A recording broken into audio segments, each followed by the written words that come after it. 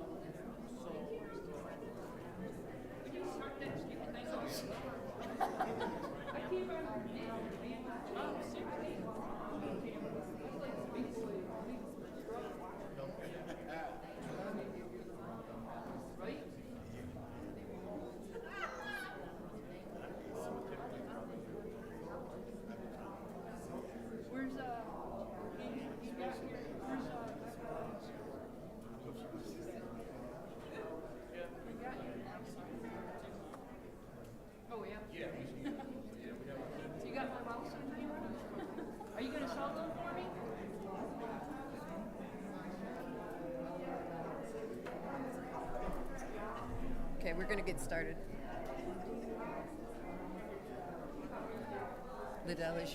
We're going to get started. Liddell's late as usual. She's on her way, but she forgot her garage remote, so I'm going to start. The time is 4:58, and I hereby call the special council meeting of the Flint City Council to order. Roll call, please, Madam Clerk.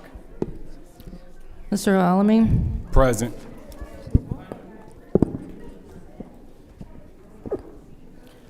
Ms. Lewis is not in. Ms. Priestley? Present. Ms. Winfrey Carter?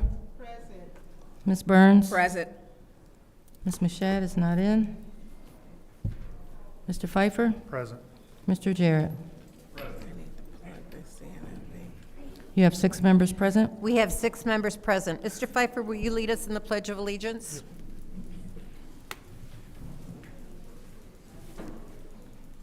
pledge allegiance to the flag of the United States of America and to the republic for which it stands, one nation, under God, indivisible, with liberty and justice for all.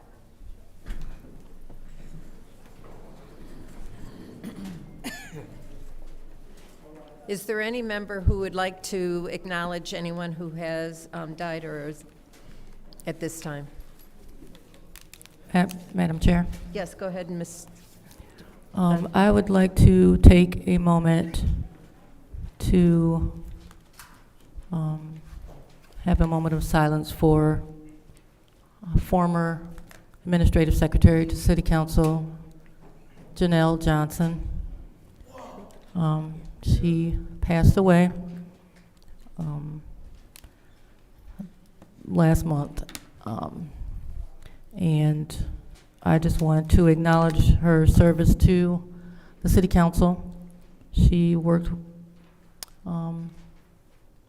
alongside me for many years, from about 2010 till 2023, before she transferred to a different department. But unbeknownst to you all probably is that she continued to do work for the council, even though she was no longer working directly with the council. So I want to acknowledge her passing and make sure that we keep her husband and family in our thoughts and prayers. And that's Janelle Johnson, and her married name, Janelle Johnson Ernst. So, thank you. Thank you. Is there anyone else? Okay, we'll have a moment of silence.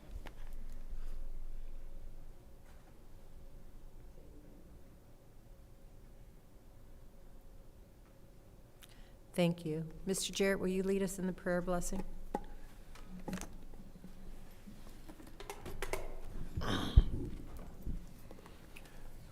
Lord, my simple prayer is that the words of our mouths and the meditations of our hearts be acceptable in your sight. We acknowledge you as our Lord, our strength, and our Redeemer. Amen. Amen. Okay, this is the reading of disorderly persons city code subsection. Any person that persists in disrupting this meeting will be in violation of Flint City Code section 3110, disorderly conduct, assault and battery, and disorderly persons, and will be subject to arrest for a misdemeanor. Any person who prevents the peaceful and orderly conduct of any meeting will be given one warning. If they persist in disrupting the meeting, that individual will be subject to arrest. Violators will be removed from the meetings. It's now time for public comment. Each member of the public shall have no more than 3 minutes per speaking, with only one speaking opportunity per speaker for this meeting. We have a clock. We watch it. First speaker, Madam Clerk. First speaker is R.L. Mitchell.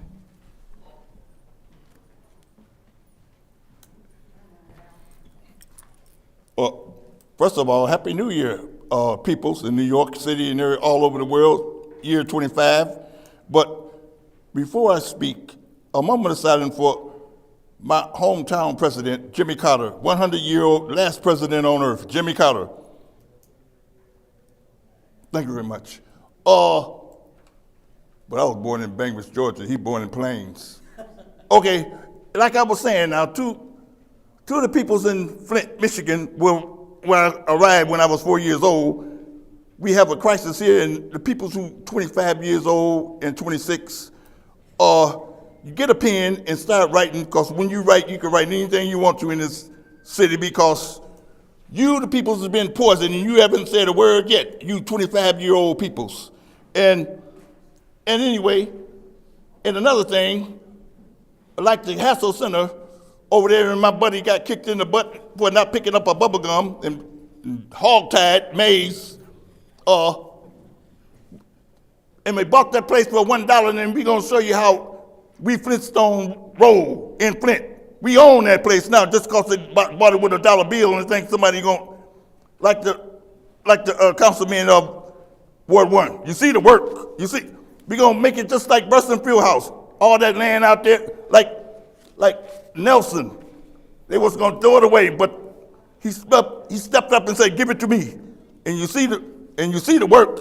In the words of the councilman, I can't say, Idi Amin over there, talking about you see the work, and now you're gonna see the work when we get through with all that land over there at Hassel, because they're trying to take it out of the hands of. Oh my God, the president walking in.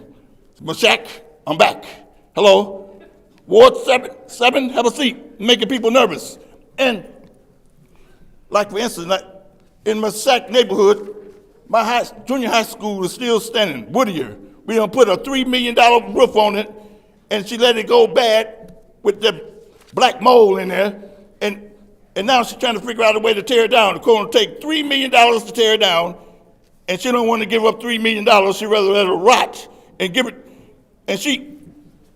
and I want her to speak on that before this meeting is up, because people like Mashak always, she panic and push the red button, but our president, what we got now, Trump, I don't think he'll push the button. He'll rather make you push it. Messing with them Chinese and Japanese people, messing with the canal, talking about, and he already jumped on the people who were spreading bad news, fake news, then sued the NBC, and he got $15 million. What do you think he's going to do? And then he act like he's scared to come and deal with these Flint, talking about these darkies. I can't deal with them in Flint. But you're going to see what, yeah, because we people, how many minutes I got? Put the plaque and see fucking time. Oh my God. Stay tuned, America. Happy New Year.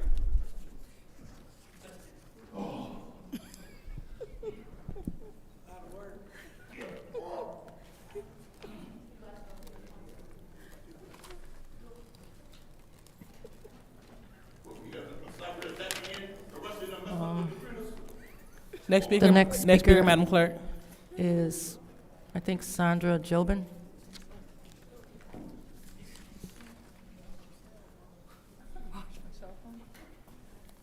Good evening, my name is Sandra Jobin, and I just want to, first of all, say Happy New Year to everybody. But we all need to unite and figure out what's going on, and try to have a special election or something for the 3rd Ward. This is ridiculous, going this long without someone there. And listen to the people, unless you're afraid of listening to the people, and that would be the only reason why you wouldn't have an election. Some people are power hungry. There's so much corruption in Flint, I just can't understand it. I'm reading more about it. But people ask me, why are you down there fighting in Flint, Sandy? Because you know what? It's coming to my neighborhood next. And if you don't take care of it and unite somewheres, then it's going to be spread all over the place. So that's why I keep coming back and fighting for the rights of these people. And when the people realize that they need to unite, and we fight against the system is corrupt from top to bottom.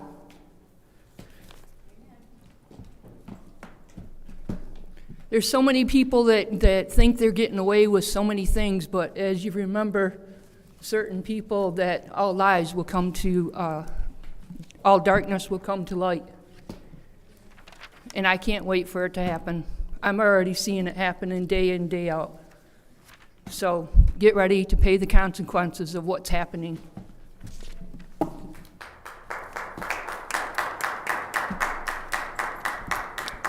Next speaker, Madam Clerk.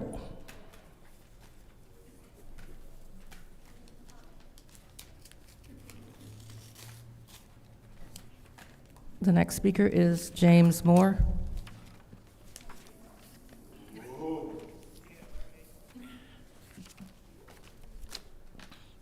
James Moore from the 2nd Ward. I hope this year you guys can hear me.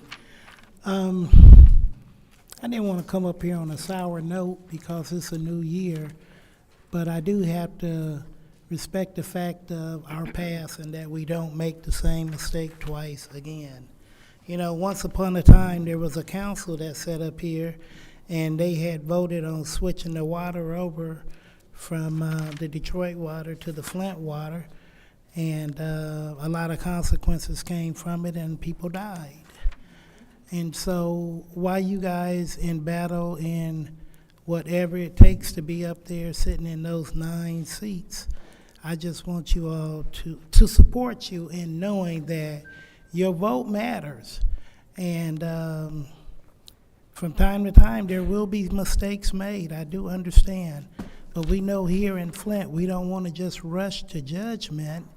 And the outcome of it is that people get hurt. And not only do they get hurt, but they die from your decisions. And I never could figure out, but they never did go after any of the council people like they went after the governor of the state of Michigan in regards to the water crisis.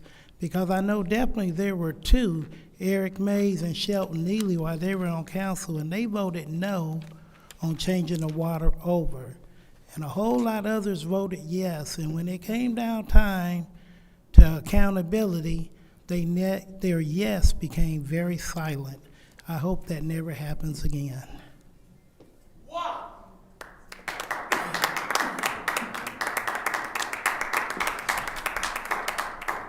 Next speaker, Madam Clerk. The next speaker is Lisa Passberg.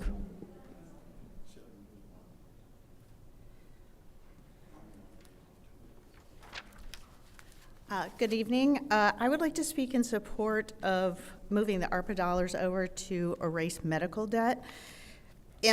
Medical bills account for 40% of bankruptcies in the United States. Over 14 million people as of February 24, 6% of adults in the United States owed over $1,000 in medical debt. 3 million, or 1% of the population, owe over $10,000. It amounts to $220 billion in debt in the United States. It results from medical debt. Medical debt is not something that results from frivolity or poor planning. Medical debt can come from bad luck, denied claims, non-formulary prescriptions, huge cost discrepancies between facilities, chronic conditions. Another big one is COBRA payments. If somebody gets laid off, so many people in this country, their insurance is tied to their employment. So COBRA premiums can really hurt a lot of residents. And so many of the counties around us have already put some of these dollars to good use by erasing the medical debt of their residents. It does nothing but help us. It allows those people to have access to better housing, better jobs. It helps with their credit, and it makes them better citizens. They're allowed to contribute to the economy in a better way. So I hope that you will all follow the example of some of the surrounding counties and move some of that money over to help our fellow residents. Thank you.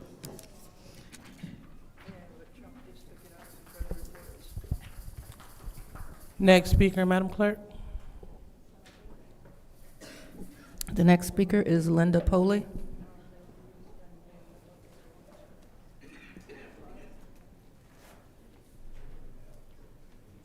Good evening, Council. My name is Linda Poley. I live in the 9th Ward, and I'm here to support the resolution authorizing payment to undue medical debt.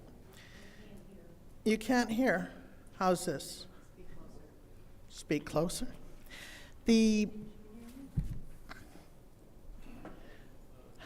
Can everybody hear me now?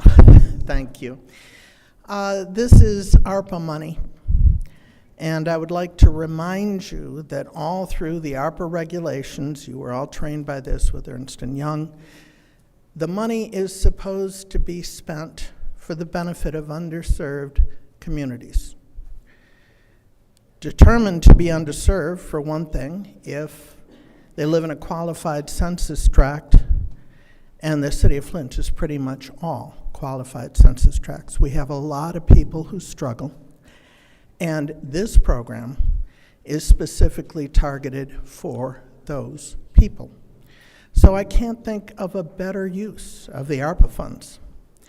Certainly, this is one of the most vetted ARPA resolutions. You have a lot of information. I know that there were questions at the last meeting. I think they have been answered in the materials you have provided. Pastor Monica is already here, and she will be glad to answer any questions if you'd like to call her to the podium.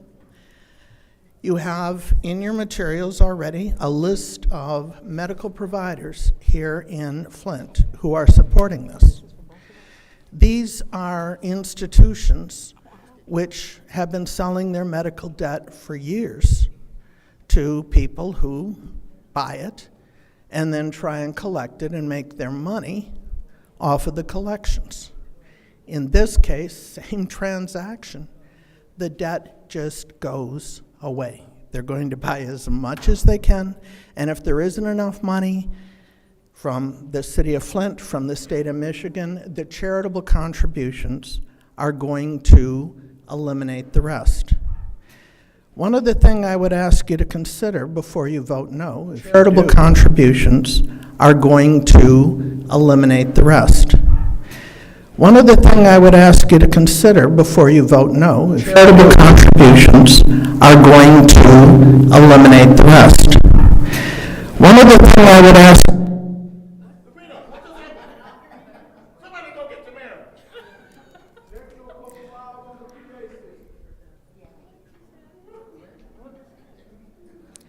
Madam Chair, may I have some time back? One. Okay, so where is she at on time? Okay. How much time do I have? Thank you. One of the things I would like to you to consider before you vote no is what better use do you have of the money? For $50,000, you can put roofs on 5 houses. You can't use the money for general infrastructure. That's a prohibited use of ARPA funds. There's been quite a bit allocated to water infrastructure. I suppose the water department might have their own wish list, so you can look at that. But this council, with much less question, allocated $1 million to repair 72 houses. This is 5% of that. And the income will not be 72 families, it will be thousands of families. So on value for the dollar, I don't think you've seen anything that accomplishes this. Thank you very much.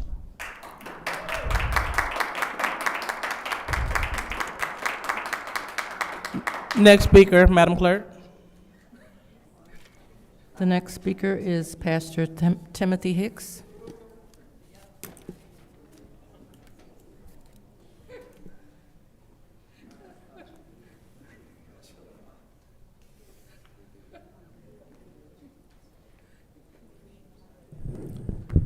Good evening and Happy New Year to the whole entire council. I stand before you on behalf of Christian Love Faith Center, and there's a lot of different organizations that are doing great work out here in the city, but a lot of it goes unnoticed because most of the acknowledgments goes to some of the larger organizations that are out here. And I just wanted to let you all know and make you aware that we've been doing a lot of things in the community for a number of years. And I even we took the time to run off about 40 or so flyers of the different flyers that we have used throughout the year, whether it be Thanksgiving dinners, where we've opened up to the community and have fed the community at our own dollars, because we've tried to reach out to the council, we've tried to reach out to the mayor and other organizations in the city of Flint, and have not been supported to the way we thought we could or would be supported. And so there's a lot of things that we are striving to do, but we're doing it out of our own pockets. And we're just asking for your consideration that when there's ARPA monies or there's other monies that come available, that we would be considered, because we have tried to turn in a lot of different forms to get approval or to get funding and have been to no effect. And so we're just trying to reach out, because the best way we know how to do it is because we've done coat drives, we have done food drives, we do free diapers, we do helping out needy families, and we feed them throughout the year. But we do it at our own expense, and to the point where now we have depleted a lot of our resources. And so we're coming to the city council to ask you for your consideration and for any help that you can give us, that it would that we could continue the work that we've been doing for those who are desperately in need. Because the worst thing you can do is drive by people who are out here in the cold and you can't offer them anything. Thank you.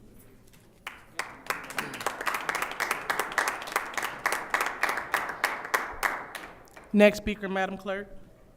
The next speaker is Monica Villarreal.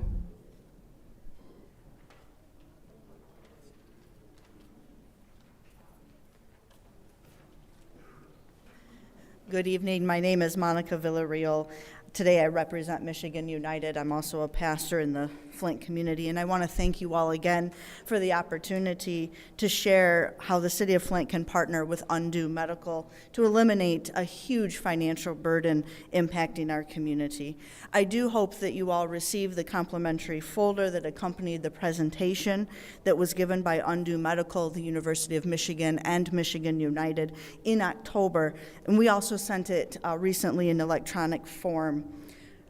In addition, I resent the fact sheet that we developed, which was based on many of the questions that we heard from council as well as community. And I hope you also received the state budget allocation to MDHHS, which addresses many of your questions about the state funds that are available and the city of Flint's eligibility. Oakland County, Wayne County, Ingham County, and Kalamazoo County have all voted to establish a medical debt elimination program and leverage these state funds that are available. We are the last, and to my knowledge, final municipality to consider this opportunity. Oakland County eliminated $9 million in debt for 14,000 residents in Wayne County, for 14,000 residents. In Wayne County, they eliminated $27 million in debt for 46,000 residents, and they did this in time for Christmas this year by partnering with Undue Medical.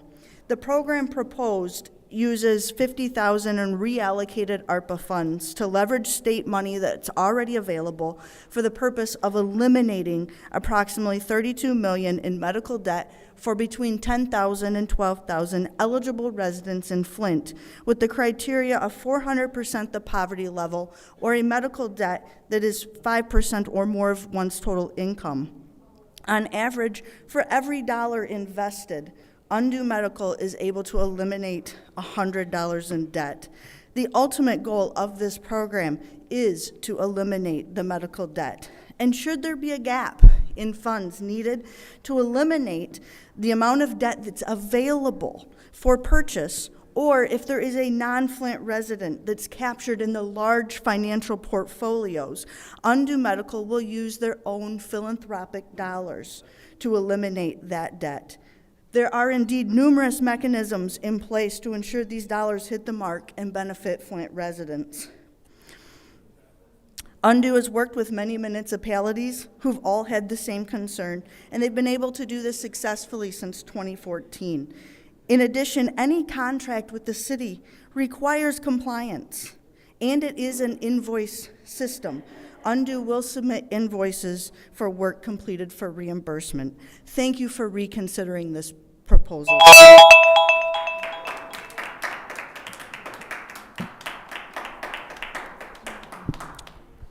Madam Clerk, to be clear, that was the last public speaker. No.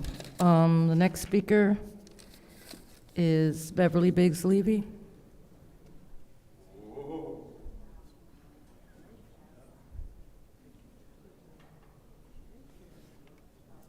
All right, looks as if Ms. Levy is not in the building, so we will go ahead and proceed.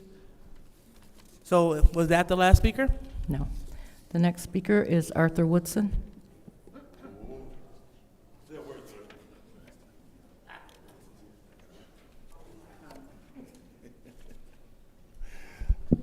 Arthur Woodson, let me start off by saying our water has really messed us up. And you don't hear anything else about the effects of the water that it had on the people, especially our kids. Over 10 years, we're going on 11 years, and no one has really done anything. They haven't received any money from the settlement. But the health part is the part that I really want to focus on and speak about. Our kids, they knew that lead was going to cause behavior issues. Instead of building a building where they could put kids with the behavior issues in this inpatient type style building or a school, like a boarding school for behavioral kids in school.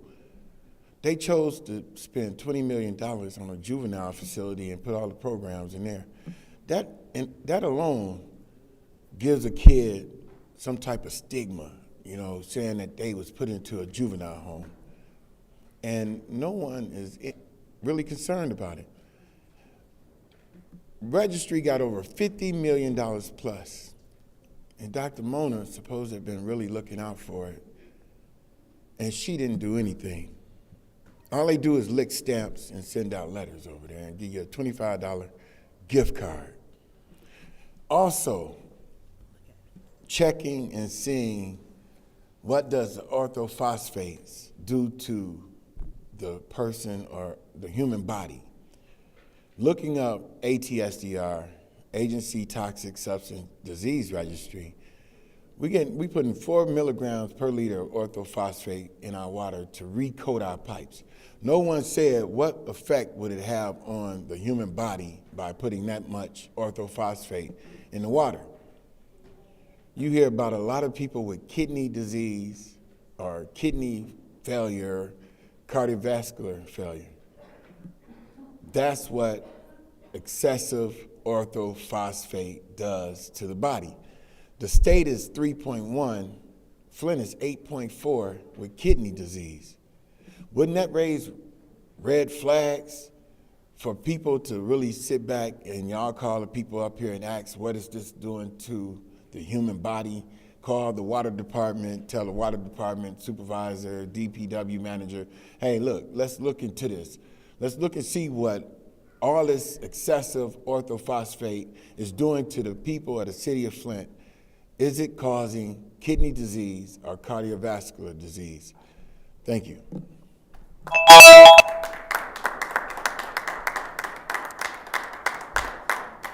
Next speaker, Madam Clerk. Next speaker is Gladys Williamson.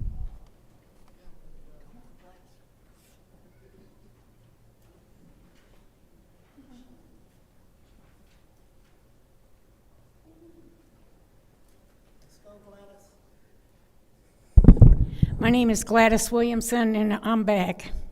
And the first thing I want to talk about is what Art's speaking about, phosphates. Listen, if anybody knows anything about phosphates, they will light a body up green, just green. Their phosphates are so bad for the body. Now I want to talk about the bathroom out there. The woman's bathroom out there is disgusting. There's no door on one of the bathrooms. There's no lock on the other bathroom. And with all this money you're giving away to people, you could fix the bathroom if you had any respect for the people that come and sit in these hard chairs that the mayor bought for us to sit in. And another thing, I've seen a lot of people getting up here talking about this money they want from the Arbor, but I didn't hear any facts about hospitals that are working with them. Where's the hospitals? What's the name of the hospitals that are working with these people? And now I want to speak about how did the police, the City of Flint police, get New Year's Eve off with a skeleton crew on New Year's Eve? So they got New Year's Eve off, and they got New Year's Day off. Listen, the post office don't even get New Year's Eve off. Oh, but we got so much money that we can give the City of Flint police New Year's Eve off and New Year's Day. Then I come in and go to the police station on the next day. They don't have no tickets to take a number. They got one office there open. You got 18 people standing there. One person's got their radio slamming, and they're all fighting amongst who's next. And nobody at the sergeant's desk, nobody's taking care of these people that are out there wanting to fist fight over who's next. Yeah, that's how the people of Flint are getting taken care of. That's the business of Flint. And I think that it's pretty pathetic. You sit up and you give all this ARPA money away, and you can't take care of the ladies' bathroom out here? Yeah, that's pretty pathetic. And I just want to say that you people sit up here, and there's no president, and there's no vice president, and you want to take care of the business, and all of this is wrong, just wrong.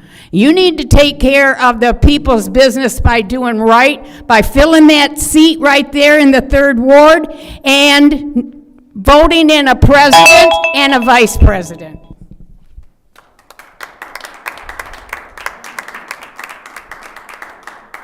Next speaker, Madam Clerk. The final speaker for this meeting is Rich Jones.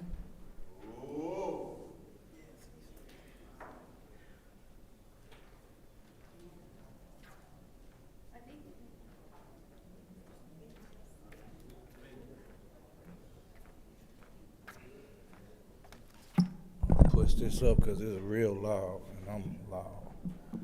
Anyway, how y'all doing today? It was a year ago today that Eric Mays stepped to this lecture, and he asked that y'all do not move the remaining Harper funds into the general fund. Y'all didn't listen, and that was the last time Eric Mays spoke in these council chambers. Also, in 2021, I came to y'all with spend $11 million this year, $11 million next year, before y'all spent a dime of the Harper funds. And at that time, it was called the Pandemic Relief Funds. Right now, if these people would have received their settlement money, some of them could have fixed their roofs, some of them could have bottled water, the necessary of that. Is a lot of stuff that should have been done. And the main problem I have with this law settlement is that some of these people have been receiving letters saying that they do not qualify for anything. Everybody that live in the city of Flint is due something, even if only thing you can say is you had to use bottled water for the last 11 years. And it's just sad. Now, also, with this Ray Vaughn situation, we have a petition out. On Monday, I will be making an announcement when people can come and get a petition. We need 200 people to pick up one petition and get 12 signatures. And we plan on turning those signatures into Dana Nelson's office and making sure that she treat this family right, because right now, she's not getting treated right. And in the past, when Shawnee Davis came here about her son being killed in a police chase, the lack of intensity and consistency that she did not receive from y'all is pathetic. And if y'all would have stood with her then about those police cams, those body cams, this family would not have to go through what they're going through. Also, I have got with a group of people. We have transportation. We have the ability to do water drives. But we ain't doing it for free. They want to do it for free. I told them they're not doing it for free. Thank you.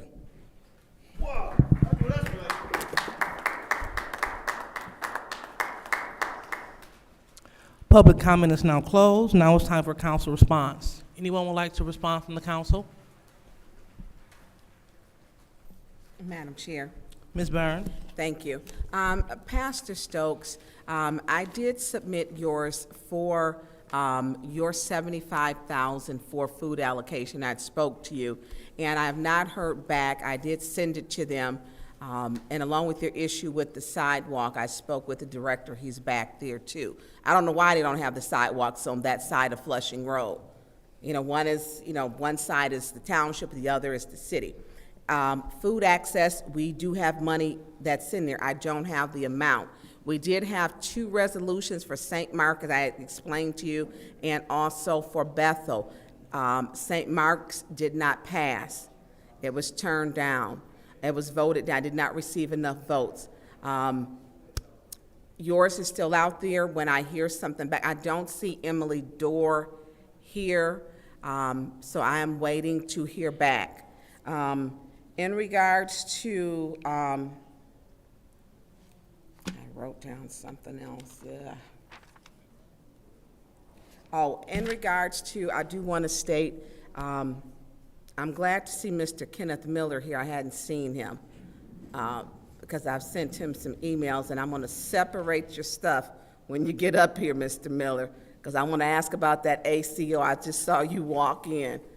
So I want people to know, when we talk about, Mr. Woodson, the quality of the water, it is an issue. I've sent emails. People want to know what's the black ring around their toilet, the strong chemical smell, and also some like a foul odor smell. When we send emails to the administration, that's really at where it stops that we can do, and to keep pressuring them, and we have been. Getting this administration to do that is difficult. I've also asked with the clerk and sent to have them to come before the city council and explain where we are with the water, also where we are with the water settlement, because we don't have it. People ask us when they're getting their money. We don't know. Thank you, Madam Chair. All right. Anyone else for public comment? Excuse me, for council Madam Chair. comment? Go ahead, Mr. Almeida. Just want to say thank you to all the residents who came out and spoke today, and send a happy New Year's to everyone. And also, I want to thank the residents in the First Ward who have been calling, expressing some of their concerns, and also thanking me for some of the work that has been getting done as we continue to work together to try to make some things happen in the ward. So I definitely appreciate everyone who's come here today, and also those who have been reaching out via phone or text and so forth. So thank you. All right, anyone else? Go ahead, Ms. Priestley. Thank you, everyone who came up and spoke. It does take some courage to come up here and address us. In regards to the undue medical debt, I've read all the materials, and based on people that I know who have had some, and my experience when I worked for Chapter 13 trustee, I saw how much medical debt affects residents, and some of them causes them to file bankruptcy. And I think that we talked about leverage when we started with the ARPA funds, and I can't imagine any program leveraging more funds and doing more than this program. So in regards to the ARPA funding, I've not seen anything as a resolution. So I don't know where that is or what's going on with it. So if you want to talk to me later, I'll be glad to talk to you about it. Thank you. Anyone else? Madam Okay. Chair. Ms. Mashat? Thank you. First of all, Happy New Year.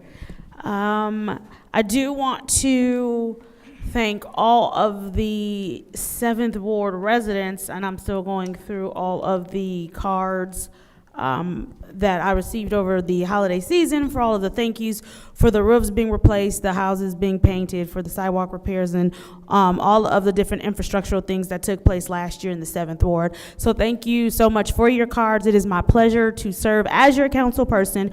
We will continue to move forward with our infrastructure changes in the 7th Ward and continue to press forward with other requests, and we will stay vigilant on blight.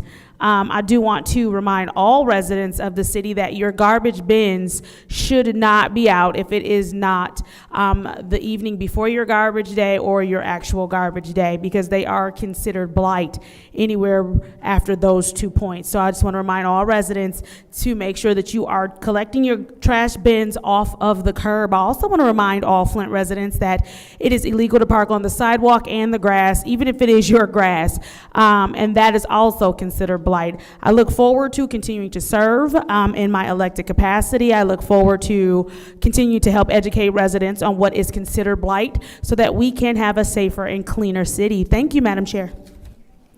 All right. So seeing that there's no one else that want to speak, I'll go ahead and be the last to speak. Definitely are some great things happening in the 2nd Ward. We are happy that our partnership with the Land Bank, courtesy of the ARPA dollars that we set aside, have been used to take down the Murrow Elementary units on Myrtle Avenue. They've been an eyesore for quite some time. So I'd like to thank the Land Bank for allowing council members to go into the neighborhood and select structures that need to come down. And so those are coming down, and we're looking forward to starting something new in that place. Furthermore, we're also happy that we are still fighting to prevent fire deaths with our fire safety initiative. So the councilwoman in the 7th Ward, which is, just for clarity, the vice president of this body, as well as the president of this body, myself, we are happy to stay in front of the fire safety initiative. And what we're doing there, we are making sure that we install carbon monoxide detectors and smoke detectors in every single home in this city for free. So if you are interested in getting free smoke detectors and carbon monoxide detectors, please reach out. And if you are interested in participating on our big installation effort for the year, then you are welcome to join us at the American Red Cross on January the 20th. We're going out and we're going to make sure that we keep our residents in the city of Flint safe. So thank you, Vice President, for your continued partnership in that role. And also, I'm looking forward to passing the undue medical debt resolution. You can't have any better leverage than $50,000 turning into $32 million and help. I'm gonna say it again. If I can transfer $50,000 into $32 million, I'm a bad person. And I think that that'll speak volumes to what this council can do, especially for the residents in this city of Flint, because that's what we were elected to do, something better than amazing. So we're gonna go on to the consent agenda. Excuse me. No yelling out. RL, that is you. You're being brought to order. And you will be warned. So next, we are on to the consent agenda. What's the pleasure of the body? Madam Chair, Go ahead, Ms. Priestley. I make a motion to approve the consent agenda. Right there, the motion to approve the consent agenda. Any support? Supported by the councilwoman in the 7th Ward. All right, any separations? Madam Chair. Go ahead, Ms. Priestley. Yes, I'd like to separate 240516, 240580, and 240501. All right. Any more separations? Madam Chair, Go ahead, Ms. Burns. just a second, I'm flipping my pages.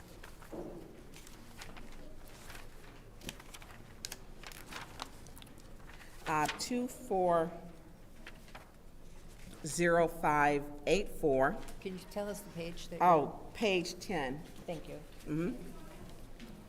240584 at the top, 240586,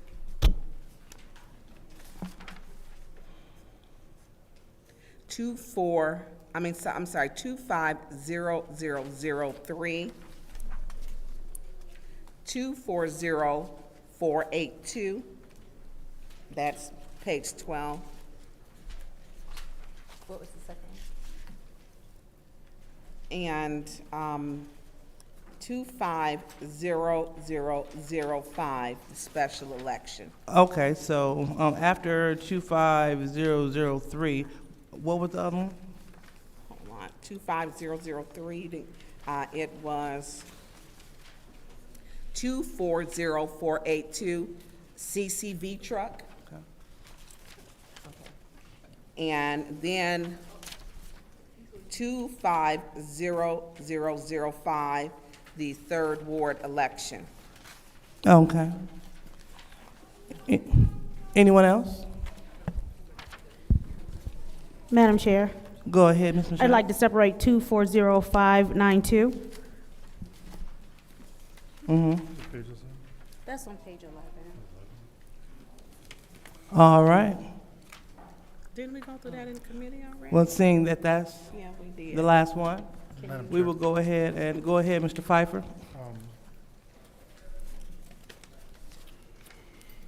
Can you give us the page? Yeah, start on page 3, 240457.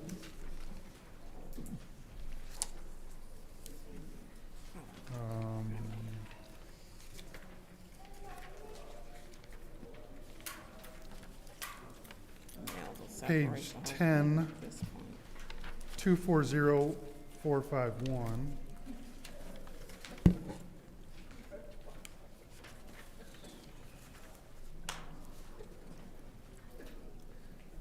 Page 12, 240405. And page 13, 240512.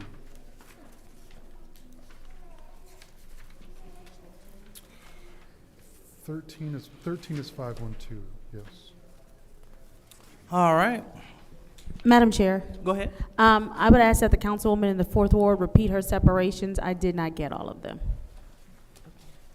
On page, I can do that through you. Go ahead, Ms. Priestley. Okay, on page 4, 240516, 240580, 240501. Yep.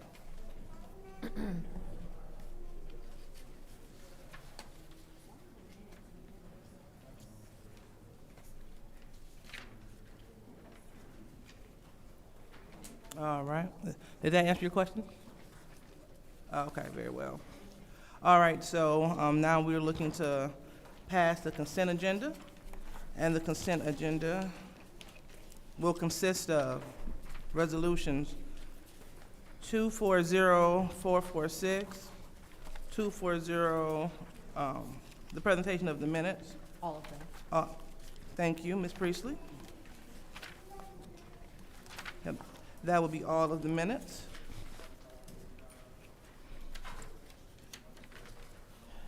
Then we will continue with 240502, 240579, 240499, 240581, 240447, 240497, 240551, 240481, 250004, and that'll be all. All righty, so roll call, Madam Clerk, on the approval of the consent agenda. Madam Chair, if I have a request for the motion. Go ahead. Can the motion be amended to state that to approve the minutes with any corrections, either administrative or otherwise? Absolutely. Thank you. Mhm.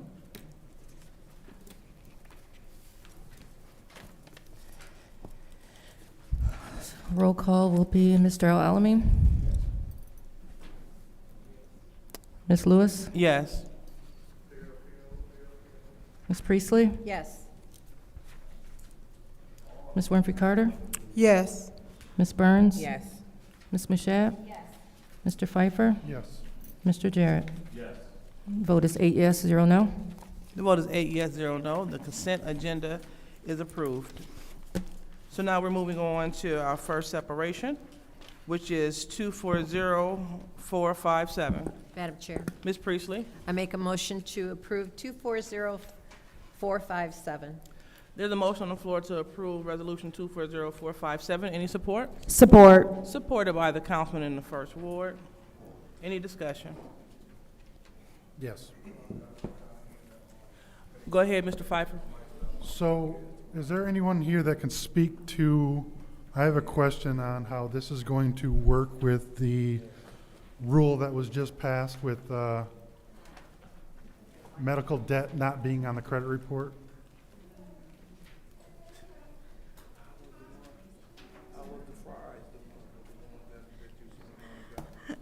Thank you very much, Councilman Pfeiffer. I'm glad you asked that question because it's Yeah, like because it hot off the it was just press. passed today or whatever on the Yep. rule, so I wanted to get clarity on What does that mean? if it's, you know, if it's not a burden to be on people's credit report, does this really matter? Because that's what really people fight so that they can move on in life and not have to worry about this and affect their credit and hold them back that way. So Can you Yes, elaborate yes, a little bit? that's an excellent question. I do remember too that we knew that the rule was coming, so in October, I remember you asked the question in the presentation as well. And Miss Eva Stolz, the Vice President of Policy and Community Relations, her response was that it will have no impact in how Undue Medical does their work, because credit scores are only one impact of the many that this medical debt is. So even in the Biden rule, where it doesn't go on credit scores anymore, the people still owe the money. And the difference is Undue Medical is purchasing the debt to eliminate it, so there won't be any owing of anything afterwards. It's a good step by the federal government, but it doesn't have any bearing on how Undue would operate, and Undue's goal is to eliminate it. Well, I have to imagine that municipalities may step back a little bit to this program if they know that that rule is out there. I mean, Well, the difference is the local economy. By eliminating it, we actually really boost the local economy, which municipalities like. can you explain, what do you mean by you boost the local economy? Can you, Because if the debt's wiped out, then people who would otherwise maybe have to scrimp save in other places have more freedom to spend the money that they have. As opposed, because credit scores are one thing, bankruptcy impacts that too, but it's not the only negative or harmful impact of medical debt, including the fact that people don't go to a doctor if they are already feeling like they owe them. Like my dad has done that. He's like, honey, I can't, he told me, I can't go see that doctor because as soon as I walk in and they're gonna ask for money and I don't have the money. But he needed to see a doctor. So that's totally, do you see how that's No, different than the yeah, credit I get scores? it, I get it. I'm just Yeah. trying to figure out how, because I'll be honest with you, I haven't read the rule or what exactly Yeah, it it's is. lengthy too. And I'm just wondering, with that rule, will there be some kind of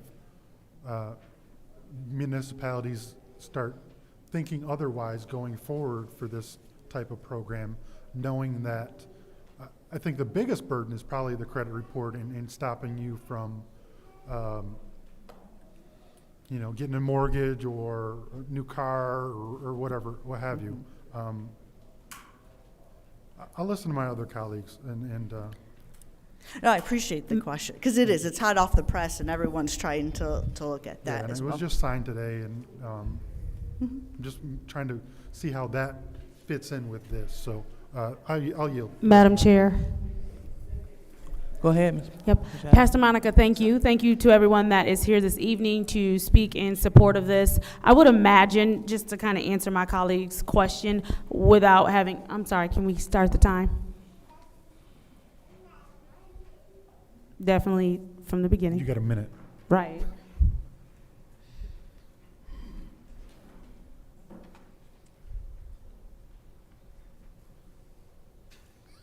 No.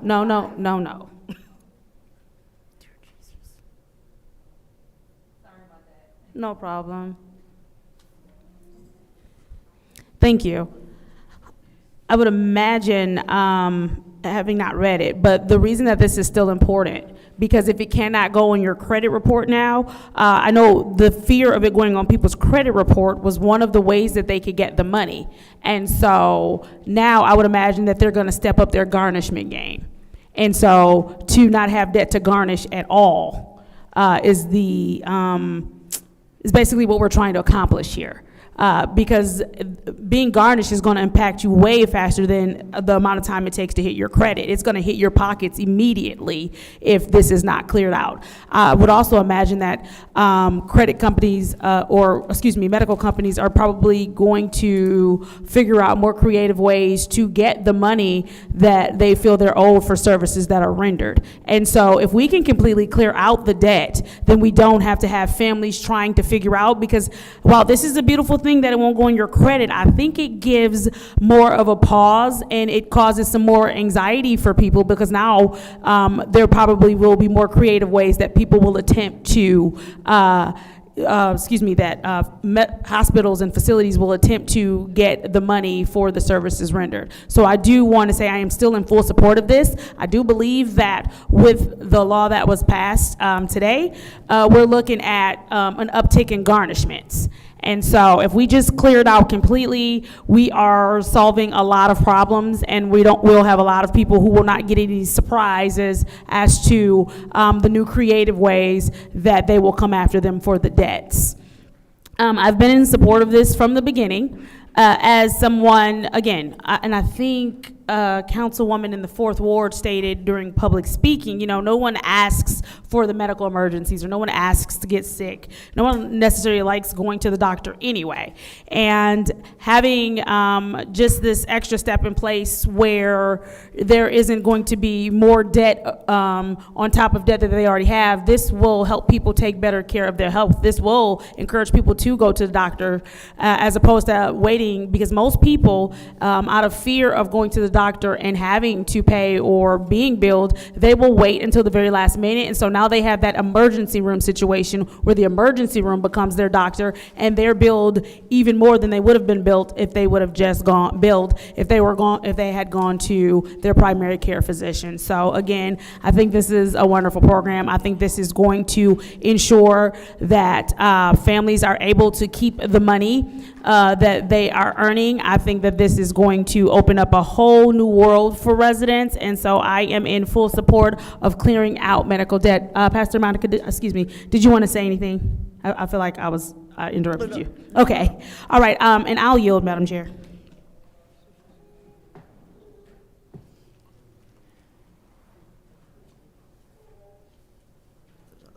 Madam Chair. Go ahead. I yield. All right, sorry about that. Madam All Chair. right, go ahead, Ms. Priestley. Yes, through you, Mr. Pfeiffer, I want to address my comments to him regarding the medical debt. And the fact of the matter is that I personally know people who cannot go to their doctors for care because they owe them money. Their insurance deductibles were so high and their income is so low that they cannot pay for their care. One person has been taking pain treatments and has gone and doctor shopped so that she can still get her pain treatments because she can't afford to pay the previous doctors, or she's making payments, but they're not enough for them to offer her care again. This is a fact of many people in this city. Without this, now, there's no guarantee that this person I know, her debt will be relieved. But she always does this. She has multiple doctors that have this issue. And her health is not good. So that's just one person I know, but there's others too. So it doesn't matter if it goes on their credit report. That's the least of their concern. Their concern is care. It's paying their debt. People don't want to owe. They want to pay their doctors. And there is the fear of them being taken to collection. Even if it doesn't appear on your report, they can still turn you over to collection, and then you have to pay it, and they can garnish your wages. They can take you to court still and take your wages, and if they take you to court, which has happened to this person, they go in and they take all your money out of your bank account. And then what are you going to do to feed yourselves? As I said earlier, I can't think of a better use of $50,000. $50,000. We spent more than that on, well, the chalets I think was $50,000. I can't remember. But the fact is that we spent $8.6 million on water bills. $300 per active water bill. $8.6 million with less discussion than what this has taken for $50,000. That affects many more people and have a greater impact on these people's lives. Think about that. $8.6 million for everybody who has an active water bill credit to get a $300 credit. I didn't need it. My bill was paid. And we hear from so many residents coming up and saying, we haven't gotten any ARPA dollars. You got $300 on your water bill if you have an active water bill. This is only $50,000, and we have spent a lot of time on it. So, Madam Chair, I yield my time. All right, anyone else in the first round? Madam Chair. Go ahead, Mr. Elhanan. Thank you, Pastor Monica, for you and your team doing the presentation on this and providing this information. Being someone that didn't have insurance at one time, had to pay out of pocket, it can be very costly and expensive. So I do think this is a great program, and pretty much dialogue and debate. We done talked about pretty much everything we can on it. My only question is, have you guys identified an agency that will, if this is passed, distribute the funds and leverage and so forth? Excellent question. Thank you very much. Undue medical begins with hospitals because they're the largest debt holder with the most financial portfolios. However, any medical provider is eligible to participate in the program.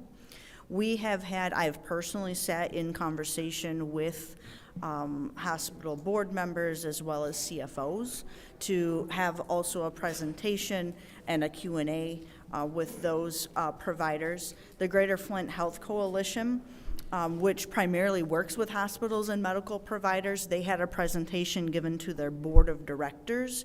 And if you look at their website and the board of directors, it's a lot of hospital CEOs, CFOs, medical providers, and their board voted to approve it. They voted to endorse so that Mr. Jim Ananik could be out, endorsing this program. And then I've also been able to confirm through others involved on this team who have also made contact with the hospital CEOs. There is no opposition to the program. The reality is this is not a moneymaker for a hospital, right? This is debt that is going to be written off. They would otherwise send it to a debt collector because that is the traditional way. And right now it's the only way, right, that they have to really remove uncollectible debt.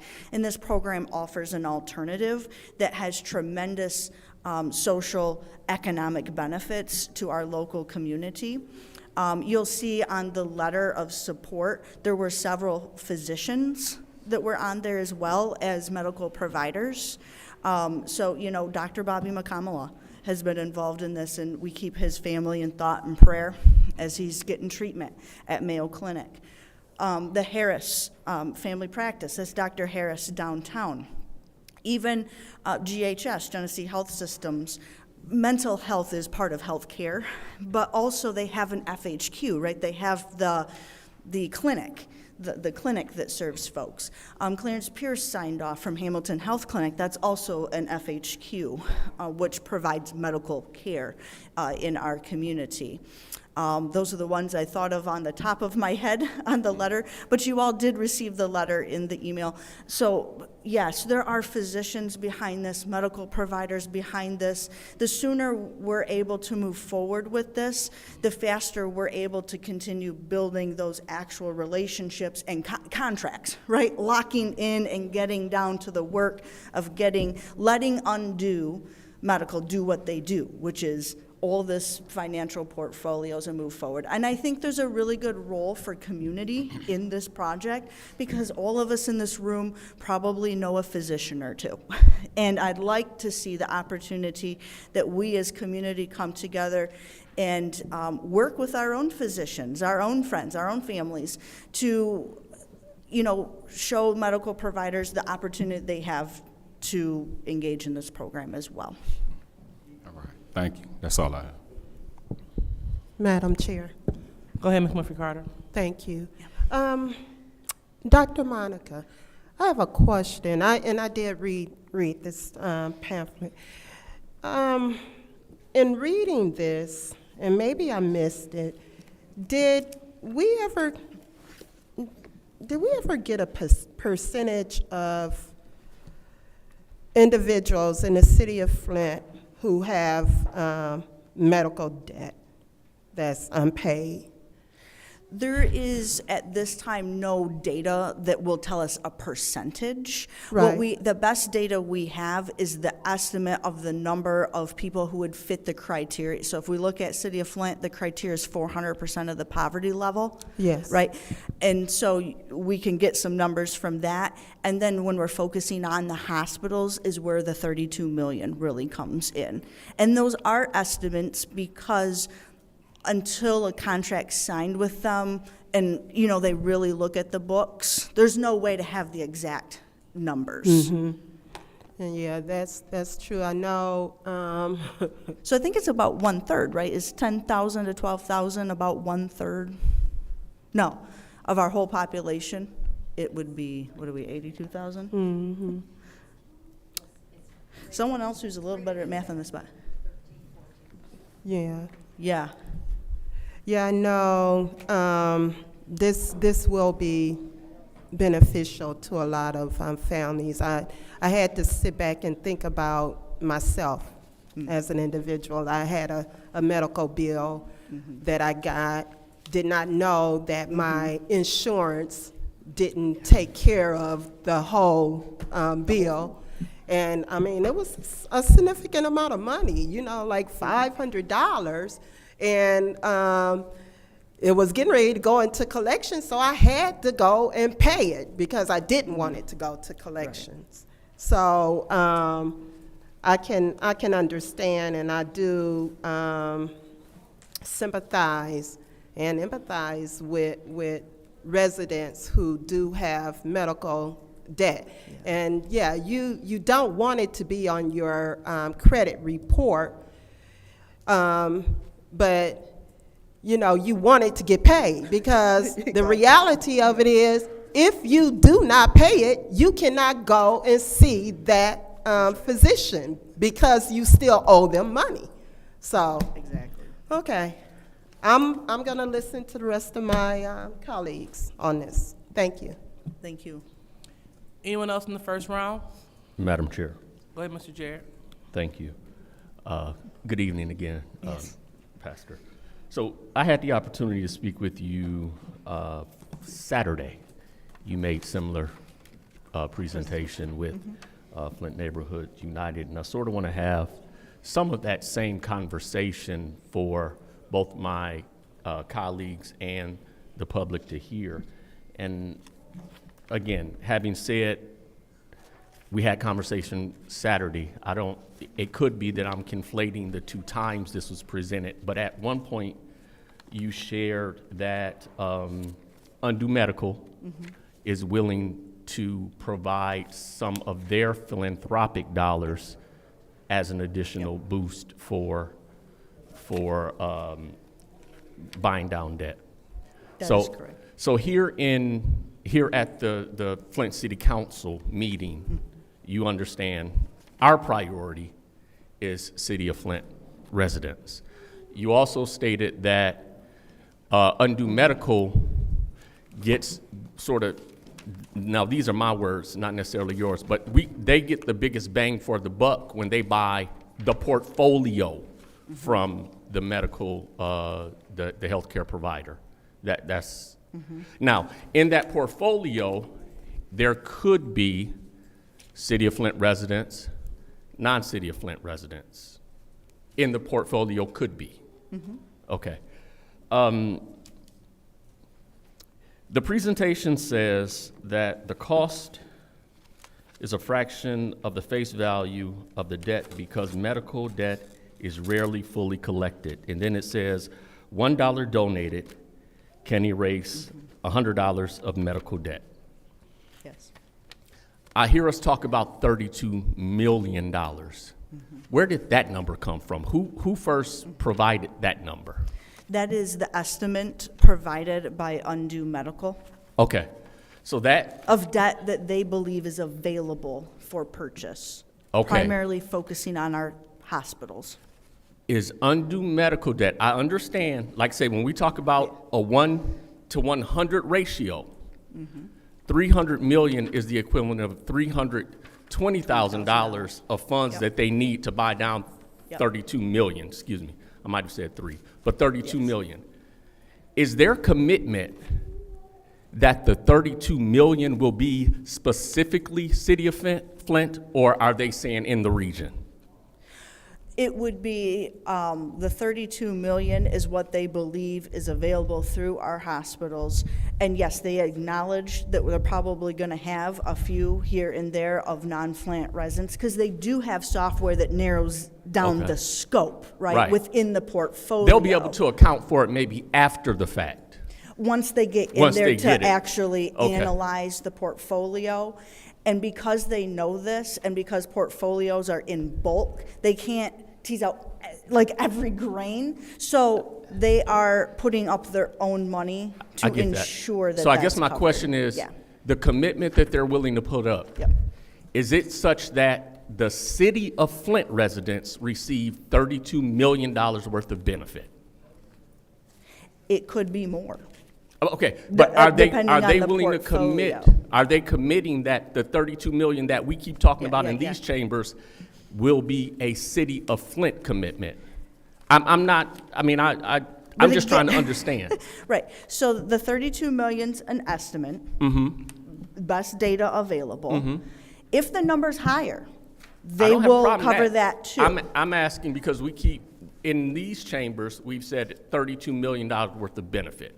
Sure. My question again, undue medical, if we're given 50,000, we're not exactly certain how much the state of Michigan is going to give, but that would leave that there's $270,000 worth of additional support to get to 32 million.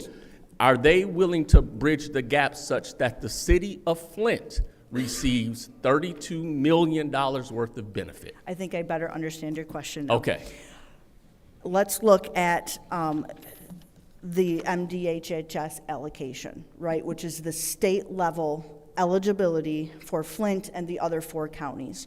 There's only 5 municipalities written into the legislation. And on that legislation, the dollars, which is $4.5 million allocated by state budget, is doled out to those 5 communities if Flint goes, says yes to this, by population.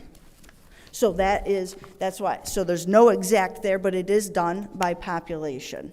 So. Pastor Miles, I got to stop you. That's his time. All right, but anyone else? Madam Chair. 1 second. Go ahead. Thank you. Thank you, Pastor Monica. And I'm not going to leave you standing up here too long because I know that you're carrying baby number 2. I'm feeling it. You look like, when you walked up, you look like you felt it. So I want to tell you, this has not been, for some people, not popular in our community, but when you've had a major health issue, you really understand. And I get it. And so one of the things that your credit rating, and thank you for coming on my podcast and answering. You had tough questions, very tough. And I appreciate you coming on there and doing that. So I do want to read, because I think since then, that was in September or October, and there is an article that is out, and if people want to Google it, December the 18th, there's an article out, and I've done a lot of research on undue medical debt and what it has done for people. But Wayne County wipes out $27 million in medical debt for 46,000 residents. That's December 18th of 2024. So this is in Detroit. Wayne County is erasing $27 million in medical debt for more than 46,000 county residents. The debt came from an area hospital, which Wayne County's Department of Health, Human Services, Veteran Services says wishes to remain anonymous. The county is working with the national nonprofit Undue Medical Debt. So your credit rating, I think you're in I guess 90-something, that's great standing. It was, yeah, like the highest standing. It's the highest. Yep. And so these were things, criteria you're asking. I know we cannot get exact numbers for exactly how many, the hospital debt, but I do know that there has been hospital debt, and this one was just as recent as December. And when we look at what is happening, Grace Emmanuel Church, Flint being 59% minority, people were concerned, will it affect our black community, because most African Americans do go to Hurley Hospital. Hurley Hospital will take you if you have no insurance. And so there were questions about that. Even despite some of the things, like even with our, even up here, I know that people who have had medical debt and it doesn't go away. Not having it on your credit report does not mean that they don't garnish you. It does not. And if you're going to go get a car, you may need that money that you put down in your bank account that they took out. Your credit report, your credit score may be a 800, but your bank account might be a 0. So we have to look at a lot of different factors. I am supporting this, and I think it will do far more good. I'm not, we're asking for exact numbers. I am not. I know it's helped in California. I know that it's helped even here, and not just here. I forget the name of the church on Bristol Road. Central Church of the Nazarene yes, did this. Yes, they had it too. And so there's a lot of people in our, not just, or in our county. Grace Emmanuel is in Flint, and they helped people. And that's actually your church, Councilwoman. And so they do some great things over there. And so I am supporting this. I know that each decision is individual for my colleagues, because they arrive at it, and each ward is different. But for me and myself and my ward, I will be supporting this. Thank you. All right. So thank you, Pastor Monica. You can sit down. Oh, thank you. All right. So I'm saying I'll be the last one to speak, and I would like to use my time to speak on behalf of Michigan United, Michigan Faith in Action, Bridges into the Future, Flint Rising, Every Nation Assembly of God Church, Mothers of Joy Institute for Parenting and Family Wellness, INC, Catholic Charity of Shiawassee and Genesee Counties, Dr. Bobby, Private Medical Practice, the Harris Family Health Clinic, Hamilton Community Health Network, Flint Innovative Solutions, Center for Civil Justice, Genesee Health Plan, Genesee Health Systems, R.L. Jones Community Outreach Center, Word of Life Christian Church, Cathedral of Faith Church, Calvary United Methodist Church, as well as the Employment Network Solutions. Dear members of the Flint City Council, we, the undersigned organizations, write to express our strong support for the proposal to reallocate $50,000 in American Rescue Plan Act ARPA funds to eliminate $32 million in medical debt for an estimated 10,000 to 12,000 Flint residents. This crucial initiative, which has bounced back and forth between the Finance Committee and full council over several months, needs to be finalized and approved. There are already medical providers in support of this program in principle. The state of Michigan has already committed funds to this program if the city of Flint moves forward. We urge you to vote yes on this proposal and bring much needed financial relief to our community. Medical debt is a significant burden to Flint families, often leading to bankruptcy, credit damage, and delays in seeking essential medical care. It is a barrier to economic stability, health, and overall well-being, particularly for low-income households and communities of color.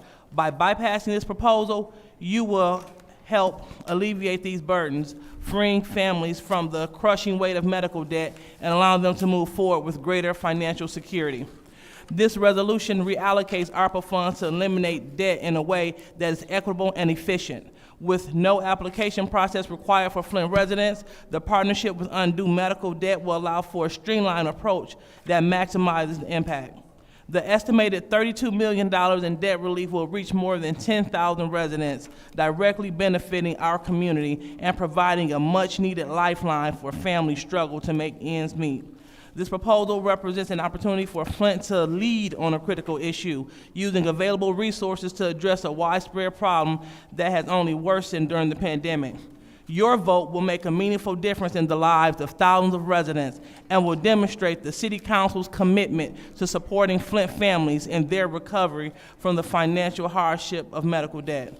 We respectfully urge you to vote yes and to help pass this life-changing proposal. Sincerely signed by the undersigned as mentioned before. So hearing this come from approximately almost 20 organizations that are pleading with us to pass this. Why? So it could benefit the residents that we serve. I'll be remiss not to answer their plea because that is what we are assigned to do. The ARPA funds were established to help deal with COVID relief. A lot of people have received medical bills due to COVID. A lot of people have been set back tremendously due to COVID. And you know, COVID is still alive and well in our community. So what I will do, I want to encourage my colleague to please take a look at the same letters that we all have in our mailbox. Every single council member have received this letter. Hear the pleas of the people. Hear the pleas of the organizations that serve the people so we can transform $50,000 into a $32 million lifeline for our residents. So with that being said, we're going to go ahead and go to the second round. Go ahead, Ms. Priestley. I just want to let my colleagues know that their original request was for $200,000, and they revised it down to $50,000. Thank you. Anyone else? Madam Chair. Go ahead, Mr. Jarrett. So I want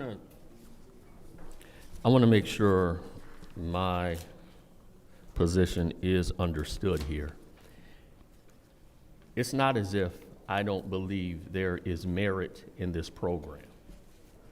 What I want to make sure that I understand is when we say in these chambers that there's going to be $32 million worth of benefit, are we saying that's specifically for the city of Flint residents?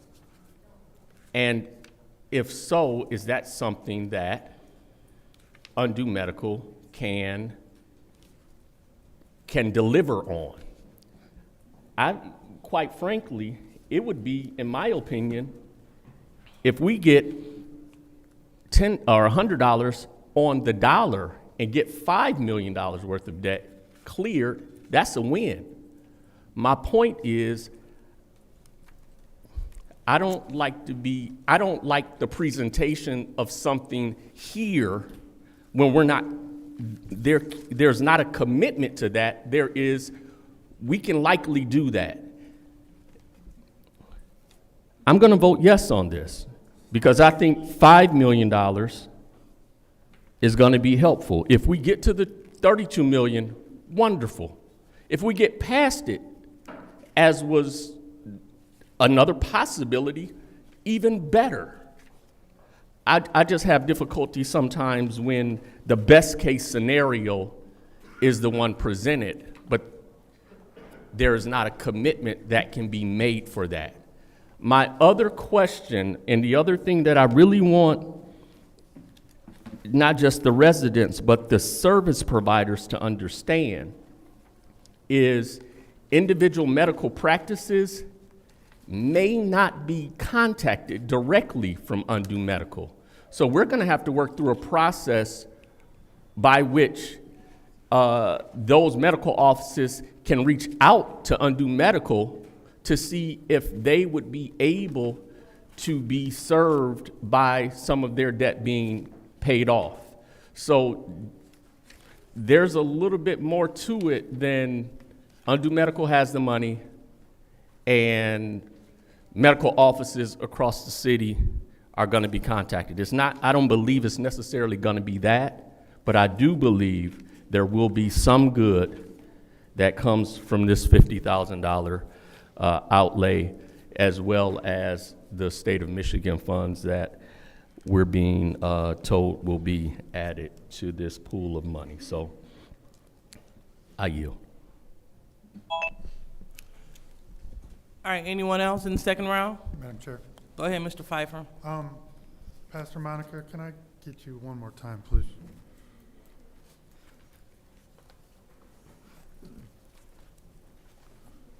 I want to just kind of piggyback on what he said. Because if I recall correctly, it wasn't McLaren and Hurley wasn't part of the program, right? Which one? And it wasn't Genesis, right? All three of them at All different th- points of time have been brought up to speed on this opportunity and have had So conversation. do we have a list of who are in the program now, or who are willing to be in the program? How does that work? So it works by, I think there is a slide on that. I couldn't find the appendix, how it works. It's on the slide sheet, and the way that Undo works through that process. So they work with municipalities to secure the funding, Yep. and then turn to work with hospitals. But it doesn't mean conversation doesn't happen ahead of time. Because the last thing we wanted to do, anyone wants to do, is to bring a program that y'all put together, and then the providers are like, no, we don't want to do that. So, There's been no indication that they object to this. so if this passes, it seems like the votes are there. Undo will reach out to medical Hospitals, yeah, just primarily. hospitals? Their primary work is hospitals. I'm saying as community, I'd like to see it bigger, and Michigan United is part of that Yeah, because it was, equation. it was brought up a few moments ago about you can't afford to go to your doctor because you owe them money. Well, that's not going away in this program. The healthcare system is extremely complicated because there are also physicians who work for the hospitals. But And there's but private if practice you go physicians. to a private practice, and Mhm. you know, my general doctor is affiliated with McLaren. So, Mhm. but if I go see him, he doesn't bill through McLaren. So I just Correct. want to be clear for the public Absolutely. that if you owe money to your doctor, your Family dermatologist, medicine, whatever, exactly. that is not going away, and that probably will not be eligible. Is that a true statement? It will likely not go away in this scenario we're talking about because it's not hospital debt. We're so- really focused on hospital debt. Okay. And to Councilman Jarrett's point, everything else is the cherry on top and the whipped cream. So, just in my last 26 seconds, a few years ago, I had a big medical issue, I'll put it there, without going into too much detail. And my out-of-pocket was over $20,000. And I can see how that could absolutely ruin a family or anything else for not being able to pay. So at this time, I will be supporting this. Anyone else? Oh, you heard me, Judy? All right, seeing if there's no one else, we'll go ahead and call for the vote. Thank you, Pastor Monica. So we're looking to pass this resolution. Roll call, Madam Clerk. Ms. Lewis? Yes. Ms. Priestley? Yes. Ms. Winfrey Carter? Yes. Ms. Burns? Yes. Ms. Mashat? Yes. Mr. Pfeiffer? Yes. Mr. Jarrett? Mr. Earl Alamin? Yes. The vote is 8 yes, 0 no. The vote is 8 yes, 0 no, and that resolution passes. Now we're on to Resolution 240516. It is the Lighthouse Group property. Madam Chair. Go ahead, Ms. Priestley. I make a motion to postpone indefinitely 240516, 240580, 240501 because they were issued, resolved via emergency purchases. All right. Any support? Supported by the councilman in the first ward. Any discussion? No discussion on this, ma'am. Oh, okay, you got it. All right. So, Question information. go ahead. Can you repeat what you said? No, I heard.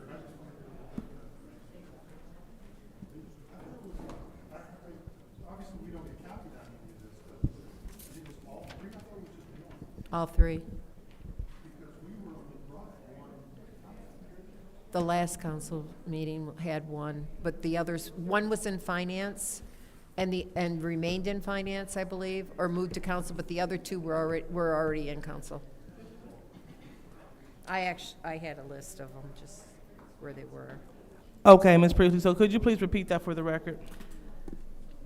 So let me pull up my spreadsheet real quick, because I have it. I can tell you exactly where they were. Just a second. I'm talking about repeat your motion. Oh, my motion is to postpone indefinitely the insurance, so it's 240. All three? All three of them. Two of them were in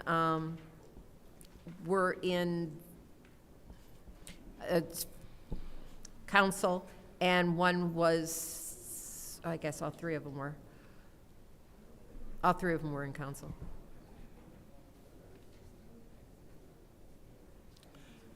All right, Ms. Priestley, so what is your motion? Postpone indefinitely. All three. All three. Okay, thank you. So there, any support again?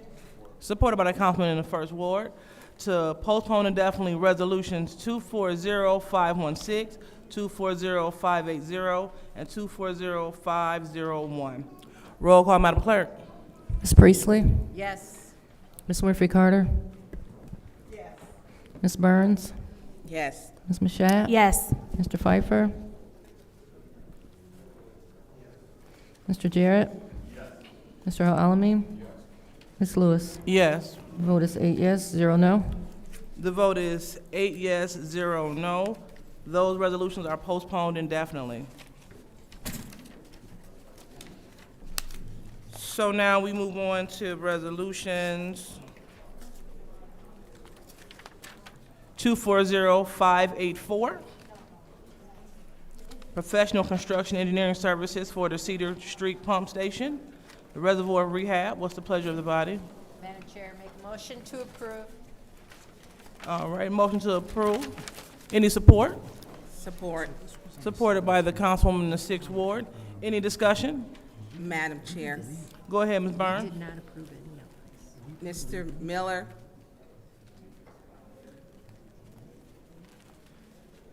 See, this is what I hate with the time. Oh, go ahead. Mr. Miller, please approach the lectern. I'm just tired.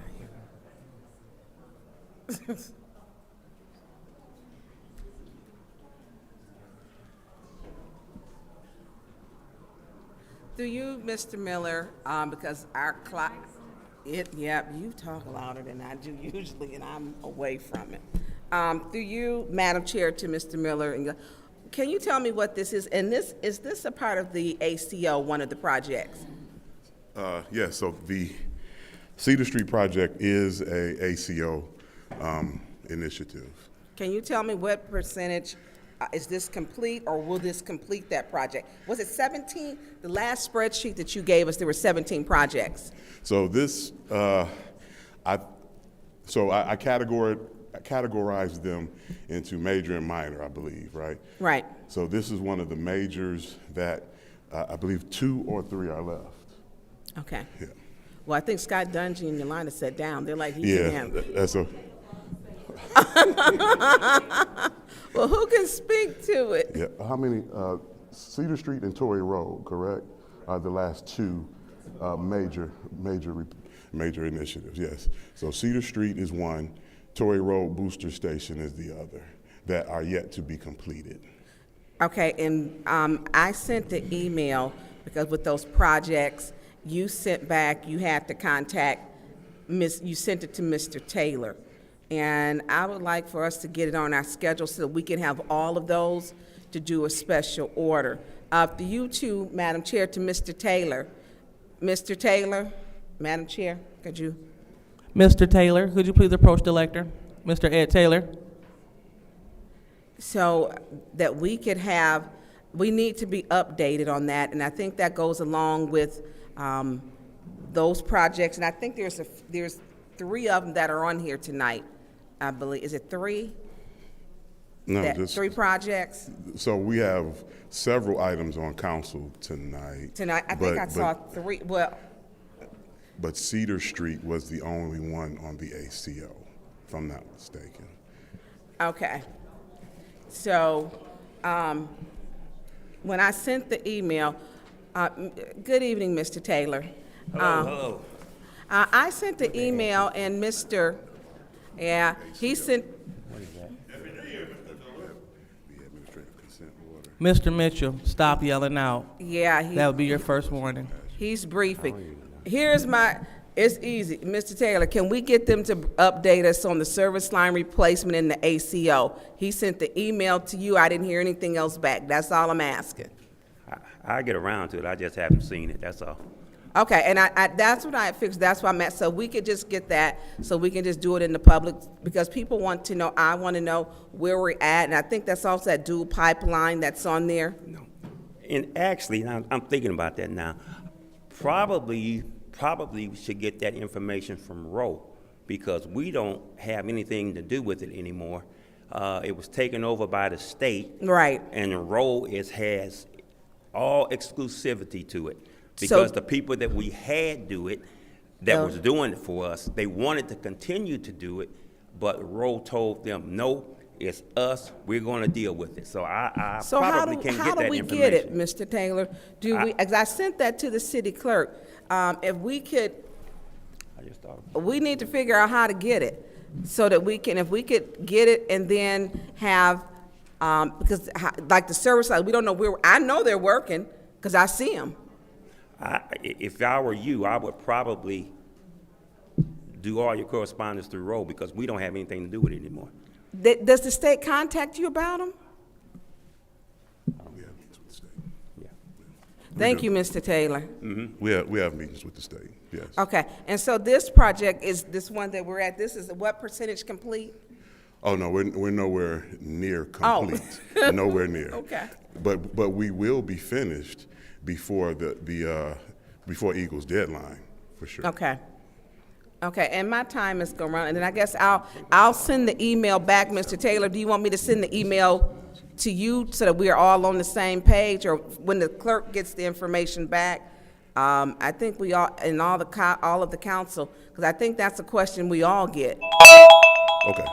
Thank you. I believe I did email you back. I got my laptop. I'm going to check, and Okay, I'll forward it back to you. All right, that's time. Thank you. Anyone else? All right, seeing that there's no one else, and no one else in the second round, we'll go ahead and call for the vote. Oh, you didn't say for second round yet. Okay. That was the first round. Okay. Second round, anyone? Yes, Madam Chair. Go ahead, Ms. Burns. Through you to Mr. Dungy, can you tell us what this project is? And I kind of wrapped up. Are you talking the Cedar Street? You got it, 2584. Okay, so that is a 20 million gallon reservoir that was built in 1948, added on in 72. We've used it pretty much the whole time. I've rebuilt the pumps a few times, but it's at its end of its life. So a part of this project is to fully restore the reservoir and the pumps. So Cedar Street hadn't been started at all? I thought The project has been started, yes. It's under demolition right now. They've demoed all the pumps and stuff of that nature. Okay. They're currently working on it. It's an 18-month project. They've been on it about 4 months now, 3 months. Say that part again, I didn't hear you, It's sir. an 18-month project. They've been working on it for approximately 3 months now. Approximately 3 months, and it's approximately 18 months to complete. Yes. And so that will come, so if Mr. Miller's gonna be getting, he said he sent the update, and I'll look and see if I got it. Because he gets all of the projects. I know you didn't get to speak on this project. I think September 23rd was the last date that you were here before us, going over the project, you and Jeanette Best. Yep. And Mr. Miller, and you didn't get a chance to speak about it. So I'll look and see, he's gonna send an update. I'm all set, Madam Chair, thank you. Madam Chair. Go ahead, Mr. Pfeiffer. Mr. Miller? Mr. Miller? Mr. Miller, could you please come to the lectern? I apologize. My colleague may have asked that. I missed the first part of her talk, but the wind dollars expire 12/31 of 24. Did we get an extension? No, we did not get an extension. So how can we spend this money in 25? For what project? For this Cedar Street, it's being funded by wind dollars. Well, part of those. Is that a? Let me ask Ms. Gray. Cedar Street is no longer being funded by wind dollars. It was when it first came about when the WIN dollars were awarded. It was to cover Dort and Cedar pump projects. Due to the fact that the funds have been exhausted as of the first week of December of 2024, we now have to utilize funds within the water fund operational budget So to pay for this. this resolution says it's being funded by WIN. No, the resolution should state originally it was funded through WIN, and the funds have been exhausted now, and now we need to acquire funds from fund balance.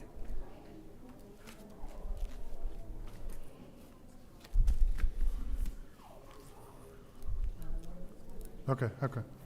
No, I see it. Okay, thank you. You're welcome. Thank you, Ms. Gray.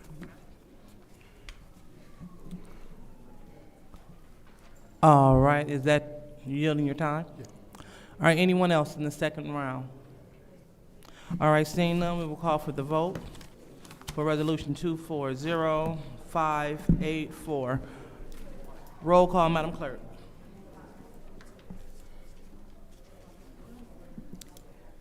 Ms. Winfrey Carter is not in. Ms. Burns? Yes. Ms. Mashat? Yes. Mr. Pfeiffer? Yes. Mr. Jarrett? Yes. Mr. Alamin? Yes. Ms. Lewis? Yes. Ms. Priestley? Yes. The vote is 7 yes, 0 no. The vote is 7 yes, 0 no. That resolution passes. Now we're on to Resolution 240586. Pleasure of the body. Madam Chair. Go ahead, Ms. Priestley. Make a motion to approve 240586. All right, any support? Supported by the councilman in the first ward. Any discussion? Madam Chair. Go ahead, Ms. Burns. To you, to Mr. Yeah. Is this one of those that's on there too? I don't have my notes with me. Which project is 586? Look, I'm going through this and I'm sharing that, Pat. 586, which is a water main. So that is not an ACO item. Okay. And so, can you, hey, Paul. How are you? How you doing? Good. Yourself? I'm good. I hear you might be retiring. Yes, ma'am. Don't do that. So, Paul, tell us about this project. So this is actually two projects in one. So we have the Flint River crossing, which we were kind of talking about last time. That has the water main break in the river. Excuse me. And then the other one is the James P. Cole. Did that one get fixed? No. No, the only thing that we settled last time was the engineering for it, which that's all. Everything's in place and ready to go. It's just a matter of getting these approved. So the Flint River crossing is one job, and the other one is right down the street, which is the James P. Cole reroute. So that was, the water main runs through, from Massachusetts down St. John's to Leith Street. So it's about 1,700 feet of 18-inch water main. Has about 100 old services on it. It was installed around 1925, and that is also on the grounds of what Ashley Capital owns for future development. So it was The Buick site. So it was our goal to get that out off the premises, so eliminate any potential future leaks, and not to have the easements for repair if we do, because of the contaminated spoils that we cannot take off-site. How long will it take to complete this project? I think it was a few months total. The river crossing was about 3 weeks, and then the James P. Cole reroute was a little bit longer. It was probably about a month and a half, I think is what it was. Okay. Okay, I'm good. Thank you. So the construction was actually slated for November 4th through March 4th. I'm actually good. Thank you. All right. Madam Chair. Go ahead, Mr. Pfeiffer. So, Paul, when are you retiring? Next Friday. Whoa. Are you really? Yes. So, you're going to retire and leave us with a brand-new contractor. What are you doing to us? Why? I don't know, we was trying to do this back in October.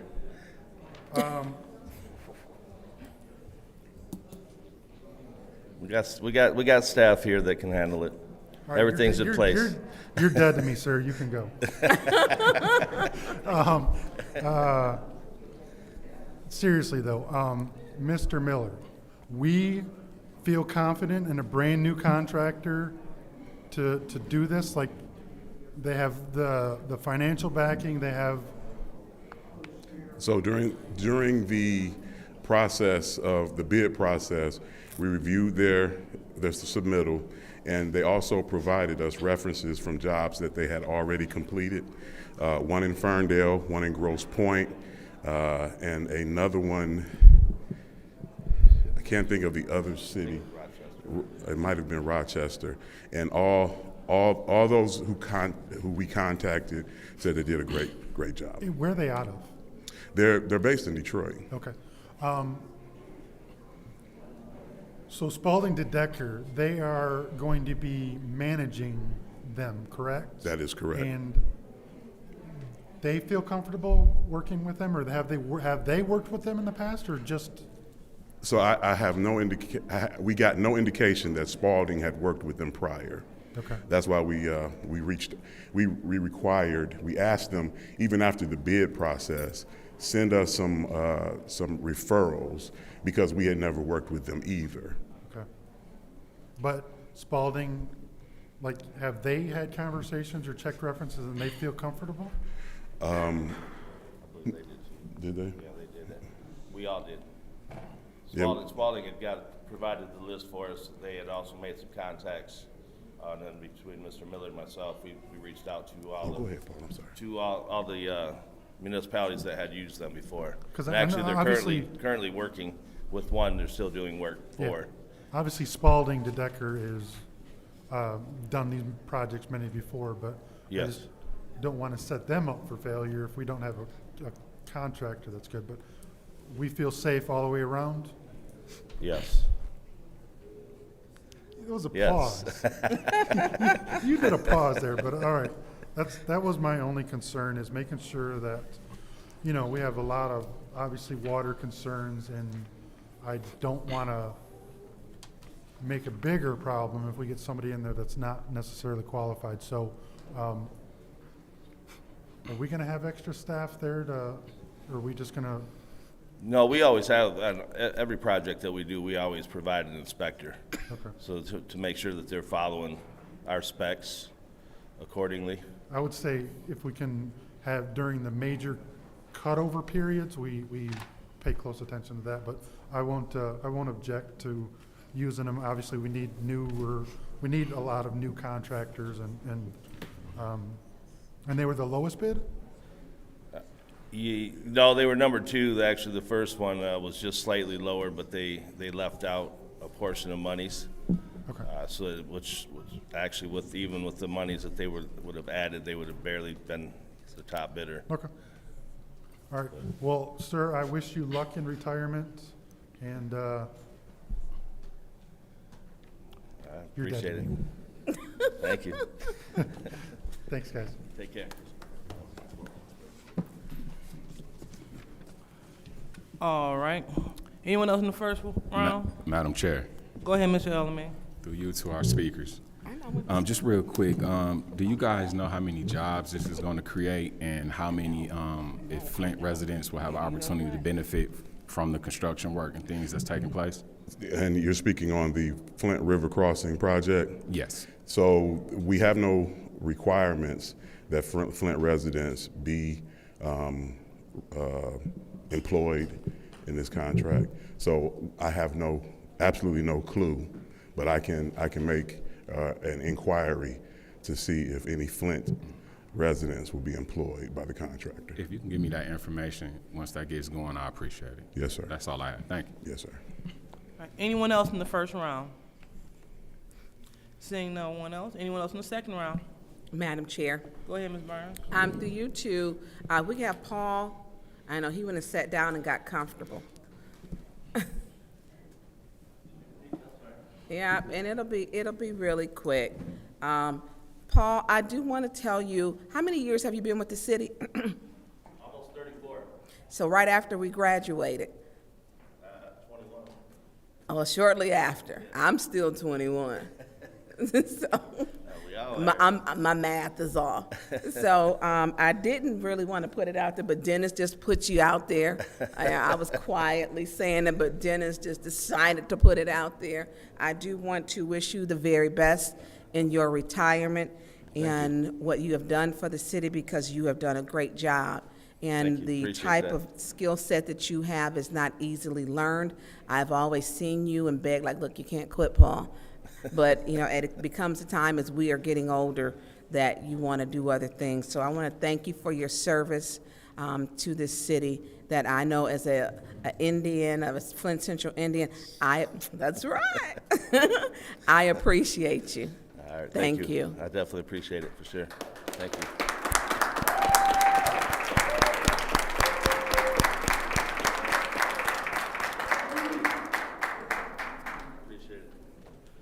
All right. Anyone else in the second round? Seeing there's no one else, we'll call for the vote for Resolution 240586. Roll call, Madam Clerk. Ms. Burns? Yes. Ms. Mashat? Yes. Mr. Pfeiffer? Yes. Mr. Jarrett? Yes. Mr. Alamin? Ms. Lewis? Yes. Ms. Priestley? Yes. Ms. Winfrey Carter? Yes. The vote is 8 yes, 0 no. The vote is 8 yes, 0 no. That resolution passes. Now we're on to Resolution 240451. Pleasure of the body. Go ahead, Ms. Priestley. Motion to approve. All right, motion to approve. Any support? Supported by the councilman in the first ward. Any discussion? Yes, Madam Chair. Go ahead, Mr. Pfeiffer. Who from the administration can speak to this? Madam Chair. Go. Okay, thank you. So someone from the administration could speak on the contract for the roofing and sheet metal company, the City Hall walkway repair. Anyone in the administration can speak to that. Mr. Edwards? Oh, no? Oh, Mr. Edwards, are you here? No, Oh, okay. I was thinking about her the other day because I hadn't seen her in so long. Hello. How are we doing? long time. See. Yes. I haven't seen you in a while. No. You miss us? I do. Mom life, you know? Miss Rout, maybe it's me, but I don't recall this. Did this get turned down? From my understanding, forgive me if my timeline's off because it's been a minute, but the last time I had this on my board, it got put through committee to council where it kind of just stuck there since October 6th. And if it was part of a consent agenda, it would have. Point of information. What is your point? The only thing that we've passed was in December on special council meetings since October 6th. Everything else has remained in the council agenda. So this wasn't part of the special meeting? No, ma'am, sir. Yeah, from my understanding, I believe you passed it at the finance committee meeting on 10/6. There wasn't an issue with it, it was just Well, not, you it didn't was- get to it. The date on it's 10/9. Okay, maybe I'm wrong then. 10 something. Okay. We'll go with just October. Well, I think it was supposed to go to, I think it was on 10/9's agenda and you didn't get to it, is what it was. 10/6 would have been the committee meeting. Okay. Can you? Anyway. Can you give us a brief 30-second overview of what area of the building and what exactly they're doing? Sure. So it's kind of hard to explain, but if you walk in the lobby of City Hall, I don't know if you remember where the bodega was. Downstairs, there's those doors that were kind of adjacent from it there. It's considered a walkway, but it's really kind of a roof, the way that it has to be repaired. So that roof actually follows the side of City Hall and connects to the police department. So that part is leaking, causing mold, causing leaking down into like basement, first floor area. So that's what we would be preparing there. There's like a whole roofing membrane, rubberized top there. That's going to be fixed and replaced. Remediating the mold or whatever that you're talking as well, or no? Yes, I believe. I wouldn't be able to go into detail exactly how they're doing that. That would be in Lee's department. And I believe they have done some repairs to that area and where the leaking is happening, but to be completely honest, that walkway just needs an overhaul. Because didn't we approve the walkway going to the dome? Yes, that was different. Yeah, okay. Maybe I'm just mixing up the two. It's the one that has the nice plants growing on top of it that shouldn't, kind of in those double doors off the lobby. I thought those were decorative. No, not intentional. All right. And this contractor,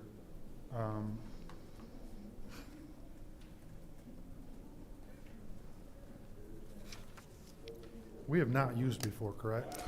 I would have to double check. We've done so many roofing projects. I believe Lee was familiar with them. I don't know if they've actually done a full roofing project, but I believe they did some type of patch project. But we did receive 4 total bids on that, and they were the lowest qualified, so. Okay. All right. Well, nice to see you again. I mean, come back and visit some other time. Thanks. No problem. You just let me know when. Monday. Okay. Thank you. I yield. Anyone else in the first round? Madam Chair. Go ahead, Ms. Byrne. Thank you. So this is where, down at the basement, It may be causing issues into the basement, but technically it's first floor. so first floor, like the walkway when you're going from where the boilers are at? No, if you're walking in the lobby of City Hall, Yeah. you walk in those double doors, just keep going straight back. It's those other double doors.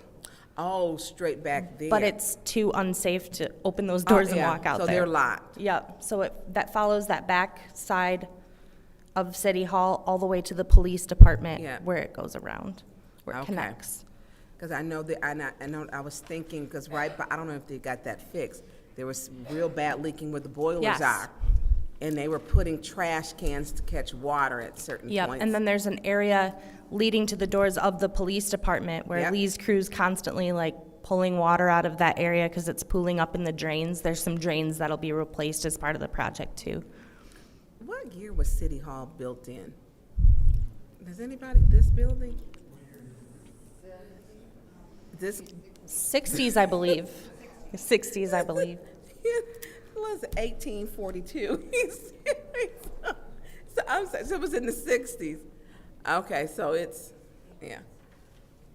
What was it, Judy? Were you looking? In the 60s, okay. Was I alive? Well, he told me that's when I graduated. But I don't remember it. Yeah. Okay, thank you. You're welcome. Anyone else?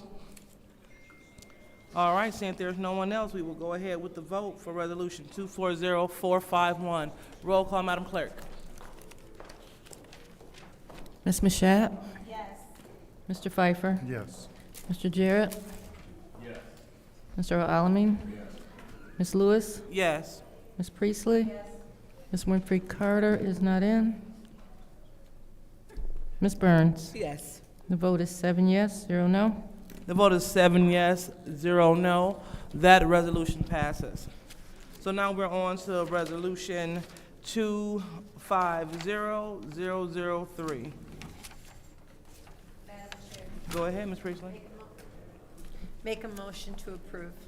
All right, there's a motion to approve Resolution 250003, ARPA funding for second ward priorities, supported by the councilman from First Ward. Any discussion?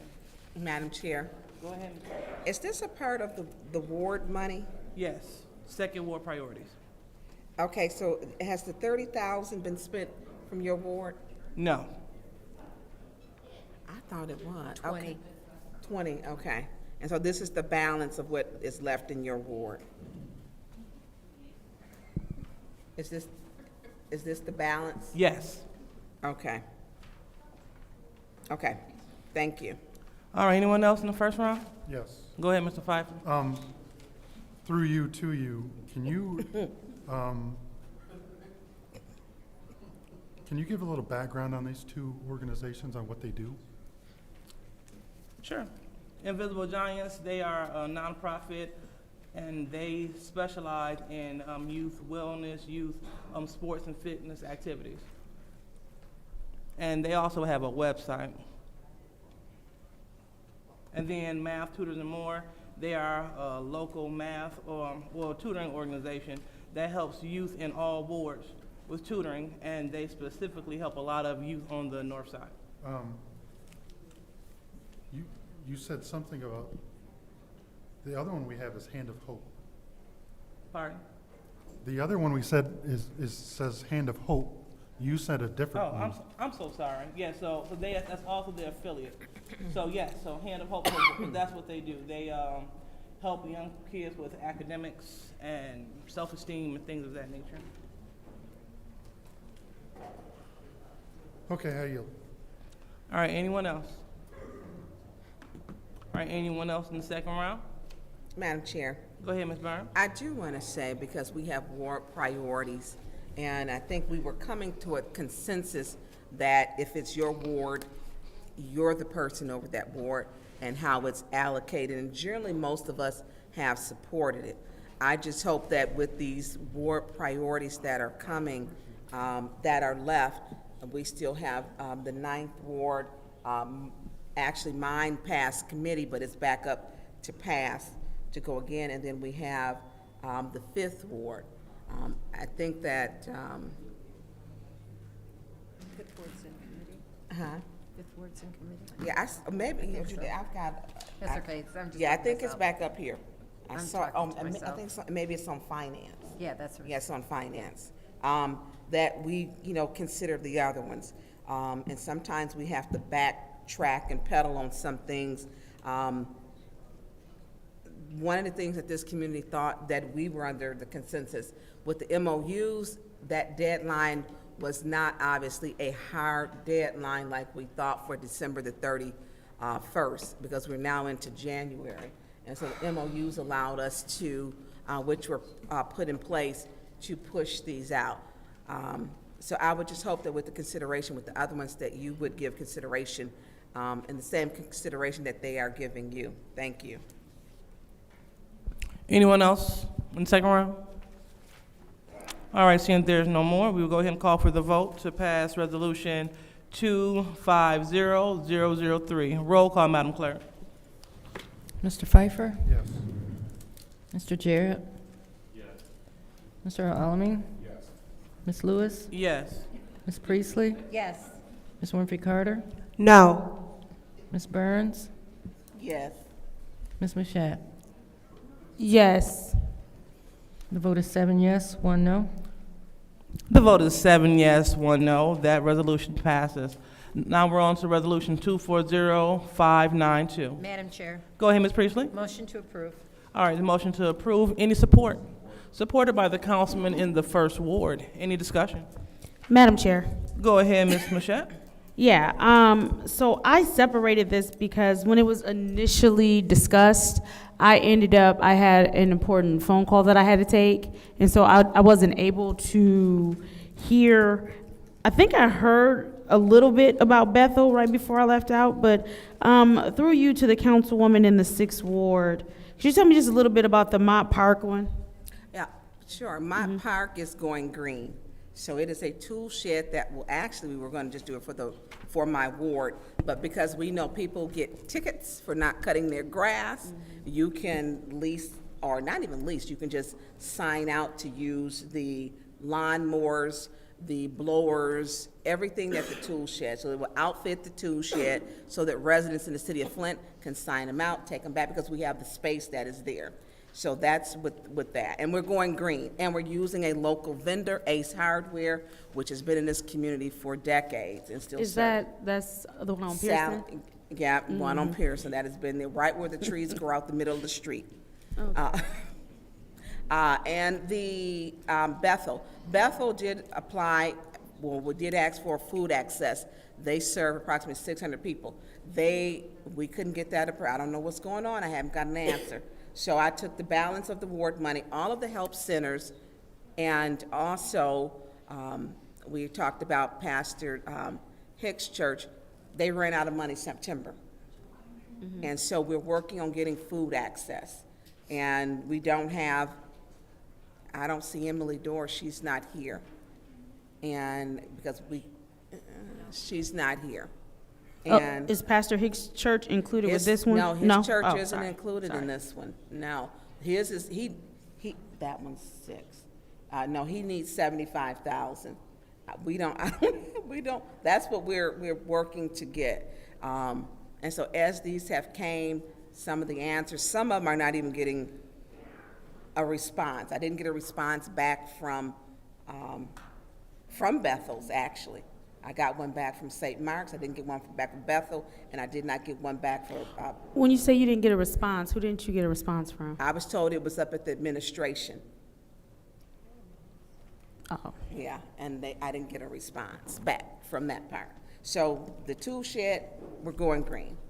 And this will allow people to have beautiful yards, so that, as we know, we don't want them to use the front lawn as a parking lot, and you can't park underneath the picture window.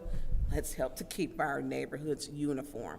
And so going green will even allow for young people to lease these lawnmowers out to make money, getting young people back into the mindset that you can cut grass. We have a senior population, so it'll help them to create a job by getting a lawnmower and tools for free to use. Mm-hmm.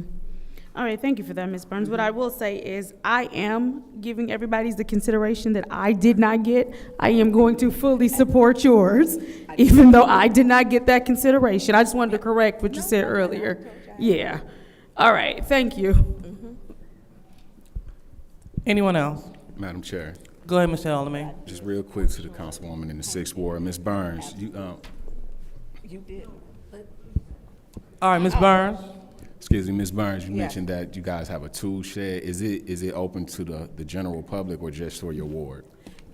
No, it's open to, it was initially my ward, and then during our board meetings, we open up to the entire city, so that if we have people who need to cut grass, take care of your lawn, you can come get it. You sign it out, it's an honor system. We're bringing back something new. So you give some ID, and when you bring it back, it's anyone. And we have invested inside of the clubhouse that there's underneath where it's dry. We don't want it to store gasoline, so, because that's could be a fire hazard, so we're going green. And anyone, in Flint, we're not doing the township or anyplace else. So it's in Flint. And we have young kids, the lemonade young man, I forget his name, on the corner, he cuts grass, in case nobody knew that. He's always cut grass. And so it'll allow even for youth people to make, take the initiative to make some extra money. And for people who can't afford a lawnmower. Awesome. Okay, thank you. Uh-huh. All right, anyone else in the second round? All right, seeing that there's no one else, I'll go ahead and take my time. Definitely looking forward to passing the ward monies in the ward, because again, these are the priorities set forth by the ward, as well as a lot of them are by the people. So hopefully my colleagues, including Ms. Winfrey Carter, will take this in consideration as she requests to get her ward priorities passed as well. So we are going to vote on resolution to approve the 6th Ward priorities. Roll call, Madam Clerk.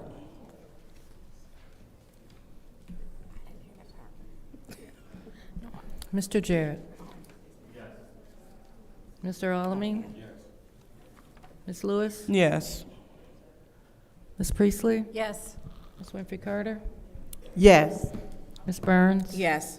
Ms. Mashat? Yes. Mr. Pfeiffer? Yes. The vote is 8 yes, 0 no. The vote is 8 yes, 0 no. That resolution passes. So now we are on to resolution 240482. What's the pleasure of the body? It is the Frederickson Supply. Motion to, motion to approve. All right, so then motion to approve Resolution 240482, supported by the councilman in the first ward. Any discussion? Hold on, I think that was me. CCTV. Why are these are not in order? Yeah. Thank you. Yes, the CCTV. Go ahead, Ms. To you, Madam Chair, who knows about the CCTV truck? Oh, this must be for utilities. Because I thought it was, I thought it was closed circuit TV, unless this is for sewage to put the camera down, and we need another truck. Because our other truck is that what it is? Yes. Look. Yep. Another camera truck. Yes. That's okay. So the CCV truck, because the other one is rather old, isn't it? Yeah. Didn't we purchase one last year? No. I thought Jiggy said we did. No, we need one, yes, but no, we haven't purchased one. We've done a lot of repair Request for work on it. information. What's your request? I thought we seriously bought a brand new one. Is I that thought true? we did too. No. For a different department? He's been working on, I think he purchased a couple of Vectors, but he hasn't purchased any, not a TV truck, no.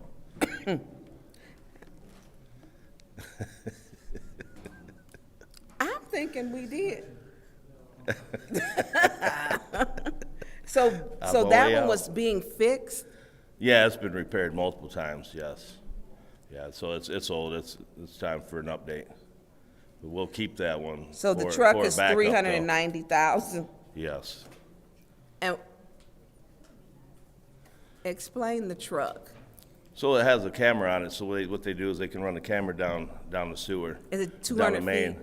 Oh, this one's for the, okay. That's the one that they can run the camera down so they can televise and figure out where the issue's at, so that they can, whether it's in the water main or actually even in the house leads, your sanitary house lead that dumps into the main. They actually have a lateral launcher, they call it, that they can run. Once they can run up, and then it goes up into the house lead, so they can identify where they need to dig. Has And the truck actually- been purchased yet? No. It's been ordered. So it's not here yet? It's not here yet, no. Okay. Okay. Did they tell you to say that, Paul? I'm just playing. But I'm not. I'm getting thrown in front of the bus today. Yeah, I'm not. Okay. I'm because I wanted, just for clarity, I just wanted to make sure. So I understand what that is with the camera. Okay. All right. I'm good. Thank you. All right, anyone else in the first round? Anyone else in the second round? All right, we are looking to pass Resolution 240482. Roll call, Madam Clerk. Mr. Alvin? Yeah, we got a dead Ms. Lewis? tree over here. Yes. Ms. Priestley? Yes. Ms. Winfrey Carter? Yes. Ms. Burns? Yes. Ms. Mashat? Yes. Mr. Pfeiffer? Yes. Mr. Jarrett? Yes. Vote is 8 yes, 0 no. The vote is 8 yes, 0 no. That resolution passes.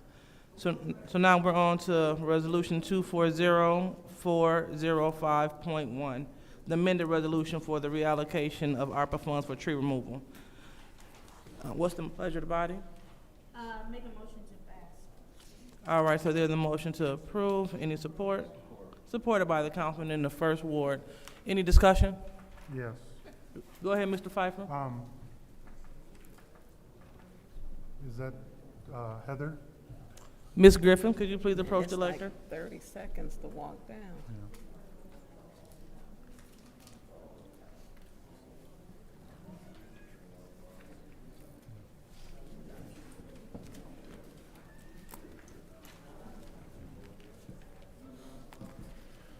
Heather, I'm gonna start off and apologize that I haven't read the amended one. We literally got the resolutions.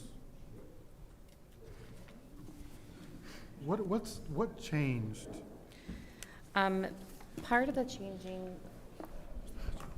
he wants to know about the changing, I think that was the financial.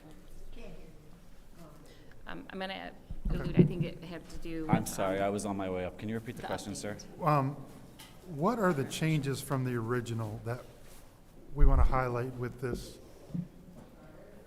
I'm going to, I know it has to do with the financial piece. It says to increase the residents' costs and match fund accounts. So is this where we're switching from 500 to 1,000? Is that the?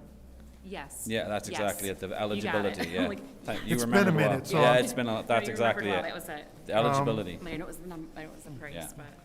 Also,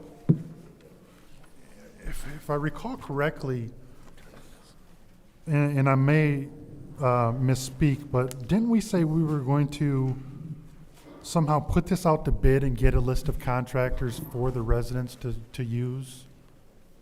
That is correct, and we did do that. So when we implement this program, we're going to list out 3 contractors and say, if you want to participate in this program, you need to reach out to them? The resident will reach out to them? No, the process will still be the application process as we had discussed, in trying to keep it where we have like a check and balance system, and it will go through the different divisions that we talked about, how we would be accepting the applications, reviewing the applications, looking at candidates that are eligible, things like that. We've been talking about that over the last several times that we've been up here to talk about it, I guess. What we're going to do in regards to the contractors, is that we did put the RFP out. We had 7 companies provide a proposal.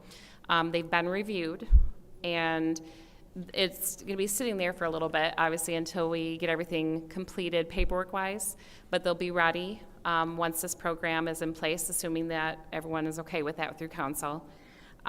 What will happen is that they will actually, the candidates that are eligible, we will give the companies that we hire. What do you mean by eligible? Well, there's going to be candidates that may not be eligible. They may apply for example, the one that is based on the HOPE regulations, and they may apply for that one, and they may have a higher income and don't meet the criteria. But that means that they would be ineligible for that But we're not program. splitting this up and say 50% HOPE and 50% not, right? No, it is not. So they would, if wouldn't they just qualify normally for, because there's no income restrictions on this, right? It's first come, first served? There's not one on the match portion. If they just got, there's going to be 2 options for them to choose from. They are either going to apply for the matching, which is up to $1,000. We will match up to $1,000. Yep. And then there's the other part where we're referring to the financial, and that's under the HOPE program eligibility. That will be up to $1,000 with no matching. So they'll have the option to choose which one they want to apply for, and we will be available to discuss those options with them, and we'll be available to help them fill out the application. Okay, so I got 1 minute left. Can you do a 30-second? They're going to apply through the city. We are going to determine if the tree is eligible through the conservation district, and then they're going to be There's going to be more to that process, but I want to answer your question about the contractors. It seemed to me when you first started talking that was more important. So let me answer the question, if it's okay with you, about the contractor. That's what's going to be important. All contractors will be given at the applicants.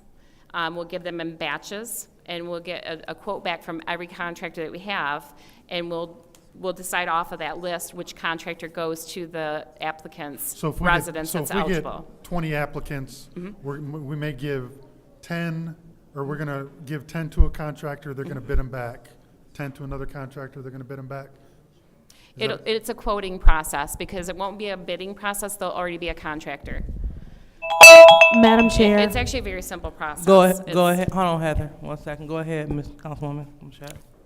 Thank you so much. So I have a lot of residents that are excited about both aspects of this tree removal program, from the ones that would qualify for HOPE and from those that would get the 50-50 match.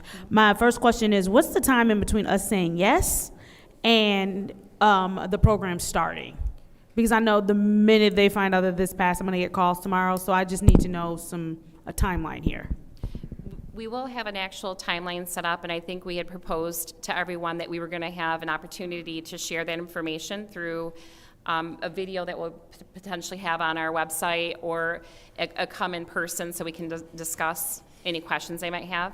So that'll be the first process, and we have a timeline that we are looking at. I proposed a month. We may actually do less. It depends on how long this takes. Obviously, we want to get it done as fast as we can, and people are excited about it. So We just want the residents to be totally informed of the process. Yes. And make sure that might take a couple of weeks to be able to make sure that they're informed. Then we will launch the application. They'll have time to apply for the opportunity. And then there'll be a deadline there where it's closed. And then internally, we will open the applicants and work through the eligibility criteria for both programs. Right, and with the information in the video and everything that you're talking about, you're going to give that to council as well. Oh, yes. Because I will assist in any way that I can in making sure that residents are clear on the process and how it works. We've done similar before with mini grants on other, like recasts, and that we've done a webinar with frequently asked questions where residents can come on, and it's either live or it's pre-recorded. Situations like that. Again, it's going to take time. We want residents to be clear when they apply that they totally understand if they're eligible and what they're applying for and the process involved. And so I guess my second question, because I know this is going to get really busy for you if this does pass tonight, once the process starts, you are going to get a lot of applicants. And so if a resident is not qualified for the HOPE program, will they be told that, and then will they automatically be kicked to the other program since they're already a part of the process, or will they have to stop and then just reapply for the 50-50? How would that work? The best way to do this is to, again, offer the information so that they're totally informed whether or not they do qualify. And if they don't qualify, we would advise them to apply for the other program. What we don't want to see is people applying for the HOPE program who think that they're eligible for the HOPE program, because we can't just kick that automatically over. Got it. So which both is why is- we're educating initially. So the first come, first serve is separate for both. Got it. So it's like if I apply for the whole program, and I know, because sometimes people slip through the cracks. I hear what you're saying. If you're going to try to let them know up front, don't bother applying for this because you wouldn't qualify. But if I'm someone who slips through the cracks and I don't apply, I apply for the whole program and find out in the midst of applying that I do not qualify, I start all over in whatever queue they are on with the 50-50, right? It's not just you move over in a number. it's going to be more precise than that. The reason is because, as you talked about, there's going to be a lot of people who are going to be interested. Yes. And we have our resources that are available, but we can't actually stop all of our work. Right. So we're going to spend that time with them. They're going to have that, and like I said, we proposed initially 4 weeks to have those conversations, to get information out on the website, to put packets at the public health navigators area, information desk. Right. And you know, for our other language-speaking community, we want to make sure that Yes. they have Spanish. They Thank have you for that, yes. all the different community individuals that are in Flint have access to the information, so Perfect. that they're well informed. And that's why it's not going to be an overnight. We're ready to go if you guys say yes tonight. No problem. So we're looking at maybe March, and this starting when the weather starts to break, because you're going to need all of February to maybe educate. Well, I know it can be done. It can be done regardless of It's the weather. amazing what you can get done. This is not a process that is being redeveloped, for example. But I do want to go back to the question you had, or the statement you had made about the applications. I want to make sure that we're clear. If they try for one, it's going to be closed. So they're not going to have an opportunity to go back and try for a second. That's why we want to spend that time with them to make sure that they apply for the correct one. Got it. No, I'm with you. I got it I always wanna make completely. sure that was clear too. And I know Councilman Pfeiffer had made a comment about it's not going to be 50-50, and I think you might have alluded to that as well. That is correct. And because we're going by the first come, first basis, Right. it's going to be allocated by the eligible applicants that are coming in. All right, no problem. So again, even with the education and community piece that has to happen, is it comfortable enough for me to say maybe by March or so it'll start where you can start the application process? Go ahead. I would hope before that. Okay. That we can start the application. All right. So anyone else in the first round? Madam Chair, Go ahead, Mr. Jared. through you to the speakers. So am I Sorry. sort of confusing some of these programs? But in one of the programs, there was an element where the conservation district had to come out and make sure that it was severe enough to warrant the match? Is that this program, or is that something different? It's on a separate one. That's a different project. Pardon me? That's a different forestry project. Okay. This project will be based on the residents' ask. Okay, They're so gonna- all they have to do is ask. They need to apply for it, we need to go address it, and as it gets inspected, we would have that conversation with them and to see what the needs are of that tree. There Okay, is also that I guess option if that's they what I'm want. getting to. So, Yep. is it that a person applies, they're the second one that applies, and they're willing, don't worry about the hope, we'll come up with the $1,000 ourselves. Their application is number 2, so they get approved. And that's it. Or does someone have to come and check the tree to make sure it's severe enough for what? Well, there's 2 things that you have to consider. One is that the resident may not know what needs to happen with the tree. Maybe they put on here, it says it's a removal, so I have to ask for a removal. Well, it may be that they not want to remove it. They just want someone to maintenance it to get it cleaned up because they're concerned about what's going to happen. So we would have those conversations to make sure that we're doing what they really want.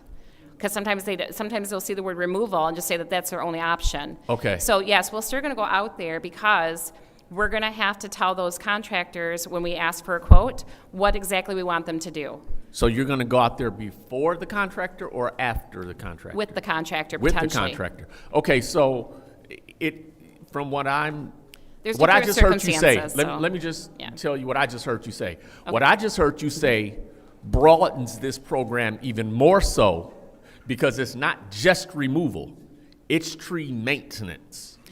It can be tree maintenance. Exactly. So Yes. that said again, once I'm number 2, I'm willing to pay my $1,000. Or I'm not going to say me because I'm not going to apply, even though I got trees. I ain't getting into that. I'm not applying myself. But a person applies, they're number 2. They're approved otherwise because first come, first serve. It's not then the tree is not severe enough to warrant us giving you money. That's not going to be the case. Correct. It might That is be not gonna that happen. we would advise that it not come down, but maintenance is then the option. That would be an option. However, if they want it to be removed, and this has been brought up actually, I think by both you and Mr. Pfeiffer, is that what if it's a really mature tree that is very costly and that, say, matching $1,000 to $1,000, $2,000 doesn't cover the cost? Right. Do you want to have a 10-foot stump in your backyard? Those are things that we would talk about as well. So we want to make sure that they are understanding what will happen with that tree. So if it's going to be below the cost of what it will take to take the tree down completely, Yeah. just because they want the tree done, we want to have that option to have I that ju- conversation so that they understand what their options are. I just want to make sure that Yeah. I'm understanding that once we get to a resident's house that's been approved, nobody is telling them this ain't bad enough. Correct. Okay. No, Thank- because these are private trees. We can't tell them what to do in their own yard. If they decide they want to take a tree down for whatever their reason is, that's fine if that's what they decide to do. Thank you. But we want them to know their options. Oh, one other thing. Yeah. How can we be notified when whatever announcement goes out? Because I too, and I'm making an assumption that the councilwoman in the 7th Ward has already received calls. I have too. And I want to be able to say, especially with first come, first served, hey, the announcement was today. This is how it's going to roll out. This is when they're going to do the informational. Get it out. For the 20 seconds, I've got maybe we can go to your wards with you and have an information night. We go to your wards with you, have an information night. You invite the residents of your ward.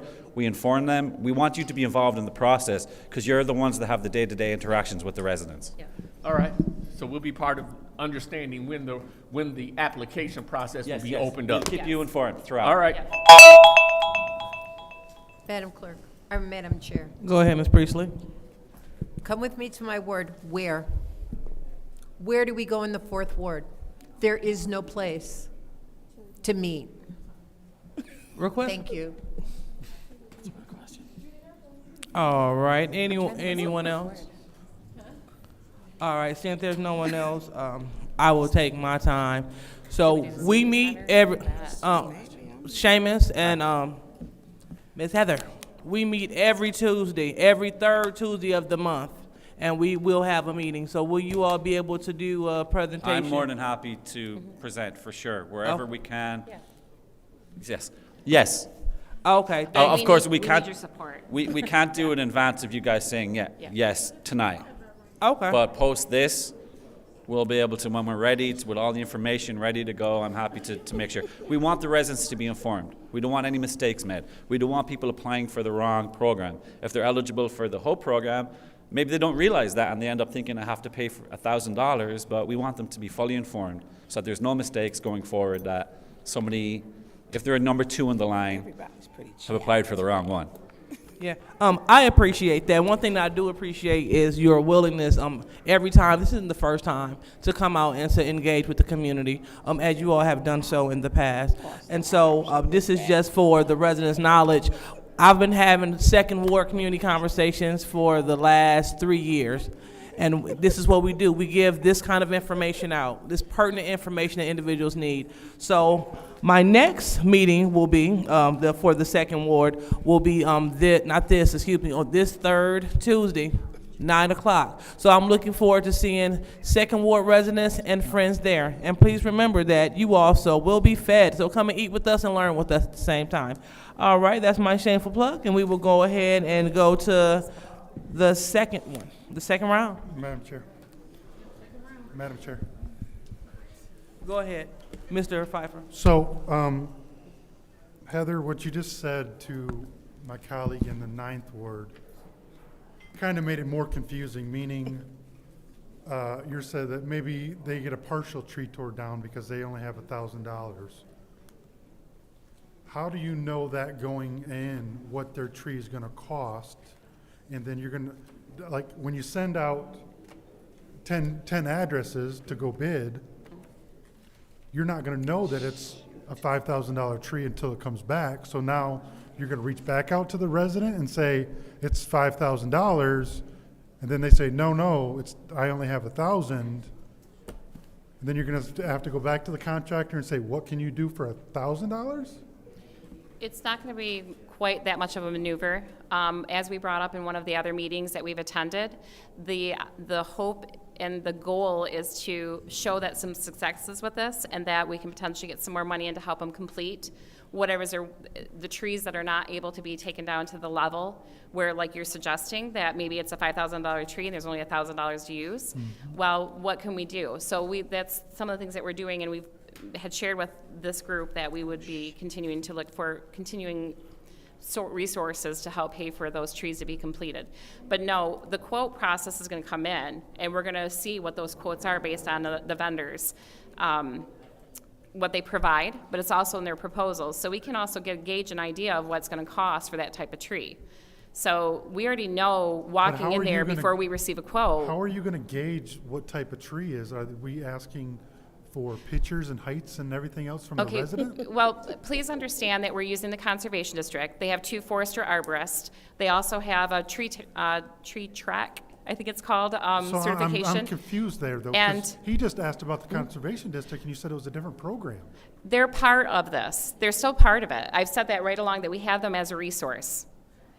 It doesn't stop everything because we're using them, but there's also... But my colleague just asked that question. He said it was part of a different program. No, what he asked was, do we have to use them to come in, and do they have to do specific things? No, they don't. That was they don't have to come in and tell us for sure, yes, the tree can be taken down, or no, the tree cannot be taken down. That was the question he had. My point was, we're not going to have the Conservation District say, no, you can't take that tree down. The Conservation District is going to be part of the vetting process, such as what I'm doing as well. So we have those check and balance systems that has been required of the council for the last 9 years that I've been here, to show, using our expertise, what the DBH of the tree is, what the species is, what the expectation is to take that tree down. We'll assess the tree to see what the conditions are. That also tells us how much more money we're going to put into its removal. So we already know what we're looking at in cost before we get a quote. All right. Anyone else in the second round? Madam Chair, Go ahead, Ms. Burns. do you want to finish, if you need my time, from what Councilman Pfeiffer was asking? Yep, so I understand that he's being, maybe I'm not articulating in a manner that is making it clear to him, and I do apologize for that. But the point is, this is going to be a very simple method. We are going to use all the resources we have available, which includes the Conservation District, because we already utilize them in other sources, but they're also here for our residents in Genesee County and in the city of Flint. So why not use our resources? We want to make sure we get the best bang for our buck. We want to make sure that what's happening, that the community member who wants to have a change with this tree, if they for sure want it down, it's just going to come down. If they like, maybe I want to save it, but I just don't have the money to do the maintenance work on it, well, let's talk about that. We want them to know their options, because life's about choices. We don't want to give them that, or give them a choice, and that's all you have. We're telling them, and we will offer that to them, do you want to know more information on what's available to you in the tree that you're having a problem with? So it doesn't mean if they want it down, it's coming down. But will it completely come down? Well, based on what type of tree, how big it is, what the cost is, and we may have to look at some other sources for them. To complete it, I should say, to complete it. And that's something we've talked about at least on 4 occasions that I've been here. So does that, I'm sorry, Ms. Burns, was there something that you had that I could? No, okay. I'm fine. We've been Okay. over this tree stuff for some Yeah. months. The tree process is very simple. We want to keep our urban forestry, but we also want to give our residents an opportunity to do something on their property that they want to do for their reasons. That's what this is about. There are residents that are elderly that can barely get medicines, and they've got a gigantic tree, and they're too old, or elderly, I should say, I'm sorry, too elderly to get out there and do maintenance on it. So please take the tree down, because I got another 30 years and I can't worry about the tree falling on my house. This is the perfect opportunity for that resident. Let's talk about that. Yeah. Ms. I'm Burns? all set. All right. Thank you. Anyone else in the second round? All right. Madam thank you. Chair. Go ahead, Ms. Mashat. Thank you. I do understand a little bit of what my colleague in the 8th Ward is saying. I also understand what you're saying. I think it's a kind of a miss in the middle thing here. And just correct me if I'm wrong in what I'm understanding is happening, though. Once you get a call, they get approved, they go through the process, you're going to go out, you're going to take a look at the tree, and then it'll be put up for bid from there, right? And so, but what happens when you go look at the tree is you will be able to tell whether it's going to be over the $1,000 or $10,000 or whatever amount is going to be before they even start to do any kind of work or bother that tree, right? As part of your assessment, the cost is also going to be assessed there. Right. Yeah, because that's our background, right? The Conservation District, myself, and others that do this type of work, we know what those things are. Right. And so then once the cost is assessed, say they have been approved in whatever way, right? But the cost that gets assessed is more than what they can pay, right? Because we're only matching up to $1,000. Yes. From there. For that one program. For that one program. And so from there, we will give other options, because I did hear you clearly when you said that once people see that this is a viable program, we'll be looking to see of different sources of money coming in from other ways, right? But before we get to that step, we get to the House and we decide, okay, it's going to cost this much, right? And they've got their up to $1,000 match. So they've got like $2,000, but the job will probably be like $5,000, $6,000. From there, you're going to present other options for what can be done with the tree, whether it's a trimming or something to kind of carry them over until the tree can be fully removed. Yes, that's the idea. Okay. All right. And thank you. And then other than that, because I've had you come speak in the 7th Ward before, I'm going to invite you to all of our neighborhood association meetings because they will want to hear this. I'm really excited about this program. I'm happy that it's being coupled with the HOPE Initiative.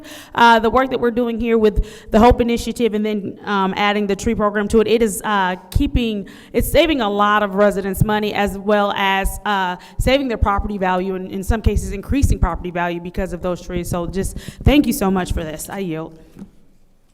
All right, anyone else in the second round? Seeing there's no one else, we'll go ahead and call for the vote. For Resolution 240405.1. Roll call, Madam Clerk. Ms. Lewis? Yes. Ms. Priestley? Ms. Winfrey Carter? Yes. Ms. Burns? Yes. Ms. Mashat? Yes. Mr. Pfeiffer? Yes. Mr. Jarrett? Yes. Mr. Earl Alamin? Yes. The vote is 8 yes, 0 no. The vote is 8 yes, 0 no. That resolution passes. Go ahead, Ms. Priestley. Make a motion to approve 240512. All right, there's a motion to approve Resolution 240512. Any support? Support. Supported by the Councilwoman in the 7th Ward. Madam Chair. Go ahead. Through you to Amanda.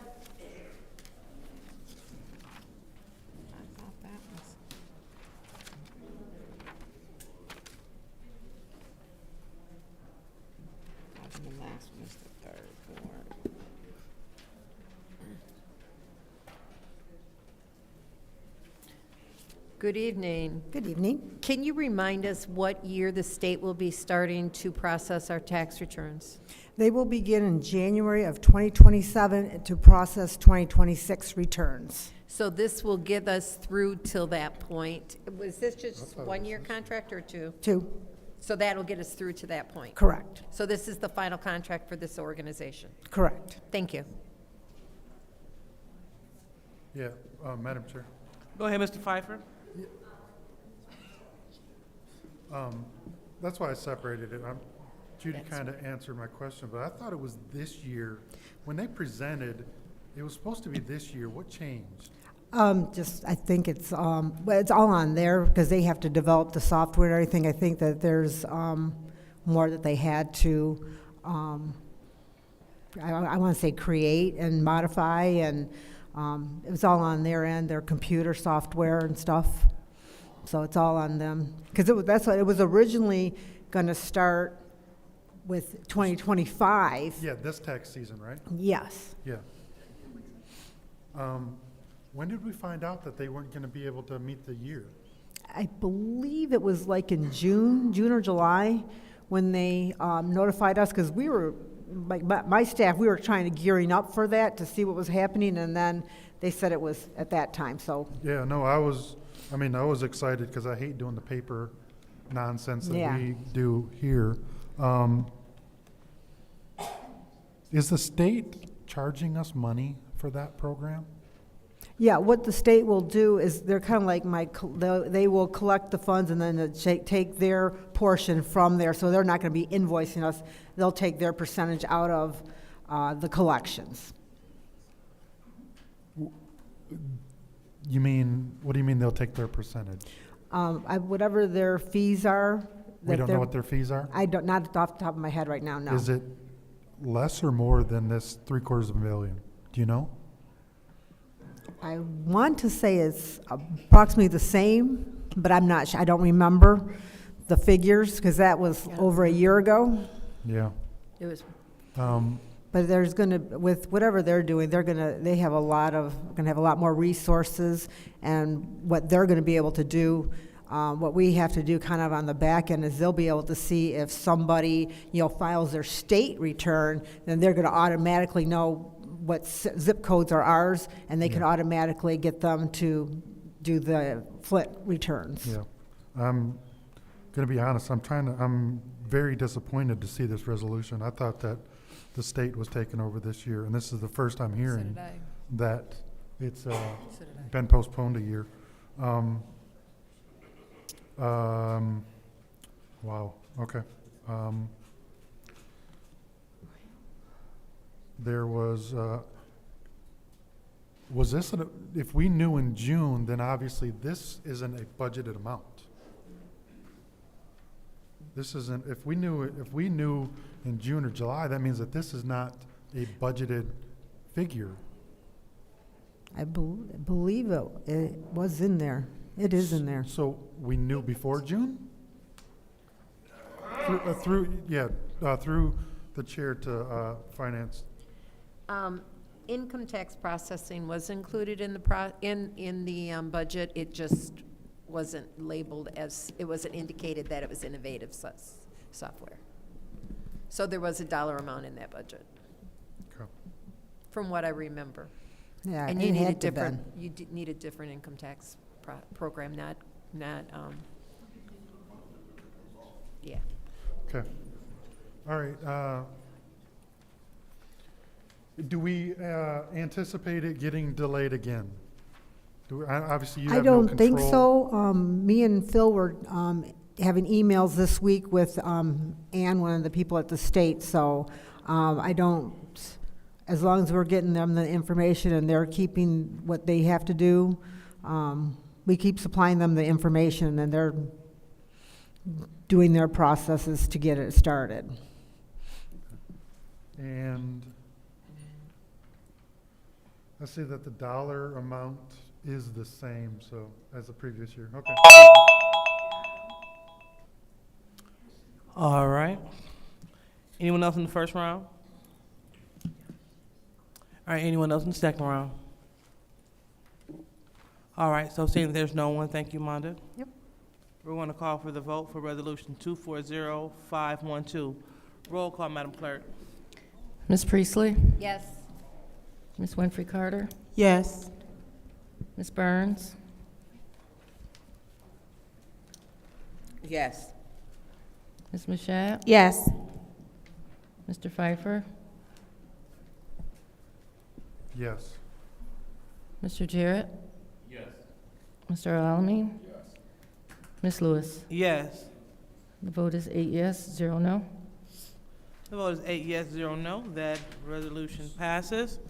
And so now it is time for the last resolution, which is 250005. Madam Chair, Go ahead, Ms. Priestley. motion to approve. All right, and there's a motion to approve it. Support by the councilman in the first ward. Any discussion? We're on resolution 250, it's on page 14, 250005.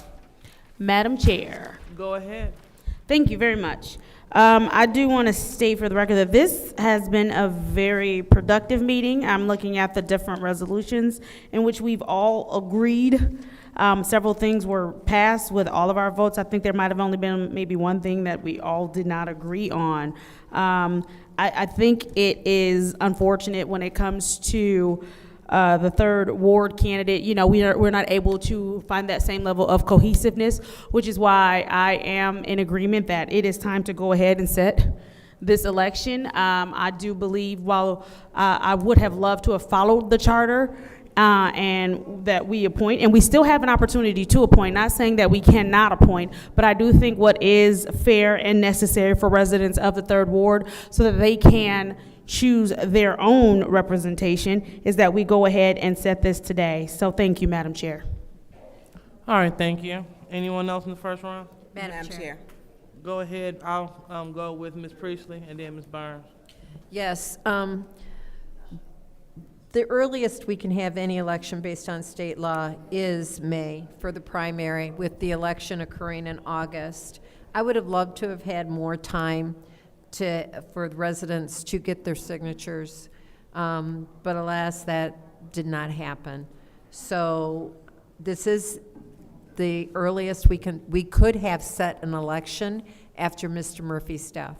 So I just wanted the residents to know that. There is no way we could have set an election prior to May. Thank you. Madam Chair. Go ahead, Ms. Burns. Thank you. For you, Madam Chair, to the city clerk, did you reach out to the state elections to set a meeting earlier or an election earlier than May? Good question. Mr. Mitchell, you yell out again. That will be your second warning. Go ahead, Madam Clerk. Yes, I did contact the Bureau of Elections, but as Ms. Priestley mentioned, Michigan election law for regular elections, May, August, and November are the dates for those elections. And this, what's going on with the City Council does not constitute a necessity for a special election otherwise. So May is the earliest that this election could be set. So, to you two, Madam Chair, to Attorney Cups, what constitutes an early election, because we've been in court, and we were forced to go. We were summoned to go. What would constitute an early election? Because we did not agree, and what constitutes for it to be earlier than May? I'm not sure of the exact requirements, but I know that should be more than that one. But I do concur with what Clerk Donahue stated. For this type of election, for a city council seat, the earliest, again, in this situation, would be that May timeframe. Okay, and so here's my issue, because I really do not feel the answer is sufficient, because we're not going to agree, and the selection process is just not. Through you, Madam Chair, to the city clerk again. If I may, Ms. Burns, I just want to just point out also that this, the setting of this election is separate from the appointment. This is for the regular election for the residents to vote. And the elections that would be set by the governor or the legislature in February beyond a presidential primary for a local election would have to be something like a vacancy in Congress or for state senators or something like that. It is not for a local election. And if they were to set a special election, they would still try to set it on the regular election dates in Michigan, which are So we don't May, do February August, anymore, and do November. we? No, February is Genesee only, County doesn't do February. no, that's the statewide. Oh, it's statewide February, now? yes, February is only for like presidential primary, special school board elections, things like that, but not for a local election of this nature. So we're and May, August, and November. Every election in the state of Michigan, those are the regular election dates, May, August, and November. Yeah, I mean, so we're gonna be going, by then, 1,000 rounds, or 5,000, because we're not going to agree. And I will state, and I won't change that, for me, when the state sent the paper back stating that the election, they did not state they would not certify it, but they said at that bottom paragraph, or second from the bottom, was to seek advice from our council. And our council stated that we should not, because we weren't recalling someone, but the election had already started, people had begun voting. The same people for the selection were the same people in the election. And then we had a problem with precinct 10. And when we look at and we gauge who got the most votes, it is undeniably, even though it was not certified by the state, it was Beverly Biggs first, and then second was A.C. Dumas. And so not acknowledging what the will of the people were, and it's who we like.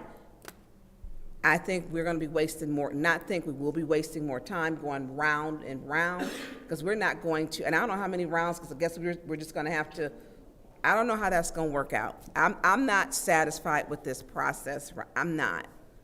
I mean, I think we missed some windows of opportunity with certain things, and this whole thing has just been problematic to me, because I think that race. All right, anyone else like to speak in the first round? Go ahead, Mr. Pfeiffer. So, yeah, as an election expert, I would say, Madam Clerk, you are correct. It would have to be a statewide office to have a special date. But back on this, I just want to announce for the public, anyone interested in the third ward seat, they have to pay 100, or they have to get 75 signatures? 75 signatures. 75 signatures. So you have to go to the clerk's office, get petitions. You have to have 75 signatures, and they need to be turned in by close of business on January 21st? 4 p.m. 4 p.m. on January 21st. That is basically less than 2 weeks, right? No, It seems yeah. early. Yeah, no, for the May election, yeah. Yeah. That's a normal turnaround time? Yes, it's, They should have been set. so the election is set the It is. first Tuesday after the first Monday, and you have to give 15 Tuesdays. So the petitions are due 15 Tuesdays before the election. So yes, the 21st of January is the deadline for the petitions. Okay. So if you are interested in being the third ward council person, you literally have 0 time to react. So 75 signatures by 4 p.m. on January 21st, which is It's a Tuesday. it's Tuesday. So, If the resolution is approved tonight, the packets will be available in the clerk's office tomorrow. okay. Yeah, so the $100 is not an option. You have to get 75. Right, that's for a recall election. Okay. Gotcha. Okay. Thank you, Madam Clerk, or Chair. If I can continue on Yeah. your time, just to say, and because this is election to fill a vacancy for a council seat that was voted on in 2021, it will be the old ward boundaries for the candidates as well as those signing the petition signatures. So it will be confusing again, but this is to fill the vacancy for the seat that Mr. Murphy was elected to in 2021. And Madam Chair, or Madam Clerk, you're going to put out a press release, and you're going to have ward boundary maps for the folks that want to pick up? Correct. Okay. That's all I have. Thank you. All right, anyone else in the first round?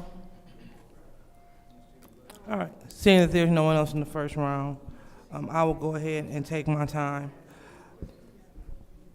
So, the law is the law, and the charter is the charter. And, you know, it's unfortunate that we do not have anyone in third ward seat, seeing that our colleague passed away way back in September. We're now in the new year, and the third ward is without representation. According to the charter, what's supposed to happen is we're supposed to appoint, and then the residents will elect as soon as possible. So that did not happen. And right now, I hear colleagues, it sounds like that they don't want to do the appointment process because they feel that Beverly Biggs Levy received the most votes. But we must realize that individuals declined to campaign when they were told that this election was not going to count. So if we're following the rules and the laws set by our state, trickled down by our clerk, it said that election not going to count. So no one should have been campaigning for an election that wasn't going to count, and so therefore we cannot try to hold the seat for an individual that campaigned for an election that did not count. What's she talking about? Well, I'm talking about, you were referring to Ms. Biggs. Point of order. Go ahead. What rule has been broken? I don't have to say what rule has been broken, Madam For Chair. a point of order, yes, you do. Point of order. What rule has been broken? 43.21, if you need a rule. Do not speak to the motives of the council people. We have not said that. You are quoting incorrectly. Ms. Burns, you just spoke on Beverly Biggs receiving the most votes. Madam Chair, point of order. What is your point? You stated that we were holding a seat. You're speaking to our motives. You're speaking incorrectly. Or are you telling a lie? Which word you choose is yours. Okay, Ms. Burns. So, as we proceed, and as we watch our tone speaking with the chair, the point of the matter is that we have not, you made a statement on your podcast stating that it is your job and it is your duty to change the makeup of council, which it did not work. And what colleagues will refuse to do, and also what the state refused to do via the courts, they refuse to uphold an election that does not count. Request for information. What is your request? Shouldn't the chair check her tone as well? That is an abuse of a privileged motion because of check your tone. And that is your warning. Thank you. I appeal the ruling of the chair. That's fine. See, this is where she. That's fine. This we go. Again, With her. privilege motion, there has been an appeal for the ruling of the chair. If there's support. And so it has been supported by Ms. Burns. And so, and this is over the fact that the chair brought Ms. Winfrey Carter to order for abusing a privilege motion. Go ahead. Well, first of all, your tone was disrespectful. One, you were out of line. Your character, you need to check that. Wait, hold on, real quick, Miss. So who called that? Was it Miss? I Winfrey did. Carter? Okay, go ahead. So can I get my time back? Go ahead. Since Give her 5 more seconds. you.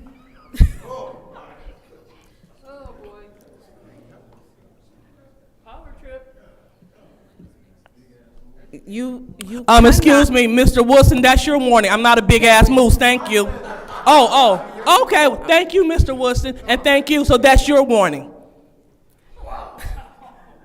Go ahead, Ms. Can I Burns. get my 5 seconds back, because I didn't Give get her them? 5 seconds back. So you asked for something that you're not willing to give, which is respect. You were speaking and misquoting, and you shouldn't have done that. Rule 43.21, your tone is extremely disrespectful, as you have called your colleagues swear words consistently. Your behavior has been deplorable. You've wanted to fight people. It has been your behavior and your actions that goes unchecked because you abuse the power and the position of that chair. You do it routinely. And when someone calls you out, we were doing fine. Then you use the chair and your position to abuse the power again and again. So you are abusing it, not her. We need you to give us the respect that you want this entire chamber to consistently give you. Thank you. And so, after listening to the Stalemate Strategist awardee, See, point I of would like order. to go ahead Point of and order. focus it. Your decorum, you're calling names. You're the chair. You're calling names. Excuse me. That would be still, that's like Miss, if I call. you're being brought that to would be- order. Point of You're order. being brought to Point order. of order. What rule's being broken? A point of order, you have to watch your decorum. That, you cannot name call. I'm That's not- if I was to call you the Red Rooster, then it would be a problem. But Ms. Burns, since we're in the middle of a warning, that is your warning for abuse. I appeal the ruling of the chair. That is And fine, I but you can't support- I appeal. You support can't the appeal during an appeal. And so, Ms. Burns, you were awarded the award of Stalemate Strategist. And so, if you would like, we will Point take of the order. time to play. What rule is being broken again? You called me a queen. The Stalemate Strategist. There you go. The Stalemate Yeah, that's Strategist. So, with that being said, don't interrupt, or we will receive a second warning. This is the point.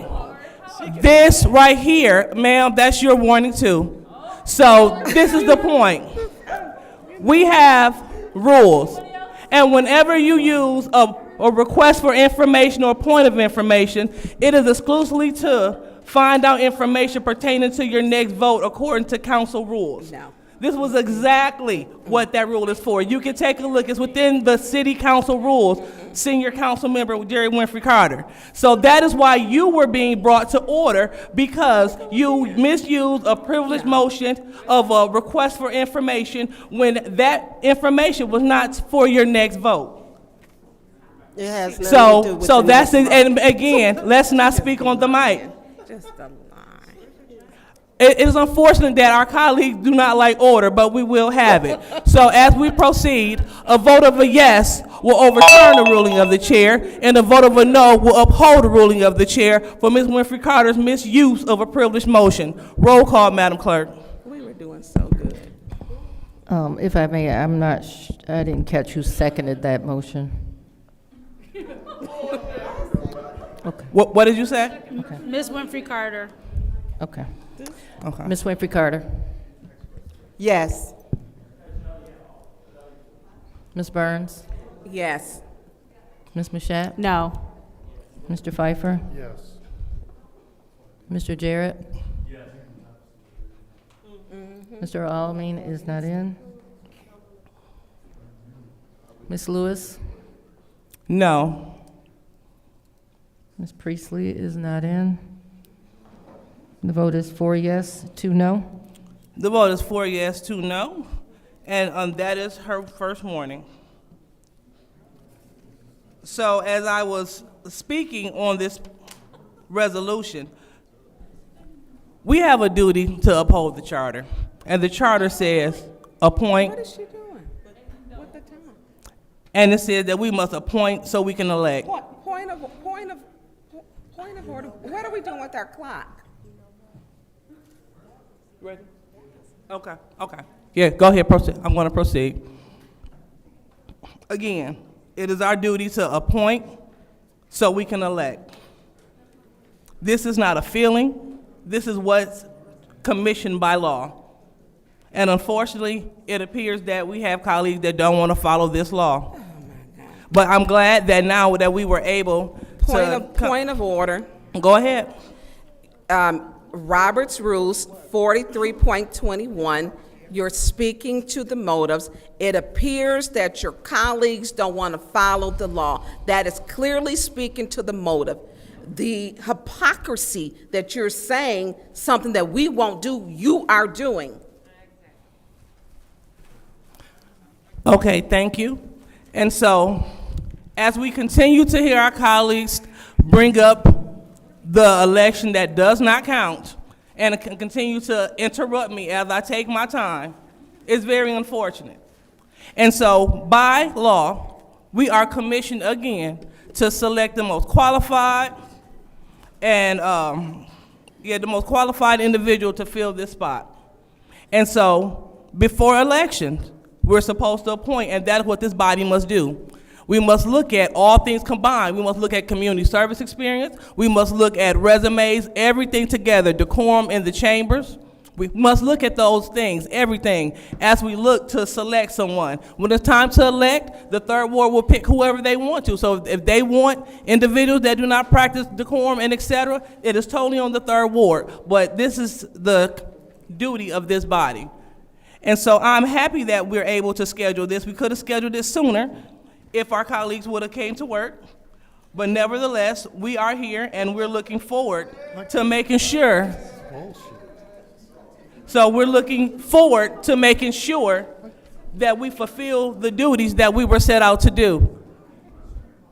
Request for information. Mr. Pfeiffer, what lies are being told?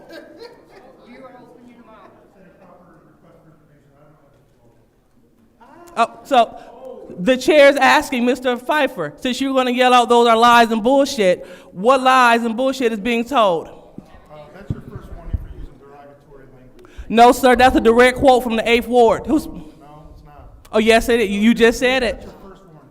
Point of order. Go ahead. What's your point? My point is that per our council rules, we are all supposed to be utilizing some sense of decorum.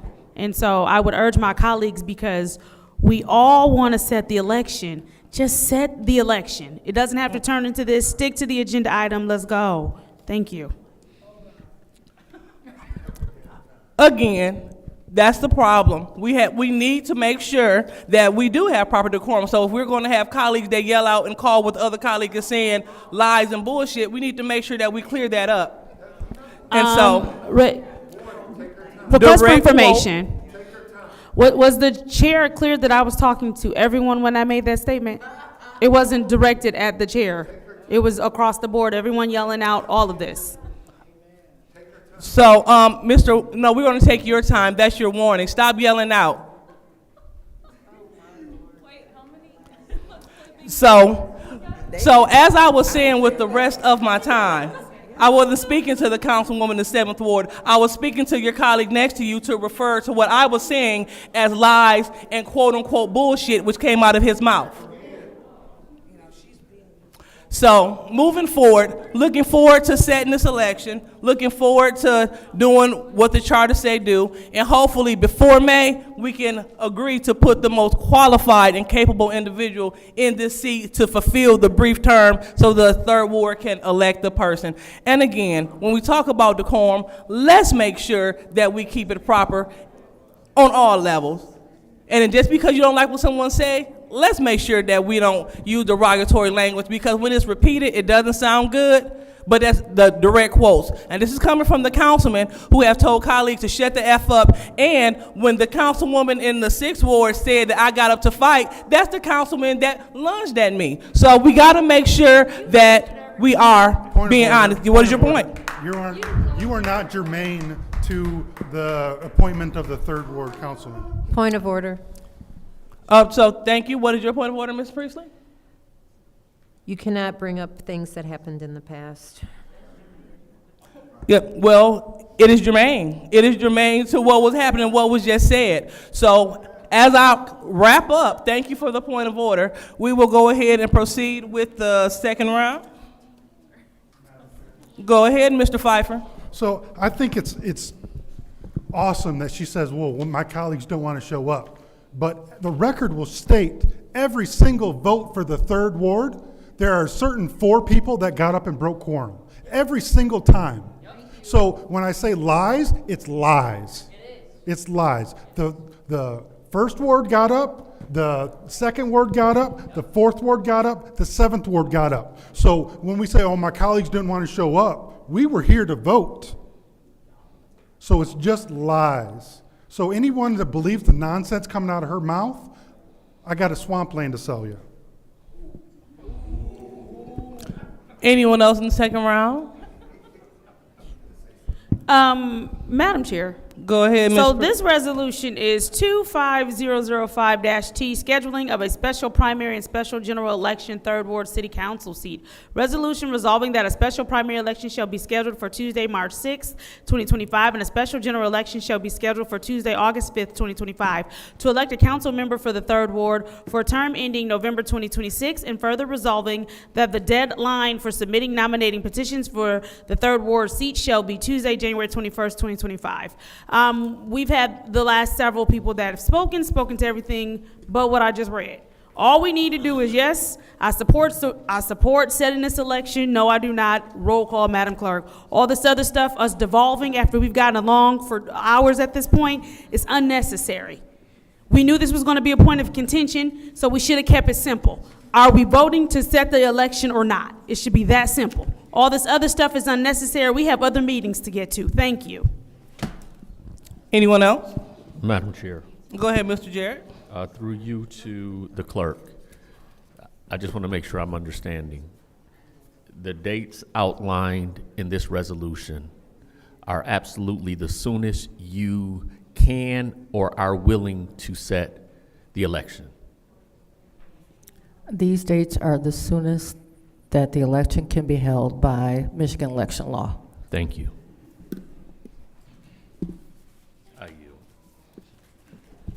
All right, anyone else in the second round? Okay, so seeing that no one else, I'll just briefly take my time. We have video to show. Our colleague passed away in September, and we were supposed to have this done by October. And a lot of our colleagues did not show up, causing us to violate the charter. So we are here. We could have been set this date, but we are setting it within the next year. We're here to do that. But what I will not be is called a liar when all this is on videotape. As well as when people say it from not only from their elected seats, but they say it from their podcast, and as well as when they make social media posts and put it online. I take this job serious. So when people come up here and quote unquote gaslight, it doesn't do the residents any good. So I'm looking forward to setting this date. And yes, the meeting was going well, but what we will not do, we will not sit up here and act like the rules and laws aren't what they are. We're supposed to appoint, then elect. The election didn't count. Let's stop riding on the misinformation that those things do count. Let's make sure that we are doing things in decency and in order. And so with that being said, let's go ahead and move on for the vote. Roll call, Madam Clerk, to set the election. Ms. Burns is not in. Ms. Mashat? Yes. Mr. Pfeiffer? Yes. Mr. Jarrett? Yes. Mr. Alamin? Yes. Ms. Lewis? Yes. Ms. Priestley? Yes. Ms. Winfrey Carter? Yes.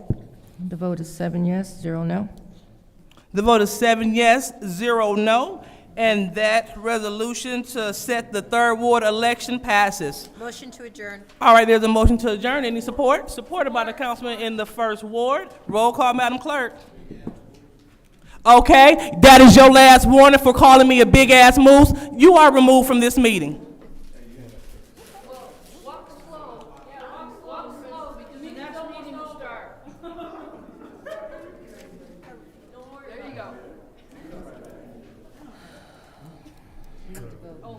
And ma'am, you are removed too thank you. We haven't done a roll call yet. Thank you. Get out of here. I will, after you. Ma'am, you are removed from the meeting. Thank you.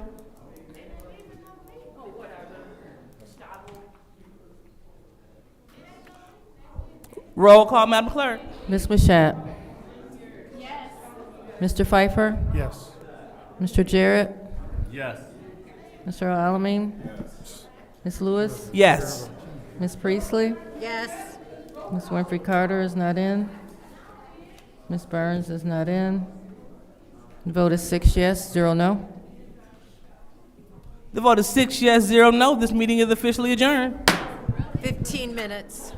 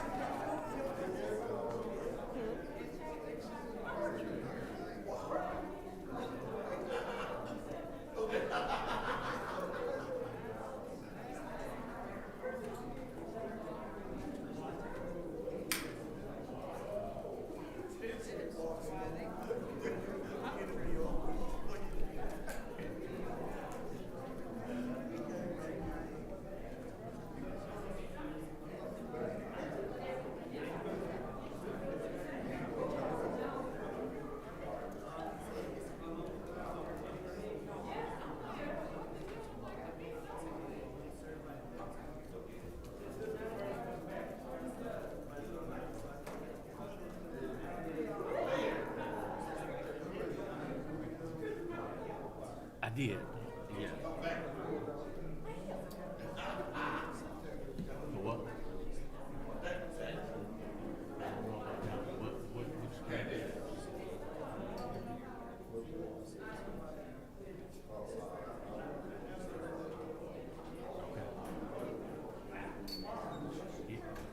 It already came through? Okay, is it, so, I'm led to believe, hearing what we're talking about here now, did it go through committee? Through committee? No, but did it go through committee, or did it get put on? It got approved out of committee? You sure? What resolution number was that?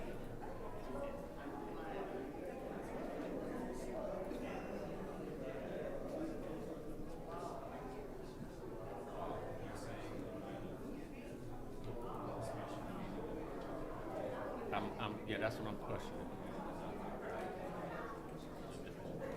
Yeah,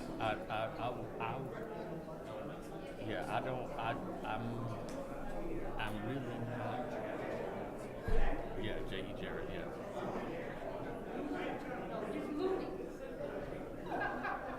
Now you got me. So,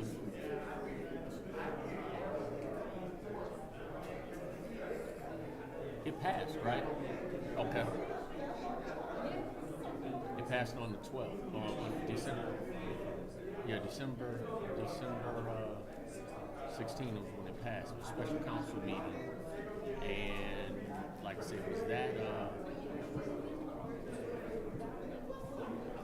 I would venture to say that, and that's for me. I don't like circumventing the process in it, because for me, it doesn't give us the opportunity to really develop. So that's it. And I probably, because it looked like there was another something right behind it or before it. It was a police grant, and I probably was the one who didn't vote. Yeah. That's.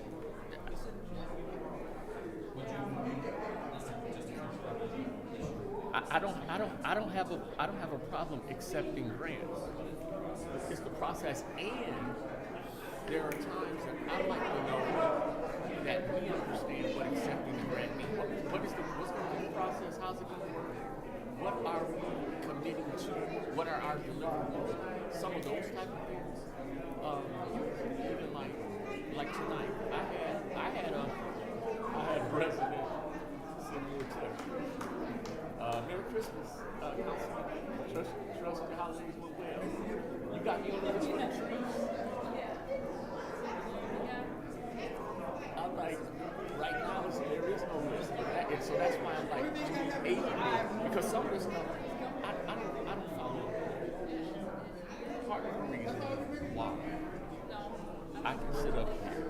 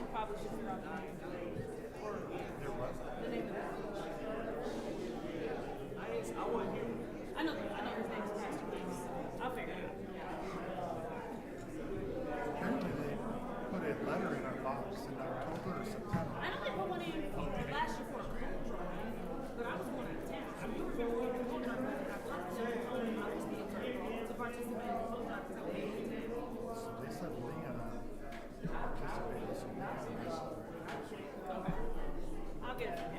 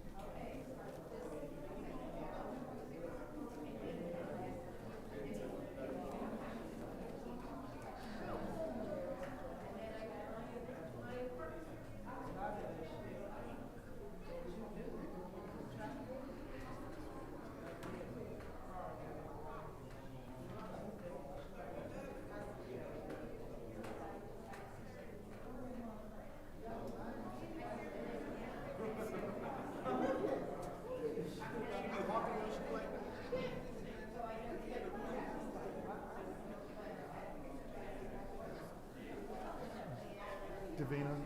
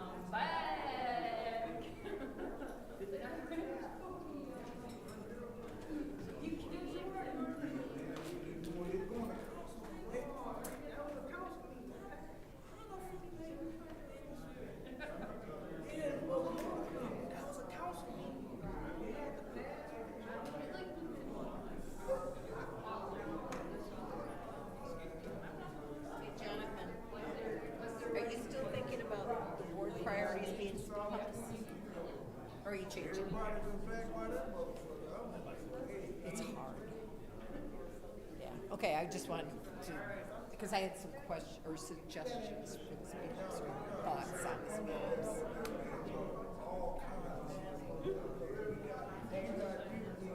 That was a special so now we can really go into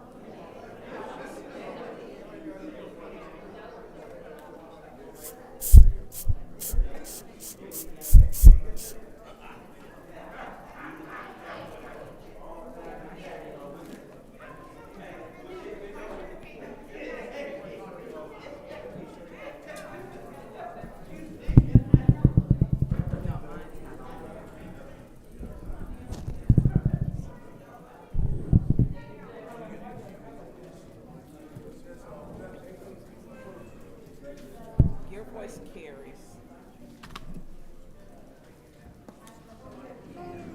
Okay.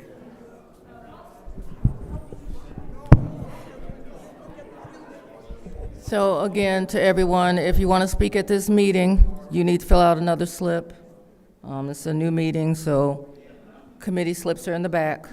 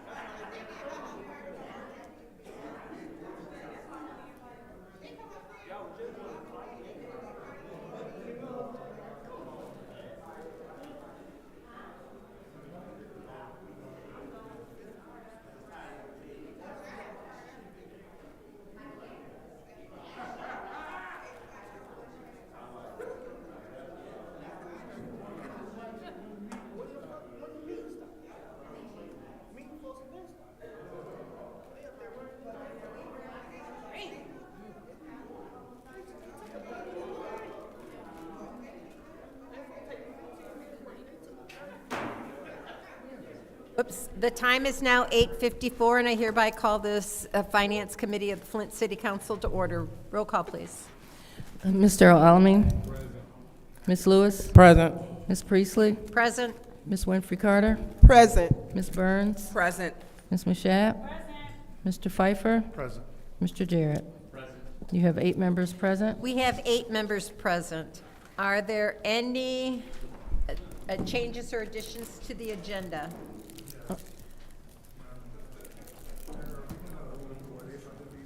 We're going to just remove them, yes.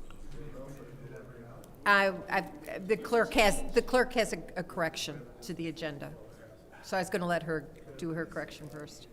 Oh, I'm not sure what are you talking about something else? But there is one resolution, page 2, 240548, reallocation of ARP funds for St. Mark Missionary Baptist Church, community outreach. That resolution actually failed at the December 16th Finance Committee meeting, so it should not be included on this agenda.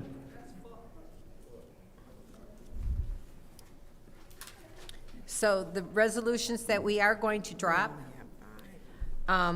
is 240457, because these are resolutions that passed in our special council meeting. 240457. I'm sorry, Madam. Yes. I just want to say, Madam Chair, We're not not to drop, they're just removed. Just being removed. Yes. Yes, yes. 240551. 240584. 240586. Madam Chair? Yes. The St. Mark, through you to the clerk, what was the vote on that? Just one moment.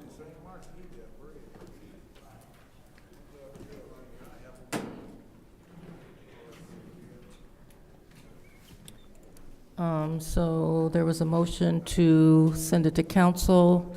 That motion failed by a vote of 3-2. And then there was a motion to keep it on the Finance Committee agenda. That motion also failed by a vote of 3-2. So we only have 5 members. At that point, yes, in the meeting. Okay, but it can be brought back by someone who voted in the affirmative? Correct. Yeah. We don't do 30 days anymore. Yeah. It's 30 days.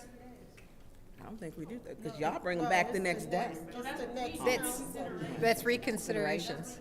Yeah, well, Consideration the next council meeting.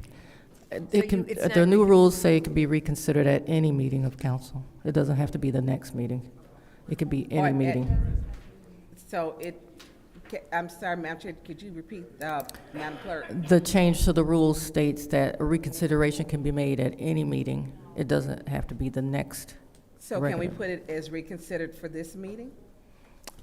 At a regular or special meeting. It has to be a council At a meeting. regular council meeting? Correct. Which would be Monday? I'm sorry, not a Okay. special meeting, but a regular meeting. Yeah. Yeah. Okay. Okay, is there any other changes or additions?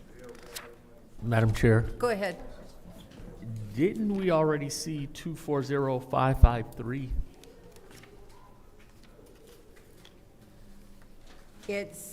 We did not, it may have been kept in finance. I have my notes from the last meeting. Okay, so it got kept in finance, okay. Let me double check here.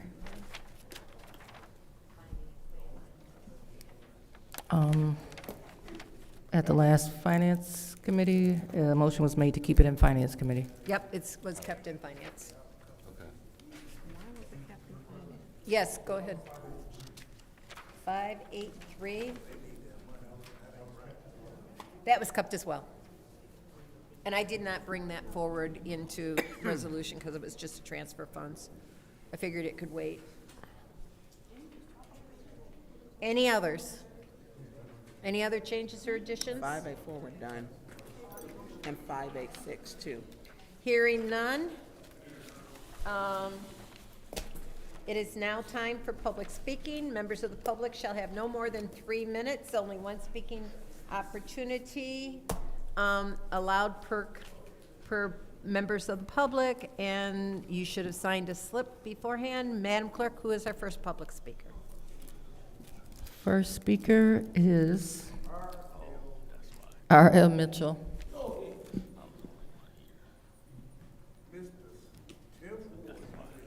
Hello, I'm R.L. Mitchell. I want to speak on the subject of St. Mark. If Greater Holy Temple Church of God in Christ can get reimbursed for running out of food, and why not St. Mark? Until talking about wait till you should, and like that preacher on Holbrook Street that built that brand new church. Get all that stuff and got a laundromat to wash them kids' clothes when they want to feel bad going to school. They got that done just like 1, 2, 3 without no debating and stuff like that. And one more other thing about them, I feel like Chicken George. I can't get ahead for the Red Rooster to keep pecking, trying to treat me like a hen. I mean the Red Rooster ain't the elephant in the house. It's the Red Rooster in here calling us up, calling the shots. Red Rooster, hello? Are you listening? Oh my God! What? I never did understand about a rooster. When I first got married and got my son, the first thing I offered to buy him a rooster, and my wife said, "What you gonna buy the boy?" You said you can't have no rooster in Flint. I was going, and I was gonna see what a rooster is all about, cause I left Georgia too early. I saw a whole lot of biddies running around. They treat them and they eat them. You step on one by accident, you can kill them about so many. And I wonder where they come from. And I ain't been. See, I can't even get used to this Flint, Michigan, because people like Handkerchief Head, Nick Rose, or whatever they is. I'm trying to find out which one they are. But hey, the rooster moving around over there. Okay, and another thing, Mr. Mitchell, ma'am. please refrain from using derogatory language. Thank That's you. Delaware language. Now, wait a minute, honey. I'm trying to figure out what's. Anyway, Happy New Year, everybody. Well, every New Year's I'll be trapped in the streets going through the New Year party I had in Grand Blanc 3 times in 3 years in a row, and they playing that. And the DJ playing that white boy music and all that stuff and do the bunny track. I can't hardly track. And only played Michael Jackson doing the moonwalk. That's the only thing he played out there about that high school out across the street where that gas station at. And it was snow. But the woman didn't want to go by herself. That's why I went with it and barely made it. Anyway, how much time I got, Davina? 30 seconds. Yes, dear. But, man, look, boy, I feel like I'm hen-picked already. Rooster-picked. Before I even get there. Pick me, Davina. How about that? What? Happy New Year, everybody. Stay tuned. We're going to get our money or else. Tyler's ain't going to see to that.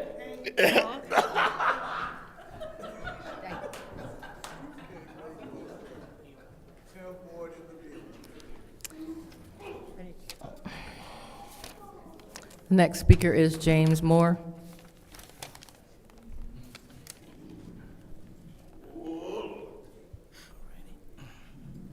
James Moore, Second Ward, back again. Earlier I was talking about that water, and I hope that it ain't been forgot since then. But earlier I was at the doctor's office down off of Saginaw and Bristol, and I noticed that the drinking fountains, you push the button and no water came out. But if you go wash your hands or flush your toilet tube, the water do work. So I said, that's a funny water situation that they got down at the medical complex down there. So I applied the same thing here. I came upstairs and I tried the water, and it don't come on at the faucet. I tried the safety one that filters out the water, and it don't put out water. So I went into the bathroom and I washed my hands, and the water did come on. And I know they're doing a lot of repairs to City Hall. Maybe they just got those particular pipes cut off. But I'm not really sure. But I know one thing, it's been 11 years we've been dealing with the water. You know, maybe we should start shipping our water out to the rest of the state, and maybe we could get something done. Thank you.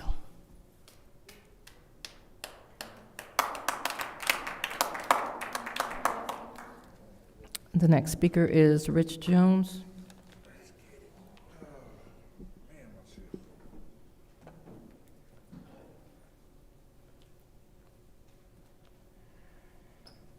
How y'all doing today?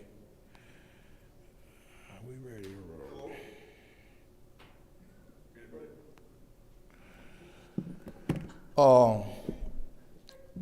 I need some clarity here. Is Hasselbreen finna close, or is it just a discussion going on between the current people that's operating there and the administration? Because I'm getting information like they're finna close, they're kicking the seniors out of Hasselbreen. And I just really need some clarity on that. I think it's very important that the citizens of Flint hear that. Because, like I said before, it's a lot of information out saying that they're finna close Hasselbreen. Another thing that I want to bring up again is the fact that in 2021, I called Eric Mays up and I asked him how much would it cost to stabilize the Flint Water Fund, and he said 21 million. I bumped into Dan Kildee, the originator, the one who wrote the pandemic relief fund that you now are talking about when you say HARPA funds. And I told him that I talked to Eric Mays, and Eric Mays said it cost $21 million to stabilize our water fund. I was gonna ask for 22, 11 this year and 11 next year. He jumped for joy. He was happy. He said, that's what I wrote this bill for. And for you guys to act like I didn't know what I was talking about, let all the time go by, all of the money. Now, I said this before you spent a dime. I said this before Eric Mays said we should give all city employees $5,000. And he didn't get 5 votes for that either. Now, Ms. Claire has came up here many a times telling y'all about ways that y'all can help the residents with their bills and stuff. What happened to a special meeting to get all of that taken care of, to bring that to light? But y'all never address me, y'all never answer me, but please clear up about what's going on at Hasselbreen. Are the seniors actually finna get kicked out of that building, or will they be in that building until all of the agreements can be made? Thank you.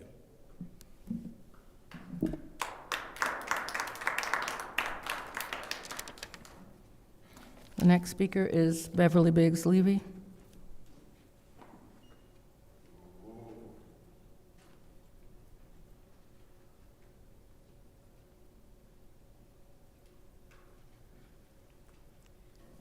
Hi, my name is Beverly Biggs Levy.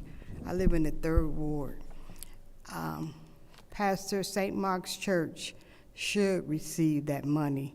He's out here every other week giving away free food, helping people in the needs, and we can't look over that ward, which is in the 2nd Ward. How y'all turned that down, I don't know. I'm not understanding that. There's a lot of people not doing anything, and you give them money for willow trees. You give them money for stuff that doesn't even mean anything. And then in the 3rd Ward, we have nobody.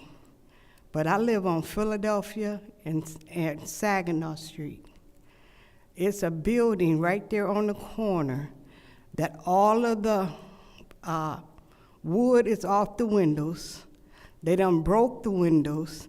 I don't know if somebody living in there or not, but it needs to be checked out before some kid goes in there or gets stumbled in there and something happened to them. I don't know, it's been there for years boarded up. In the last month and a half, it's not boarded up anymore. The windows are on the ground, somebody can fall and cut themselves. And then on Philadelphia and Industrial, there's a lot of garbage bags that somebody is dumping right on that corner. Y'all cut the trees down over there, but the trash man come, he never picks that up. That needs to be handled. A lot of things in the 3rd Ward needs to be done. It's 8 of you guys. Somebody need to ride over in that area and start checking it out. You check it out. You have shovels in your car to shovel somebody out if they're stuck. Why not nobody going by checking the 3rd Ward out for this things that needs to be done in that area, since there's nobody in the seat? Have a blessed day.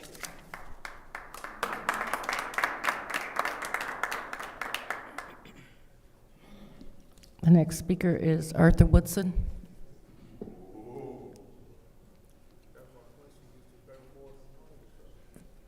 All right, let's start off with the vote. It was 3 of y'all here, Judy and Liddell. It was 4 votes for St. Mark's, and Liddell voted against it, and it failed. So it was 4-1. Somebody came back and said, let's send it to finance. And then that's when Liddell voted for it, to send it back to finance. If you go back and watch the video, you'll know. Let me say this.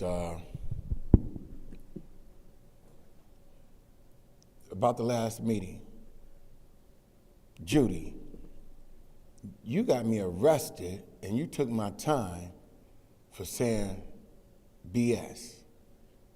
Liddell set her butt up there and said BS I don't know how many times. See, here's the problem, and this is why you have so many issues from the audience. Y'all was sitting up there and I just sat back and watched.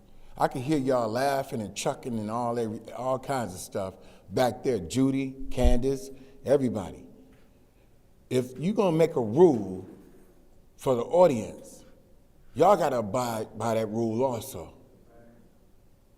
That's the deal here. People don't start acting a fool until y'all start acting a fool. Liddell, that's a demon child. Liddell shakes everybody's spirit. Hey, wait, damn it. It's freedom of speech, man. And y'all keep on doing this, and I'm gonna keep on suing you. Please be I can call her Sideshow Bob from Mr. Woodson, please be respectful. Listen, man, I'm saying I can say what I want to, and there's nothing that you or nobody else can do about it. And see, the problem here, you know, we fought for these rights, and there's nothing that you can do to stop me. Nothing. Mr. Woodson, please. No, Mr. Woodson, nothing, man. Y'all, I got 3 minutes. Ain't nobody, you can't, because I say she's Sideshow Bob or whatever the case, whatever, Moose or whatever I want to call her. It ain't nothing y'all can do about it. Y'all better grow some thick skin, man. For real. Now, she just sat up there and talk mess about everybody else at the last meeting. Best meeting I ain't seen down here in a long time until the demon child Mr. Woodson, stepped I'm out there. asking you to be respectful. Man, I am respectful. I could call her a demon child. That is not being respectful. I don't care. I could call her a demon child. There's nothing that nobody can do about it. It's freedom of speech. You show me where there's vulgar language. Is demon child a vulgar language? I know you always saying vulgar language. Is vulgar language, is that vulgar language? Demon child? Where in your rules does it state that I can't call your name? Where is it? Everything was okay until she popped off. And y'all sided with her. Thank you, that's your time.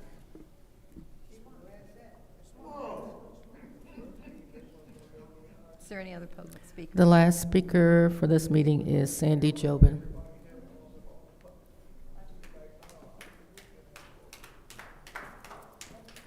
I'm going to concur with that as freedom of speech. And Judy, you supposedly are a Republican, so you should know about freedom of speech, I believe.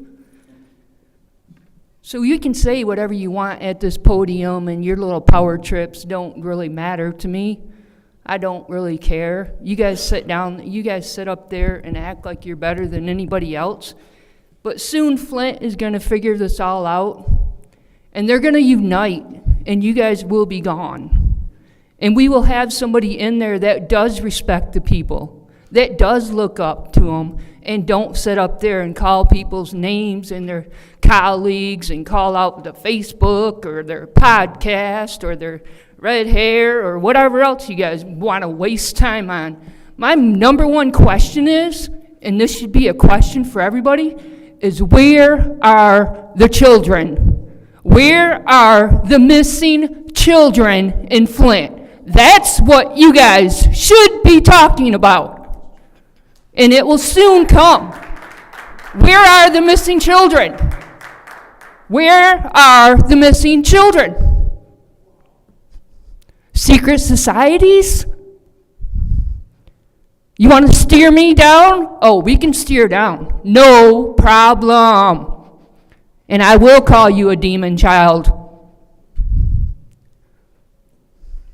Please be respectful.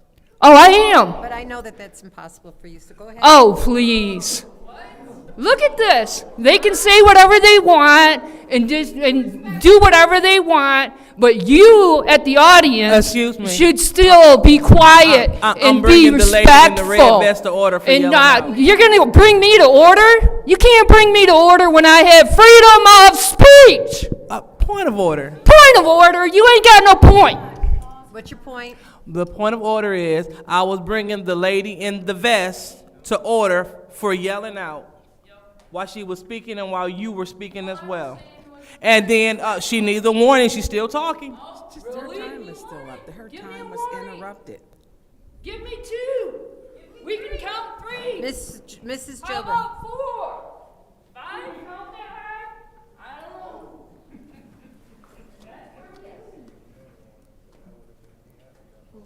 Demon child. Was that our last speaker? Yep. Okay. It's now time for council response. Each council member shall have 2 minutes to respond to the public. Is there anyone who would like to respond Madam to Chair. the public? Go ahead. I'd just like to respond to Mr. Jones's question about Hasselbring. So Hasselbring is not closing. Seniors are not being charged anything. There is a new service provider.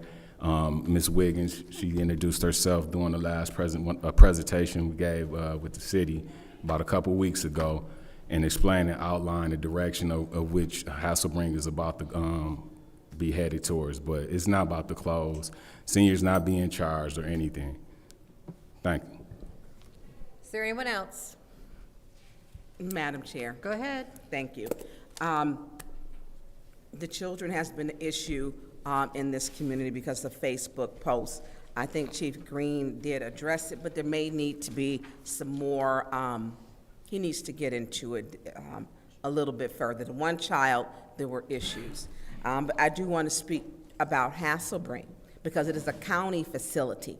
It is funded by the county through senior millage. We were told Hasselbring would not close. But what it is doing is the vendor is changing.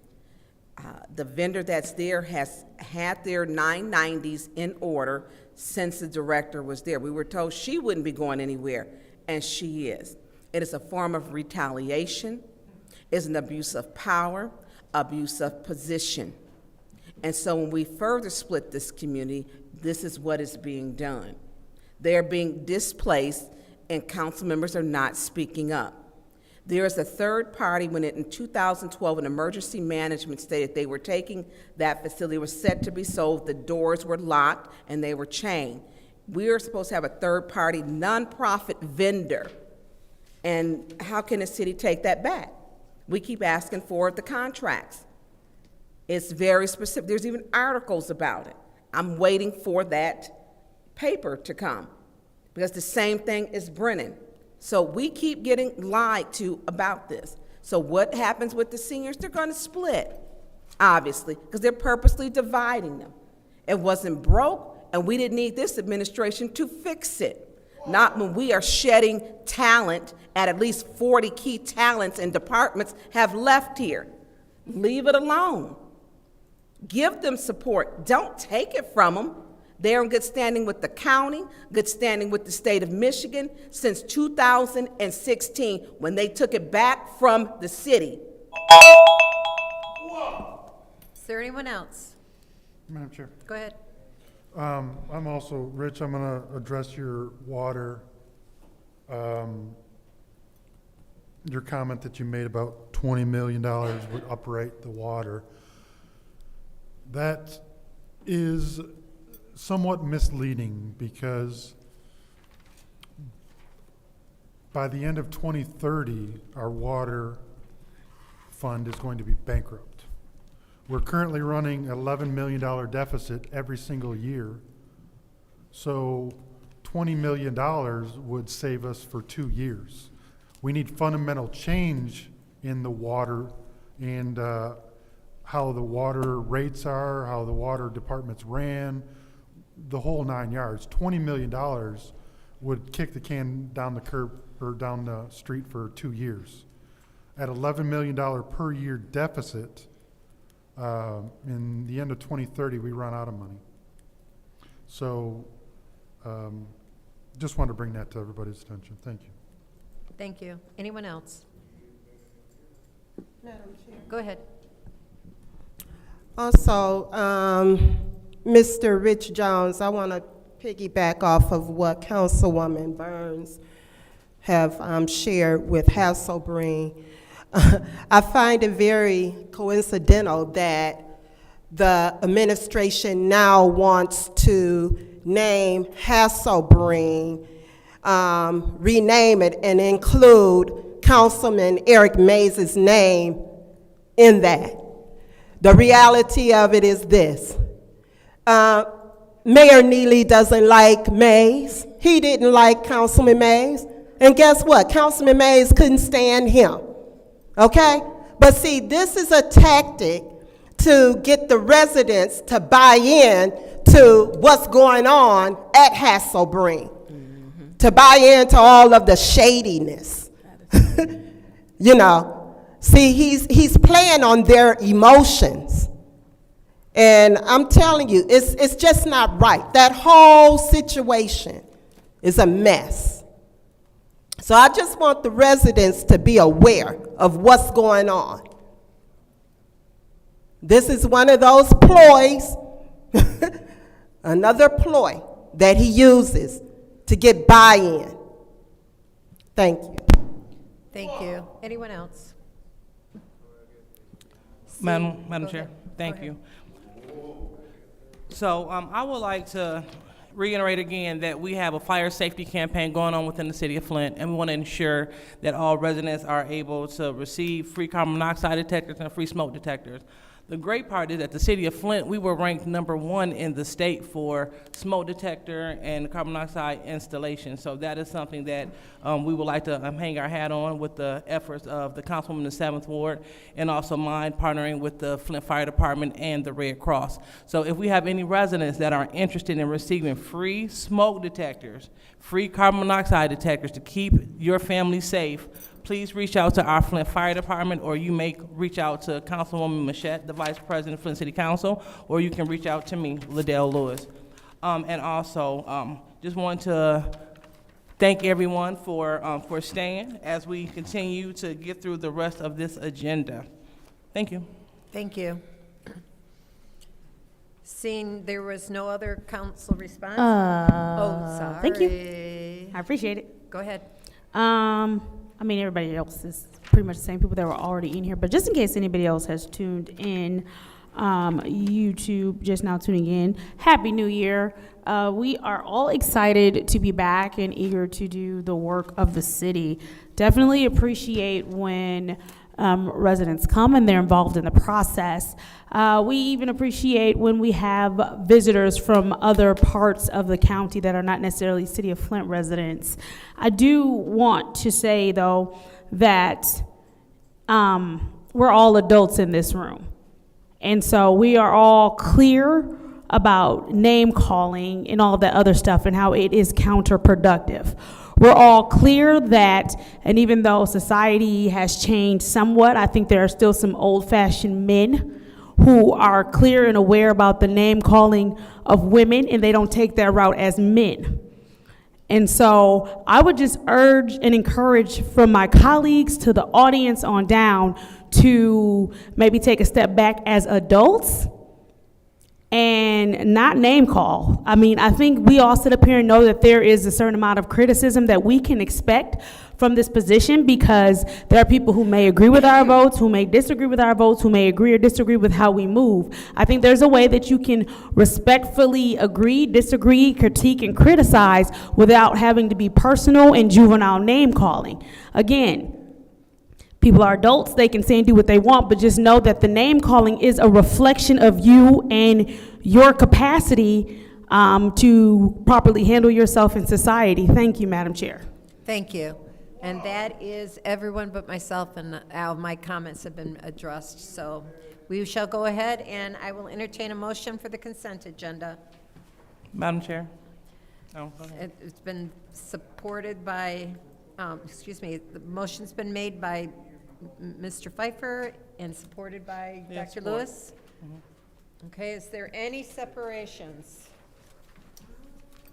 Madam Chair, Go ahead. I would like to separate 240582, page 5, the bricks. Okay. I thought that was done. And I think that is pretty much, for me, that is it. Is there any other separations? 582 is the last. Chair. Go ahead. I would like to separate Page 540553 240553. on page 3. Okay, for the choice neighborhood? Yes. Okay. Any other? Madam Chair? Go ahead. 240577. Okay. Any other? Okay, we have separated, any other before I announce the separation, or the consent agenda? Okay,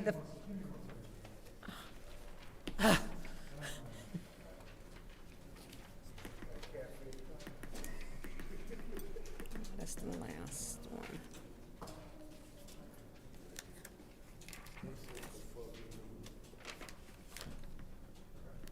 Okay, so the consent agenda consists of the following resolutions.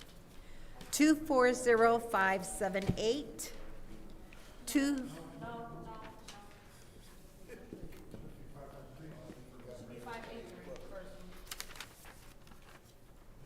No, I'm talking about the consent agenda. Right, you should start with 553. 553 was separated. It was separated. Yes. Yeah. So then 583 should be your first. I have a question for 578 is my first part of the consent. No, no, no. I got this. 240578. 240583. 240585. 250000. 250001 and 250002.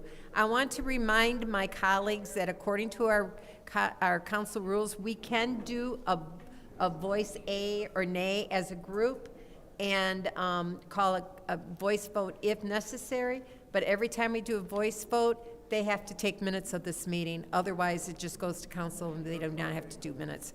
Just wanted to put that out there. Madam Chair, Yes. I think you said every time we do a voice vote, but you mean a roll call vote. Yeah. roll call vote, we have to do minutes. If you do voice vote, we don't have to do That's- minutes. Okay, so what is the pleasure of the body? Roll call or votes? Okay, roll call. Okay.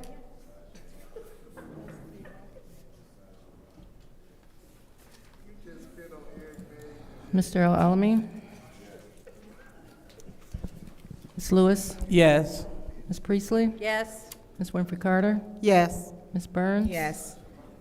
Ms. Mashat? Yes. Mr. Pfeiffer? Yes. Mr. Jarrett? The vote is 8 yes, 0 no. The vote is 8 yes, 0 no. That passes. Our first separation is 240553. I'll entertain a motion. Madam Chair, Go ahead. I would like to make a motion that we send 240553 to council. Is there support? It's been properly moved and seconded. Any discussion? Yes, Madam Chair. Go ahead. I have a question through you, Madam Chair, to Ms. Ashley. So Ashley, please explain what this is going to be used for. And then I also want to know, when will this project be complete? Yep, so we're in phase 3 of the housing development for choice. The remaining funds will be used to complete phase 3. It's about 96, 97 units in the choice neighborhood. And we are scheduled for completion September of this year. Okay.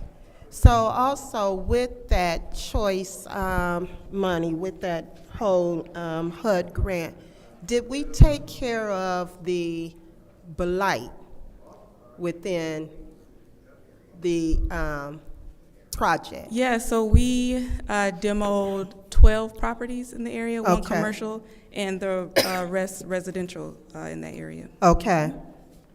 All right. I gotta get with you because there was one property that I thought was on the list for this. Yeah, absolutely. Just you can send it to me. Yeah, Yeah. I will. I would like to make a amendment to the final contract number, so we can amend the resolution. The final contract number should be $20,414,045 instead of the it states, I'm sorry, $2 million. It states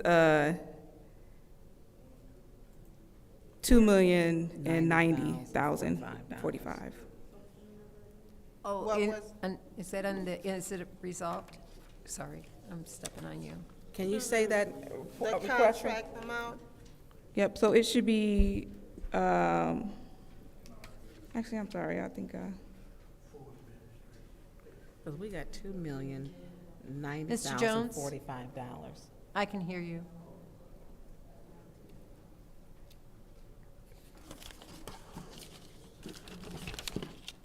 Okay. So I have the. Yeah. So the comma is in the wrong place. Oh, that's all it is. That's not important. And then. Is it? It should be $20,414,045. Oh, okay. Yep. Okay. And that is the last number on the resolution, at the bottom of the resolution. But the total add for $2 million is correct. Okay, let me see. Oh, I Where- see where the Yep. whereas is. Where is it? It's right above the table where the account numbers and the department name of I'm account still is. trying to- It's just the comma is in the wrong place. I don't think we need to amend that. That's just a typo. And it doesn't that- affect the number. Is that, through you, Madam Chair, to the clerk, is that so, Madam Clerk? Do we need to amend to move the comma? Where's the mistake? It's right above the table. In the resolution itself, it's right above the table. Excuse me. So it's actually the last number that's on the resolution. Oh, it's on the resolution, Yep. too. So It's the last number, it reads $20,191,735. Yes, and that number needs to change to $20,414,045. It's in the "It is resolved" section at the bottom. Yeah, it has to be changed. It's a completely different number than It what we is, got. it is, yes. Yeah, okay. So we have to I'm amend just it. not getting to it. Dang. $20,414,000. And $45. 20, No, I get that. 419,000? Request for information. What's your request? But the previous number that was approved and this change order equals the new number? I'm sorry, what change order? Well, the change of this dollar amount. Yeah, so the change of the contract, the original contract is 18 million.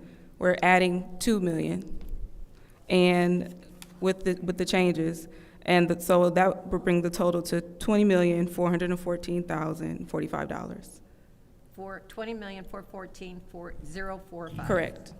Okay. You want to make that motion to amend? Or we'll have to wait till the next round. Yeah, we'll make the motion to amend. Thank you. Anyone else? Would anyone else like to make the amended motion?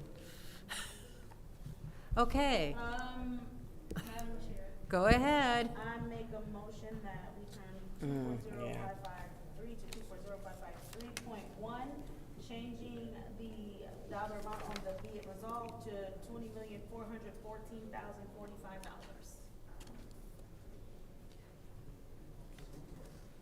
It's been moved and properly seconded.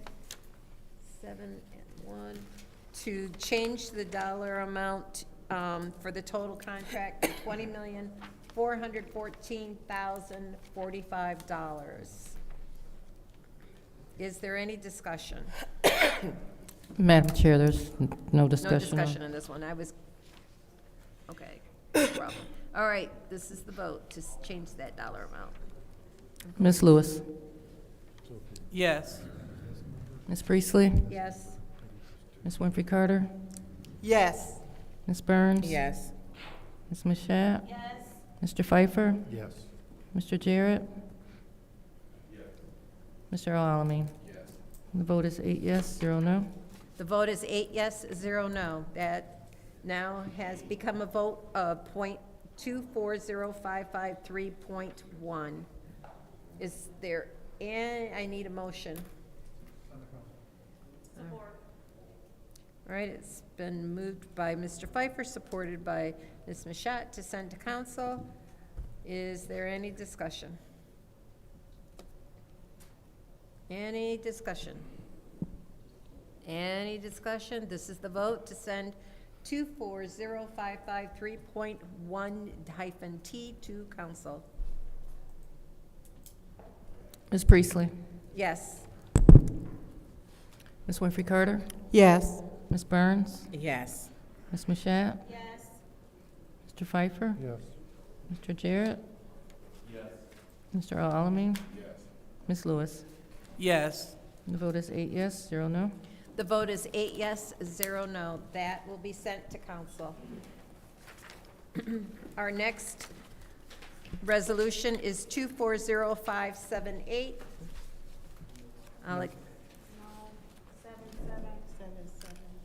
Oh, I'm sorry. Yep, 240577. I got this. You got this. Yeah. I was thinking, you guys confused me last night. All right, is there a motion? Send the council. It's a motion on the floor to send to council. Is there support? Madam Chair, I'll support that motion. And it's moved. Is there any discussion? Go ahead, Mr. Pfeiffer.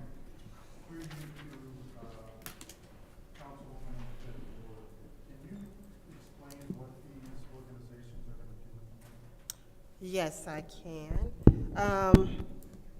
The first organization, which would be University Park Estates Homeowners Association, they have been asking for funds to redo their signage out there in the front of University Park. right there on Saginaw Street. And then, of course, landscaping. And the $10,000 that I'm trying to award to them is not going to take care of the entire project, but I did say that, you know, as far as my ward initiative, I could help them with some of the costs.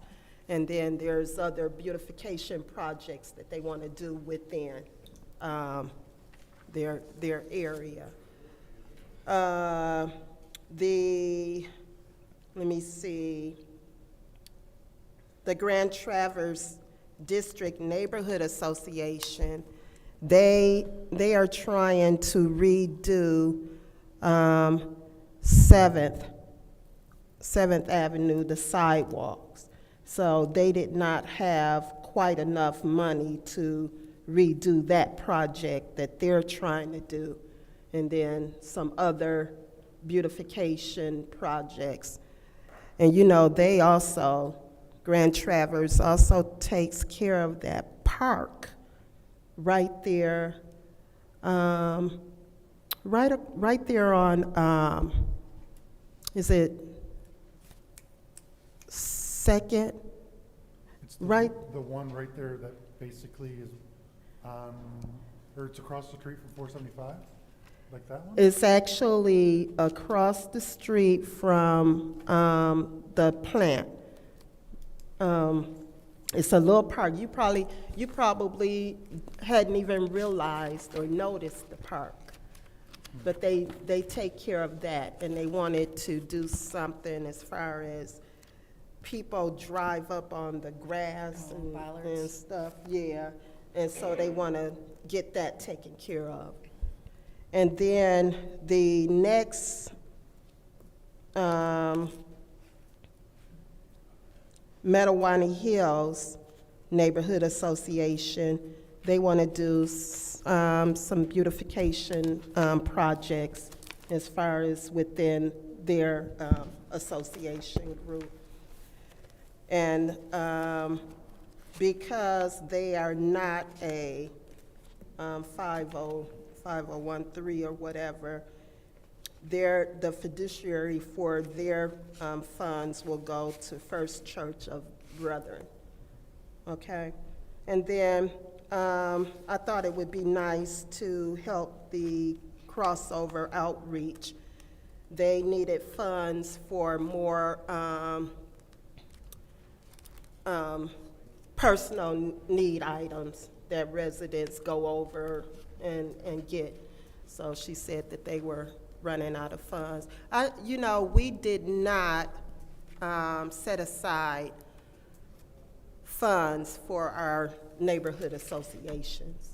So I thought it would be a good thing to award my neighborhood associations some funds. I have other associations, but I think those associations have been taken care of through other ARPA funds. And that's it. So the crossover outreach, I know that their new building or whatever, they're giving out personal need items for this, like deodorant, soap, that type of stuff? Okay. Yep. Yep. They give out a lot of stuff over there, you know. Yeah. So. Who's the director over there? I can't think she's of been it right before us a now. couple What is? of times. Yeah, she's been here a couple of Okay. times. Yeah. That's it, I'll yield. Okay, any other discussion in the first round? Madam Chair. Go ahead. So I do understand the desire to give money to neighborhood associations, because that's what I did with my allocation, was to make sure that the people who are there, who are taking care of the surrounding areas, making sure that they stay nice, and making sure that, you know, they're looking out for their neighbors. I think that is a good use of money to help support the neighborhood associations. I also am happy to see crossover outreach on here because, like you said, they do a lot of great work in this community. They service a lot of residents, and they also meet some other needs that are not necessarily typically met. And so I think this that'll go a long way with them. I think. What was my question with the? Where did you say the Grand Traverse Neighborhood District? Where is that park? Because I want to make sure next time I drive by. There. Drive. What is the? If you drive down 2nd Street, once you pass GM, you know that GM building? Start looking over to the right. Okay. And you'll see the park. Okay? Okay. Yeah. And so they wanna fix that area where people drive up there and stuff. And then some other, they're not getting much, but some other beautification projects. Yeah, for sure. Because one of the issues that we have that's a huge contribution to blight is people parking on grass, driving over grass, and all of that. And that's what they want to fix right there at that little park area. Yeah, because once people see tire tracks, they start dumping, and it gets real crazy. It's a really nice area, nice park area. Right. Yeah. All right. Thank you very much. Thank you. Anyone else? Madam Chair? Go ahead. Thank you.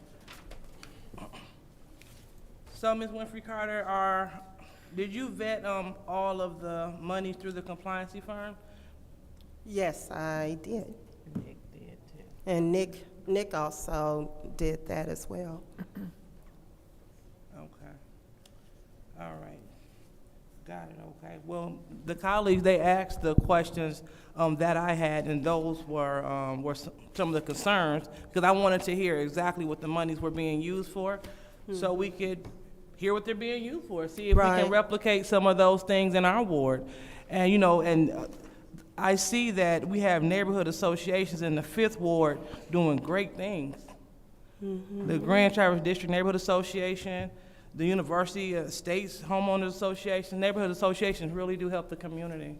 Do you agree? Absolutely, just like Cyrus Park. So I just want to make sure that we continue to spread great information and support all neighborhood associations that have applied for money, that are awarded money, so we can continue to do great work throughout the entire city. And also, I know this is on subject as well, I want to make sure that other neighborhood associations understand that another grant cycle is coming about through the Community Foundation as well as Habitat for Humanity. So those are other avenues so our neighborhood associations can continue the great work that they're doing in their communities. Thank you. Thank you. Anyone else? Madam Chair. Go ahead. Thank you. This is an absolute great use for your ward, as there were the other wards and I think associations, and the outreach center Crossroads is really a great one. But I do want to, you know, some of the things we talk about supporting the other wards, we do know that the 2nd Ward did not support yours and voted no. But I am in support of yours. Request for information. What's your request? Are you aware that I did not support it because I wanted to hear more about it, as I previously just stated? That's a misuse of point of information. Warn Point yourself. of order. Point of order. What's your point? I used a privilege mode. Go ahead. I was about to explain. That was not your response. It was my job to respond to her, not you. Go ahead. Did you have another point of order? Yeah, so just for the record, when we use privileged motions, I stated that so she will understand the next vote. So that's why we use the privileged motion, the request for information, so you will have an understanding of the next vote. Thank you. Thank you. It would be for you to understand the understanding of the next. So please. don't ma'am me, because this is my time, and you need to allow me to have my time. I am sorry, So- because I forgot that you were the one speaking at the moment. Go ahead. So like I stated, she misused, it was a gross abuse, again, of a privileged motion. That wasn't gonna help her. She was making a shot. as she always does. But I do want to say with Crossroads, Councilman Pfeiffer did bring up, they do some great work, and we've got some great organizations. You have a thriving area where there is a lot of new development, and where your ward is, they're pretty much buying up everything and redeveloping it. And where we once saw, if we look 20 years ago, there's a lot of redevelopment and things really are changing. I mean, even if we look at where you have, I believe in your ward, it is a Soggy Bottom that used to be a Chinese restaurant. So we look at where Jag the Haberdasher used to be Hurlick's, and now it's going to, and then it was the Apple Place, and now it's bought by, I believe, Communities First, and then the Odyssey House. So you've got so many great changes, and I think addressing your associations who don't often have funds, or collect dues, that this is a great use of it. And so I like to see when we're working together to support each other in that, because your ward, some sides of the street, west or east, we butt up to each other. Right. And so this is a really good use of it. And I will be supporting your ward initiatives for your ward. Thank you, Madam Chair. Thank you. Anyone else? Madam Chair, Go ahead. to my colleague in the Fifth Ward, I just want some clarity. The first church is the fiduciary? Yes, from Metawani. From Meadowrock.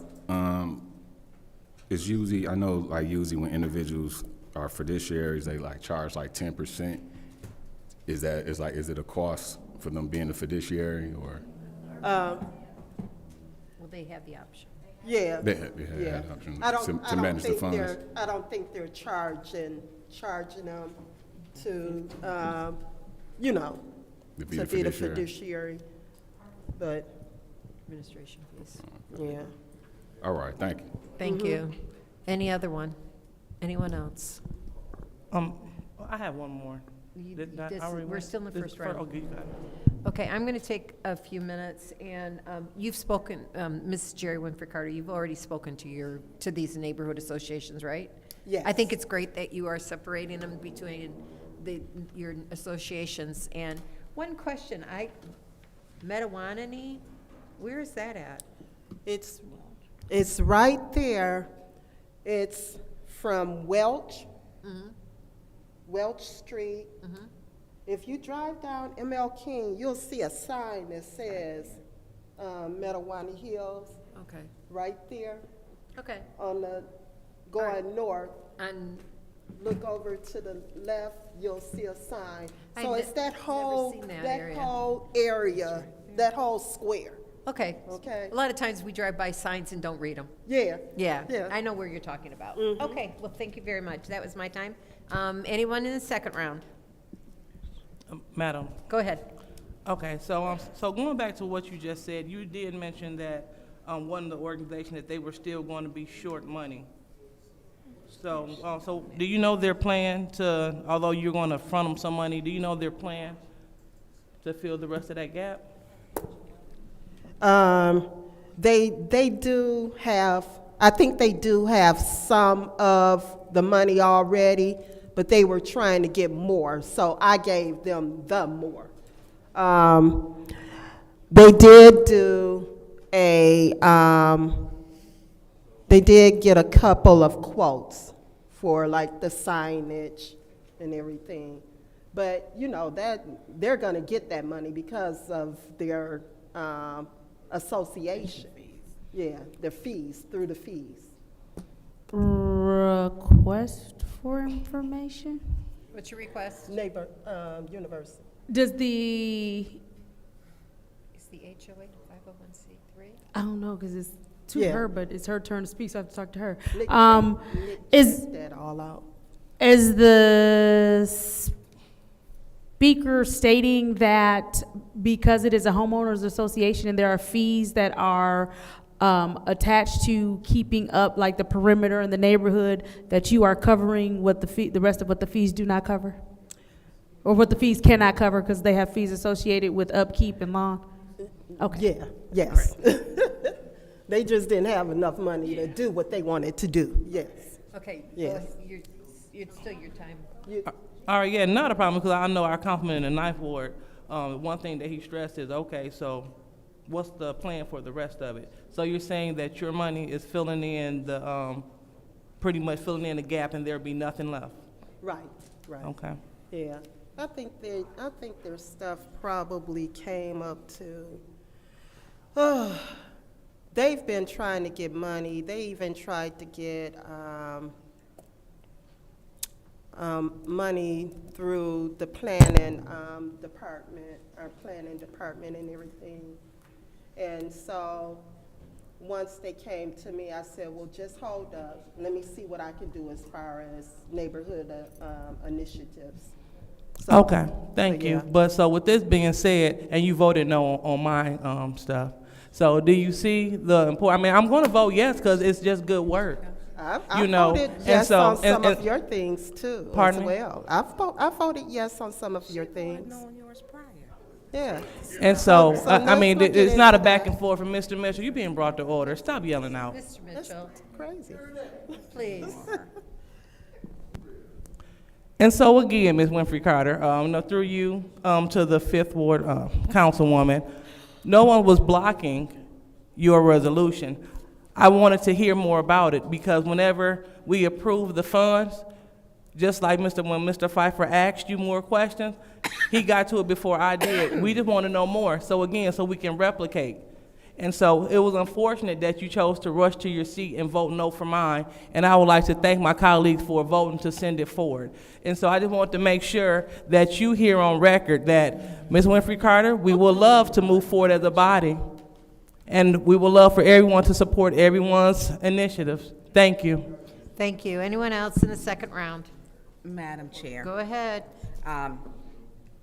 When you were stating, and for clarity, when you have an HOA, which they collect fees, and those fees are collected as being a part of an HOA, and if you don't comply, they're due.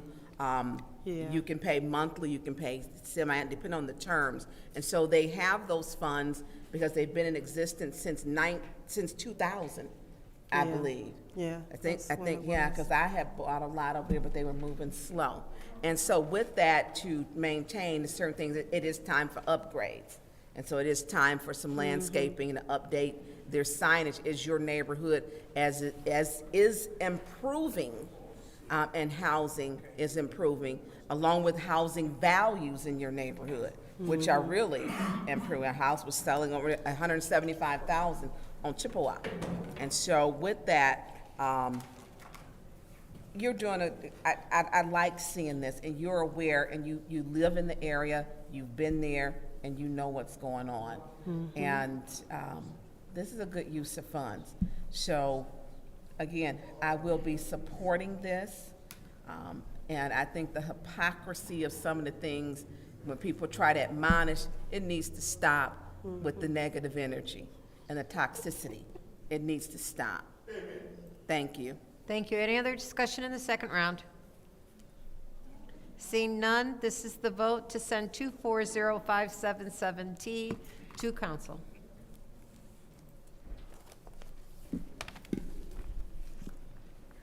Ms. Winfrey Carter? Yes. Ms. Burns? Yes. Ms. Mashat? Yes. Mr. Pfeiffer? Yes. Mr. Jarrett? Yes. Mr. Alamin? Yes. Ms. Lewis? She's absent. Is not in. She's not in. Ms. Priestley? Yes. Is that all that negative? The vote is 7 yes, 0 no. The vote is 7 yes, 0 no. Could we please have order on the council as well as in the audience, please? Thank you. The next resolution is 240578. I'll entertain a motion. Madam Chair. 578. That That's, was- oh, doggone it. But you got this. Wait a minute. I bet, you know, that's because I have to go now to my paper. So screw me. No, don't. Sorry. I know. Yep. 240582. Is our last resolution. Is there a motion? Motion to send to council. There's a motion on the floor to send to council. Is there support? Support. It's been moved and properly seconded to send to council. Is there any discussion? That's, Madam Chair, this is the bricks, right? Correct. Yeah, when are we done? Through you two, Mr. McGuire, is Edwards. oh, No, he's McGuire gone. have left. He Okay. left about 15 minutes ago. Oh, Mr. Edwards, what's going on with the bricks now? Because we should have put some cement down there at this rate. The Put it on the bricks wall. themselves, the bricks themselves and that project has concluded. This is, excuse me, this is an MDOT. Of course, they manage that whole project, every aspect of that project. And this is some cost overruns, if you will, or a change order related to when they, I guess, when they put the pipe in the ground and had already covered it over and everything, they found some instability and movement prior to placing the bricks or whatever, and they had to pull the whole thing up, put So a this more is for the stable. infrastructure. The trenching, it's around Okay. where the pipe that sits in the middle of the road. It is that reinforcement around it had to be reconfigured and redone. So was that the one that's on, I don't even know, is it Second Street? No, Saginaw. It was- Going down, right down through Saginaw. Oh, The okay. pipe Was it in went all front the of way down through Cafe Saginaw. Reme where it was shifting? No, that was a different issue. This is related to, Well, we got this was, roads almost 200 years old. yeah, this was related to the settling and the sand and the support around the pipe underground. Okay, Yes. okay, and is this it with the bricks? As far as we know, this What's is, that mean?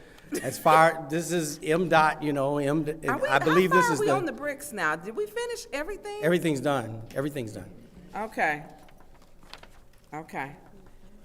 So, that was, okay. I'm good. Thank you. No problem. any other discussion in the first round? Any other discussion in the first round? Any other discussion in the first round? I've got a question.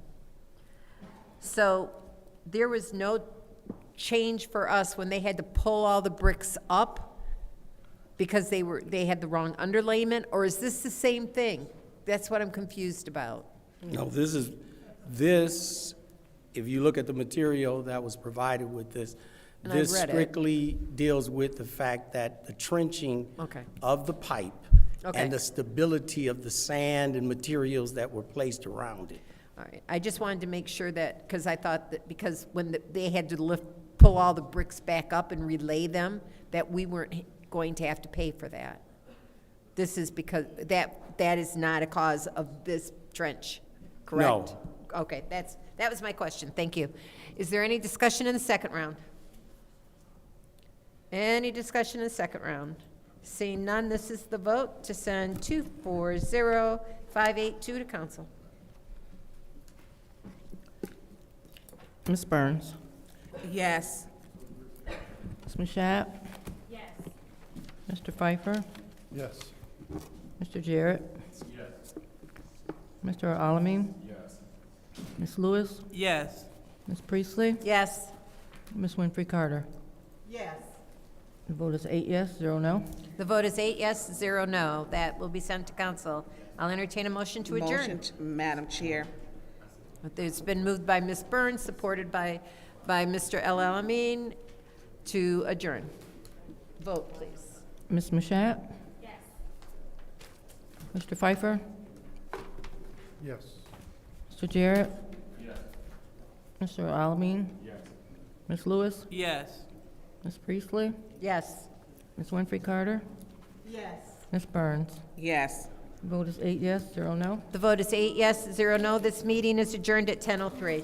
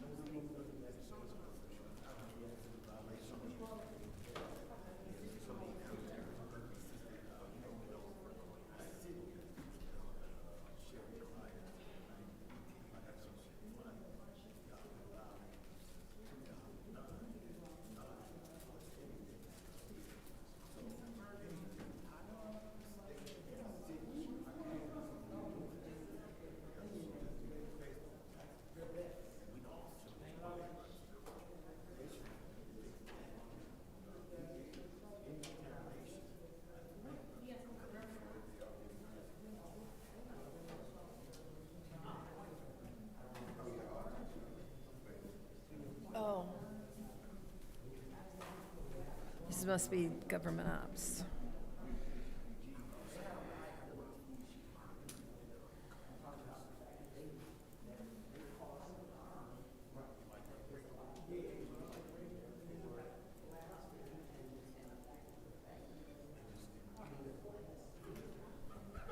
Are these all the resumes or just this one?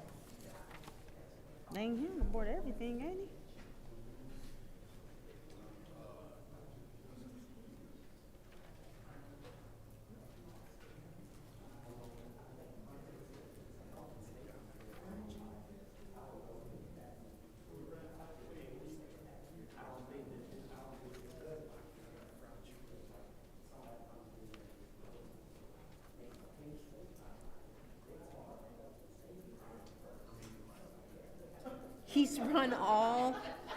He's run all of the crims. At 76?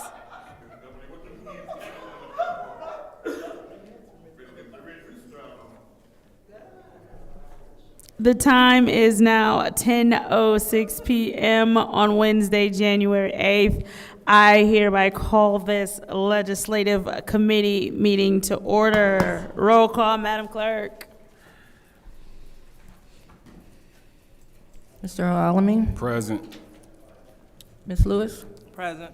Ms. Priestley? Present. Ms. Winfrey Carter? Present. Ms. Burns? Present. Ms. Mashat? Present. Mr. Pfeiffer is not in. Mr. Jarrett? You have 7 members present. We have 7 members present. Moving on to requests for agenda changes and/or additions. Are there any requests for changes or additions? Madam Chair. Councilwoman in the 4th Ward? Yes, I believe we need to remove 240485-T. The appointment of Joanne Gurley. No, we're on legislative. Oh, I'm sorry. Join us in this committee, please. Thank you. Are there any changes and/or requests for agenda changes or additions for the legislative committee? It started tonight at 10 instead of 10:30. Madam Chair. Yes, Madam Clerk. The administration has asked for amended versions of both of the ordinances that are on the agendas, and I distributed those to you. So when you get to those items, I would request that you amend to the .1 and then consider the .1s at the request of administration. Thank you, Madam Clerk. So we will need to separate the items to turn them into a .1. Got it. Oh, there they are. All right. Are there any more requests for agenda changes or additions? Seeing as how there are no more requests for agenda changes or additions, it is now time for public comment. Members of the public who wish to address the city council or its committees must register before the meeting begins. A box will be placed at the entrance of the city council chambers for collection of registrations. No additional speakers or slips will be accepted after the meeting begins. Members of the public shall have no more than 3 minutes per speaking during public comment, with only 1 speaking opportunity per speaker. Just want to remind everyone that you are subject to the Disorderly Persons Code subsection. First public speaker, Madam Clerk. First speaker is R.L. Mitchell. Hello, good evening, public. I'm R.L. Mitchell. I want to speak on the situation over on St. John Street about the dope boys. After all the darkies moved out of the neighborhood on St. John Street, they called this putting that 1,000 feet from the trail from St. John with that every kind of marijuana you want to get. Just like the boys from Detroit when they introduced that stuff to Flint, and Flint ain't been the same thing since.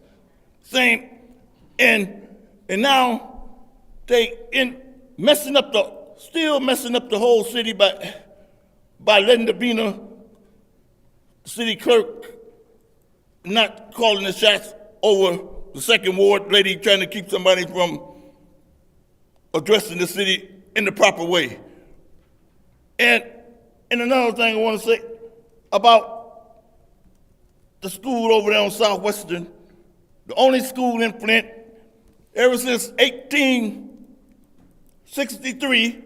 It's been 100 years, but from now they still treating the peoples of color like, especially the men's, they ain't let them go to war without shoes on their feet, the darkies, down in Georgia.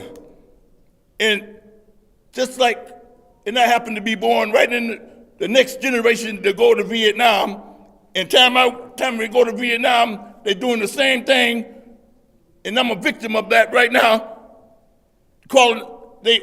In the president, everything is falling in order. It's up to the so-called Christians, and end up to being a Christian too at the same time, and think a Christian don't know what to do when they start attacking Christians. I've been addressed by the Muslim every day at McDonald's, talking about what you don't do every day.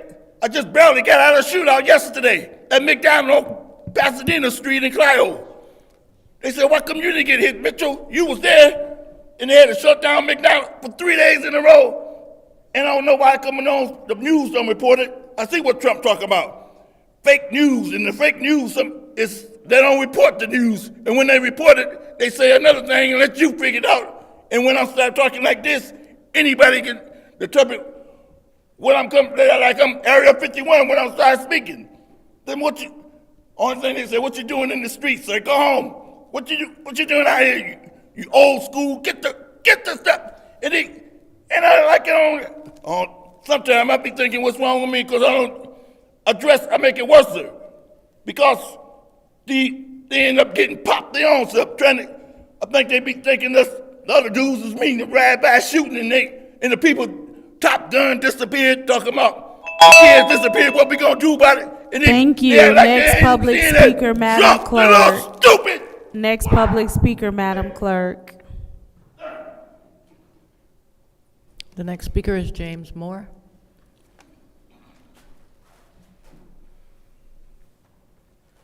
James Moore, I shall be brief because it is late, hopefully so you guys can hear me. But I would just like to say thank you all for hanging in here and for the most part, trying to work together and get things done. For the new year, I just want to say to Council, Senior Council, Mrs. Winfrey Carter, I want to say thank you for some work that you had did previously off of Kersley and Grand Traverse. The young ladies today were showing me on their phone that there was a car had landed on the rails. And thank God it didn't go in the Flint River. But while they was pointing that out to me, I was pointing out to them that that was your work, the temporary barriers that you had put up, that we talked about kids could come by and fall into the Flint River. When you listen up there in those 9 seats, it really does make a difference. We're your eyes and ears out there, and we bring it back, and when you hear, things get done. So thank you.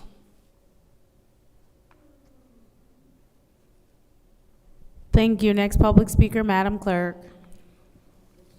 Okay. Rich Jones is not in. Next speaker is Beverly Biggs Levy. Okay. Arthur Woodson is not in. And Sandy Jobin is not in, so that was the last speaker. Seeing as how that was the last public speaker, is there anyone for council response? Someone left a backpack unattended? Well, that's not good. It's not good at all. Madam Chair, I would like to Councilwoman speak. in the 5th Ward, you have the floor. Are there no officers up here to collect that? And I just want to say thank you all, the residents that are still here. Thank you for staying on and being engaged in the process. James, thank you. But it is my job to make sure if I get a call, a complaint, or whatever, I'm going to do my best to make sure that whatever it is, it gets done. And I want to take this opportunity to for all of the Fifth Ward residents, please give me a call if you have issues or concerns. I do try to drive through the ward and check out issues and make notes so that I can turn things into department heads, but sometimes it's hard, you know, to see everything, you know, or get to all of the different parts of the Fifth Ward. So thank you for bringing your issues, and if you have any issues or concerns, please reach me at area code 810-397-3621. And ask for all of the Fifth Ward residents or any of the residents here in the city of Flint. Thank you. Thank you. I do want to pause and say, Madam Clerk, can we see if there's an officer available to come remove that backpack? Given the climate that we face today, I don't think that items should be left in the chambers unattended.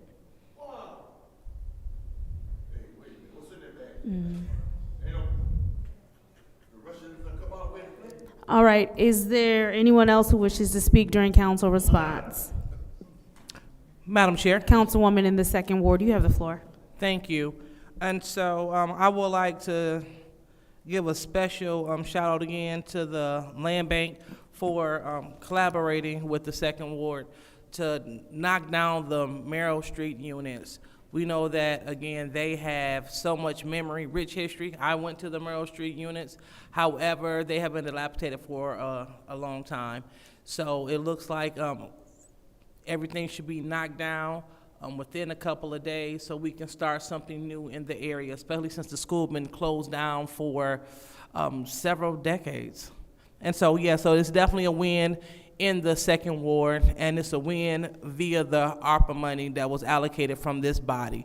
So I just want to continue to remind the second ward that we are working and we are moving forward. Thank you. Thank you. Is there anyone else who wishes to speak during council response? Seeing as how there's no one else who wishes to speak during council response, I will take my time. I would like to congratulate the second ward on your efforts to eliminate blight. Partnering with the land bank is definitely something that we all need to do and be mindful of, because we all have structures that we need to get rid of because they are contributing to blight. They're a nuisance, and it's just flat out, we're seeing more and more how they're becoming a danger, and when we leave them up for too long, residents or non-residents take things into their own hands and start burning down those structures, or people go in and do some quote-unquote urban exploring and they fall through ceilings and everything else. So I am happy that that project was able to be completed, and that specific area in the second ward is a bit safer and it is blight-free, so congratulations on that. And seeing as how I am the last person to speak, we will now move on to the consent agenda. What is the pleasure of this body? Councilwoman in the fourth ward. All right, it is total separation, so we will move on to our ordinances. Our first ordinance is ordinance 240426-T. What is the pleasure of this body? Madam Chair, Councilwoman in the first ward. I'd like to make a motion to amend 240426-T to 240426-T1, as we've been given new documentation that was updated.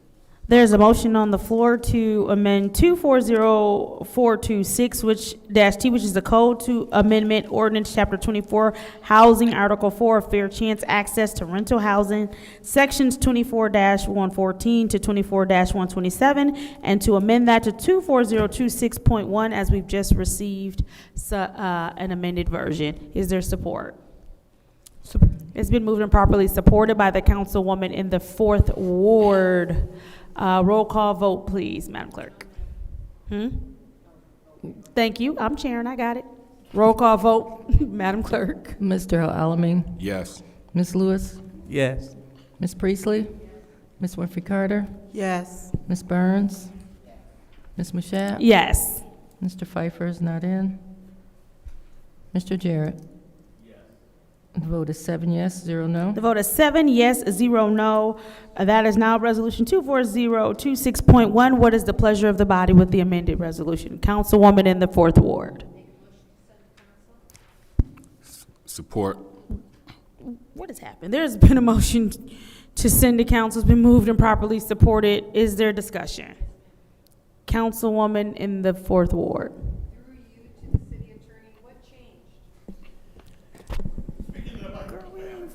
So the only change from when this was originally discussed back in July, August, whenever it was to ordinance section 24-119B subsection 2. There was some discussion when this ordinance was originally considered that the council wished to see criminal sexual conduct convictions to be convictions upon which an adverse action, as that term is defined, under this ordinance. So a landlord can consider an applicant's conviction of criminal sexual conduct 1, 2, 3, or 4 in making an adverse decision in not to rent to that individual. That's the only change to this draft.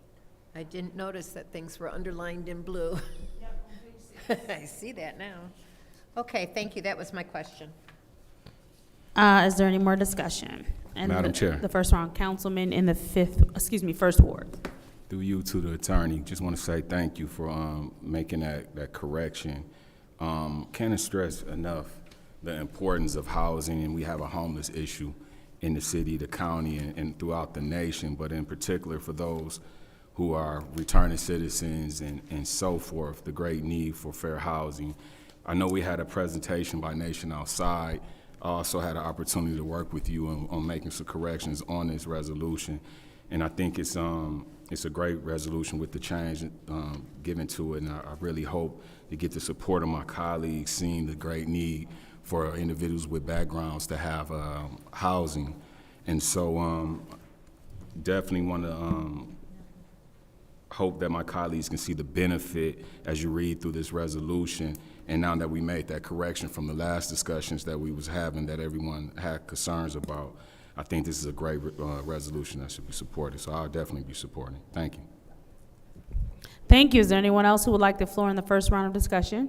Madam Chair. Councilwoman in the 6th Ward. Yes, the changes where I was concerned really about criminal sexual conduct, especially since I know we had a individual who was in an area and infected a 14-year-old child with HIV by grooming him. That was a problem. Getting this with this late, I'll let everyone listen. I will not be voting tonight to approve this until I can read it. And I'm not going to read it tonight when we have a mountain of paper. And actually the next one either, with the changes, and we just got this. I yield the floor. Thank you. I would like to remind all residents to please silence your phones. Is there anyone else who would like the floor in the first round of discussion? All right, is there anyone who would like the floor in the second round of discussion? Councilwoman in the 2nd Ward.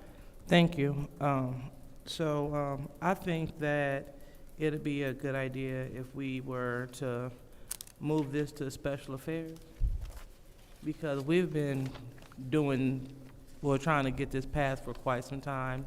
The proper amendments were made. And so if we just stop it by special affairs, we can go ahead and approve this in council, because this been over, I'll say, what, 2.5 years in the making. This was what me and Councilman Worthing was working on before Councilman Elamine came on board.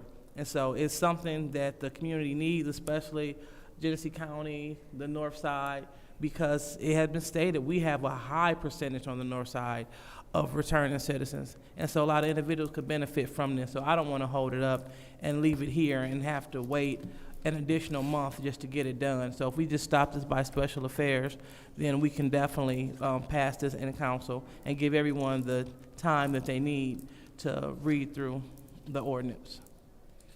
So there's a substitute motion on the floor to send this to special affairs. Is there support? It's been moved and properly supported. Roll call, Madam Clerk.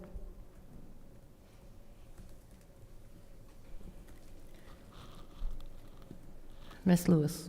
Yes. Ms. Priestley. Yes. Ms. Winfrey Carter? Yes. Ms. Burns? No. Ms. Mashat? Yes. Mr. Pfeiffer is not in. Mr. Jarrett? Yes. Mr. Alamin? Yes. The vote is 6 yes, 1 no. The vote is 6 yes, 1 no. That resolution has been moved to special affairs. Moving on to Resolution 240430-T, which is the Code Amendment Ordinance, Chapter 25, Community Development, Article 1, Community Benefits Agreements, Section 25-1 to 25-7. What is the pleasure of the body? Madam Chair, Councilwoman in the second ward. I would like to send this ordinance. Motion, it has to be amended first. I'm sorry, It has to be amended first. I didn't hear. It has to be amended first Oh, to a okay. point one. Oh, okay. And this is the amended. This is community benefits, yeah. Okay, well, yeah, well, I would like to amend the resolution to a point one. All right, there is a motion on the floor to amend Resolution 240430-T to 240430.1 based on new amendments that we were given tonight. Is there support? It's been moved and properly supported. Roll call, Madam Clerk. Ms. Priestley? Yes. Ms. Winfrey Carter? Yes. Ms. Burns? Yes. Ms. Mashat? Yes. Mr. Pfeiffer is not in. Mr. Jarrett? Yes. Mr. Alamin? Yes. Ms. Lewis? Yes. The vote is 7 yes, 0 no. The vote is 7 yes, 0 no. That has been amended to 240430.1. Now, moving to 240430.1, what is the pleasure of the body? Madam Chair, Councilwoman in the fourth ward. make a motion to send to council. There's been a motion to send to council. Is there support? Support. It's been moved and properly supported by the councilwoman in the second ward. Is there discussion in the first round? Madam Chair. Councilwoman in the sixth ward. Thank you. Again, because we just got these, I like to read my material. I will not be voting for this tonight. I'll let my colleagues weigh in. I believe in a community benefits agreement, but we just got this. We literally, and we have been since 9:30 this morning, subject to, I don't know what you call it, the courts. And I'm not getting ready to read that when we have a mountain of paper. So I yield the floor. Thank you, Madam Clerk. I just want to state for the record that both ordinances were forwarded to council over the last couple of months as supplemental information. This is the first time we've actually gotten to bring them from the floor, but I emailed these items to you several times over the last couple of months, the same versions, just for the record. Yes, she said this version. I didn't read it. All right, is there anyone else who would like the floor in the first round of discussion? Councilwoman in the fifth ward. If no one has other discussions, I don't know, do you have more discussions? I think Councilwoman in the second ward wanted the floor next. Okay, I'll yield. Councilwoman in the second ward. I was gonna make the motion to, for the sake of our, well, I see that she voted down the, sending the other one to special affairs. Thank you, Madam Clerk, for bringing up that we've been had this. And I see that she voted down sending the other ordinance Just send it to to special affairs, special please. affairs. What does my vote have to do with her? And so, Continue. okay, thank you. And so, I would entertain the motion of sending this to special affairs so she can read it, but I know she voted down, so I don't know if that is her intention. I'm not going to speak to her intention or motive. So what I will do is... Are you making a motion to send this to special affairs? Well, I'll see if my colleagues just want to send it to council where we can discuss it again. I know that the votes are not there for that. So Oh, do you you want to know. send this to special affairs? Well, I'll definitely give it a go and see what happens. All right, is there support for the motion to send it to special affairs? It's been moved and properly supported by the councilman in the first ward. Roll call, Madam Clerk.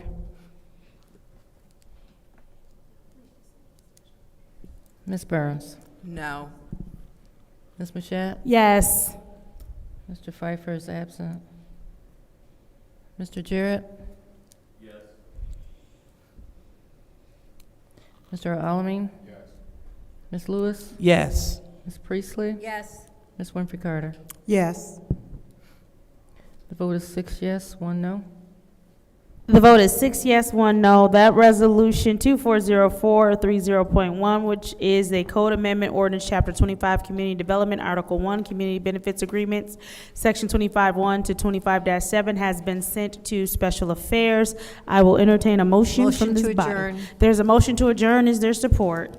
Moved by the fourth ward, supported by the first ward. Roll call, Madam Clerk. Ms. Mashat? Yes. Mr. Pfeiffer is absent. Mr. Jarrett? Mr. Alamin? Yes. Ms. Lewis? Yes. Ms. Priestley? Yes. Ms. Winfrey Carter? Yes.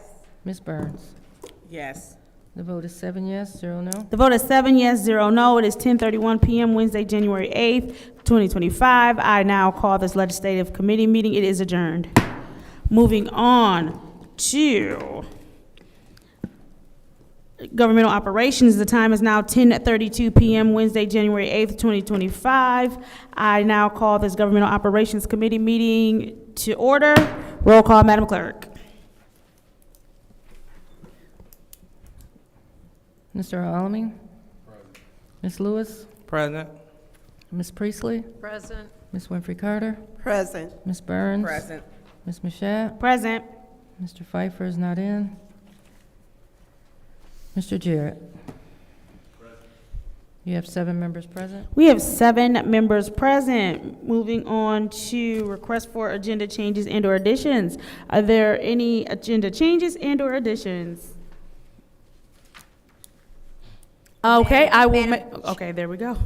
Go ahead. I'm sorry. Now is your time. Yes. I believe we need to remove 240485-T or postpone it indefinitely. I'm going to ask the clerk.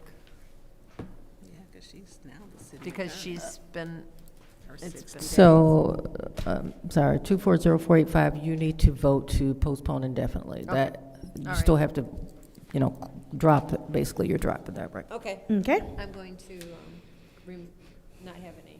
Okay. So if there are no agenda changes or additions, it is now time for public comment. Members of the public who wish to address the city council or its committees must register before the meeting begins. A box will be placed at the entrance to the council chambers for collection of registrations. No additional speaker or slips will be accepted after the meeting begins. Members of the public shall have no more than 3 minutes per speaker during public comment, with only 1 speaking opportunity per speaker. Just a reminder, you are subject to the disorderly person subsection. Madam Clerk, first public speaker. First speaker is R.L. Mitchell.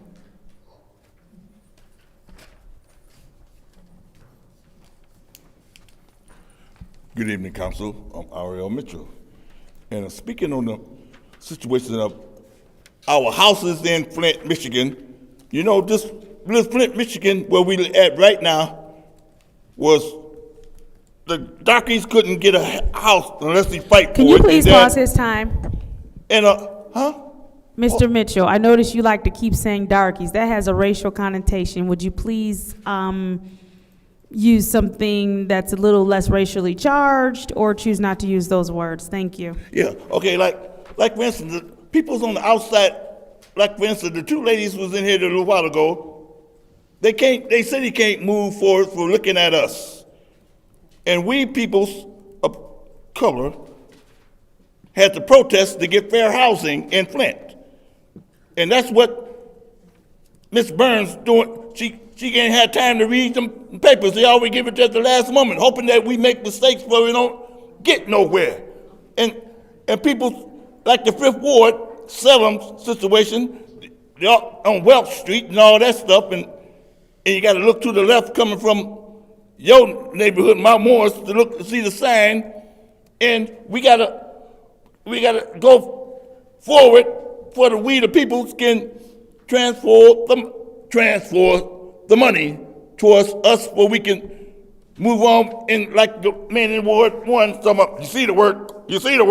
Ain't nobody gonna take Broome Center, the Hassel Center from in the mayor himself, or a puppet calling out, trying to put May's name on the thing where he can trick the cahoots with the peoples over in the county and all that stuff. But like we okie dokies in 1863, and then 1963, you got to fight to keep from going to Vietnam, go teach another nation how to fight, and don't want the man of color to go to the basic training. They're always trying to put it on the man of color, the buffalo, or whatever they call it, and then you can't talk about it because the colored man with his wife, or always talk about you only can limit it to have 2 babies and stuff. 8 is too many, and you don't abide by the rules, you get dealt with, or we getting dealt with now. Teaching that stuff in school, sex stuff, and you have to teach no kid. They automatically learn sex by themselves. And that's why no kids in Flint now. All of them disappeared. And people from the outskirts of the city had to come and tell you, where's your kids at? Like they know exactly who be snatching kids and all that, and you kick them out before they even get through talking. They pick their own stuff out. And you don't want to get to the point. And all these, look at walking away and stuff. Yeah.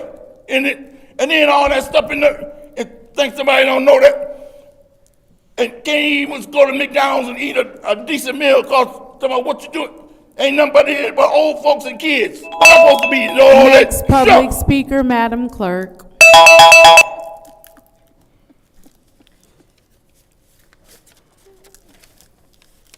The only other speaker still in attendance is Mr. James Moore. Good night. Seeing as how there are no more public speakers, it is now time for council response. Are there any council members who wish to respond to the public? Seeing as how there is no one who wishes to respond to the public, we will now move on to the consent agenda. What is the pleasure of the body? Madam Chair, move to approve consent agenda to the to council. There's a motion to send the consent agenda to council with separations. It has been properly supported by the councilman in the 1st Ward. Are there any separations? Madam Chair. Councilwoman in the 4th. 240485. 240522. 240523. 240524. Are there any more separations? Seeing as how there are no more separations, the consent agenda will consist of 240455, 240514, and 250006. Roll call, Madam Clerk. Madam Chair, just for the record, I just wanted to say that I gave you a resume for 250006. Thank you. Madam Chair. Yes. I do have a separation, well, but it's no one here to even discuss anything. The comprehensive plan update and the memorandum of understanding. You want to separate that? Yeah. I just want to, well, I mean, it's really, yeah, let's separate it. No problem. That's been discussed before. All right. So the consent agenda updated 240514 and 250006. Roll call, Madam Clerk. Mr. Al-Alami. Ms. Lewis is not in. Ms. Priestley? Yes. Ms. Winfrey Carter? Yes. Ms. Burns? Yes. Ms. Mashat? Yes. Mr. Pfeiffer is not in. Mr. Jarrett is not in. Ms. Lewis? Yes. The vote is 6 yes, 0 no. The vote is 6 yes, 0 no. The consent agenda passes. Moving on to Resolution 24055-T, which is the Comprehensive Plan Update Memorandum of Understanding, City of Flint Planning Commission. What is the pleasure of the body? Madam Chair, I'd like to move that to Special Affairs. There's been a motion to move it to Special Affairs. Is there support? Support. It's been moved and properly supported by the councilman in the first ward. Roll call, Madam Clerk. Ms. Lewis? Yes. Ms. Priestley? Yes. Ms. Winfrey Carter? Yes. Ms. Burns? Yes. Ms. Mashat? Yes. Mr. Pfeiffer is not in. Mr. Jarrett is not in. Mr. Alamin? The vote is 6 yes, 0 no. The vote is 6 yes, 0 no. That resolution 240455-T has been sent to Special Affairs. Moving on to appointments. Madam Chair, I'd like to drop indefinitely 240. Appointment 240485-T, mayoral appointment, City Attorney Joanne Gurley. What is the pleasure of the body? I'd like to drop that indefinitely. Councilwoman in the fourth ward, you have the floor. I would like to postpone it indefinitely. There's been a motion to postpone this resolution indefinitely. Is there support? Support. It's been moved and properly supported. Yes, is there a discussion? Nope. All right, roll call, Madam Clerk. Ms. Priestley? Yes. Ms. Winfrey Carter? Yes. Ms. Burns? Yes. Ms. Mashat? Yes. Mr. Pfeiffer is not in. Mr. Jarrett is not in. Mr. Alamin? Ms. Lewis? Yes.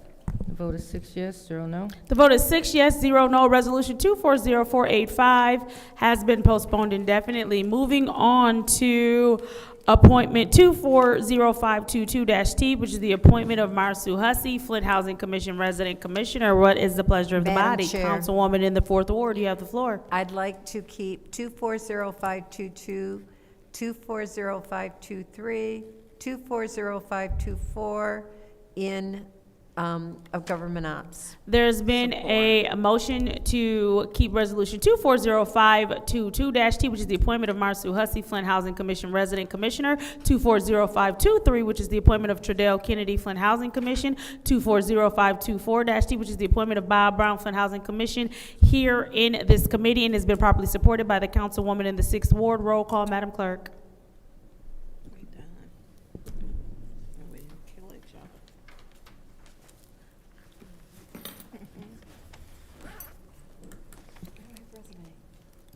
Ms. Winfrey Carter? Yes.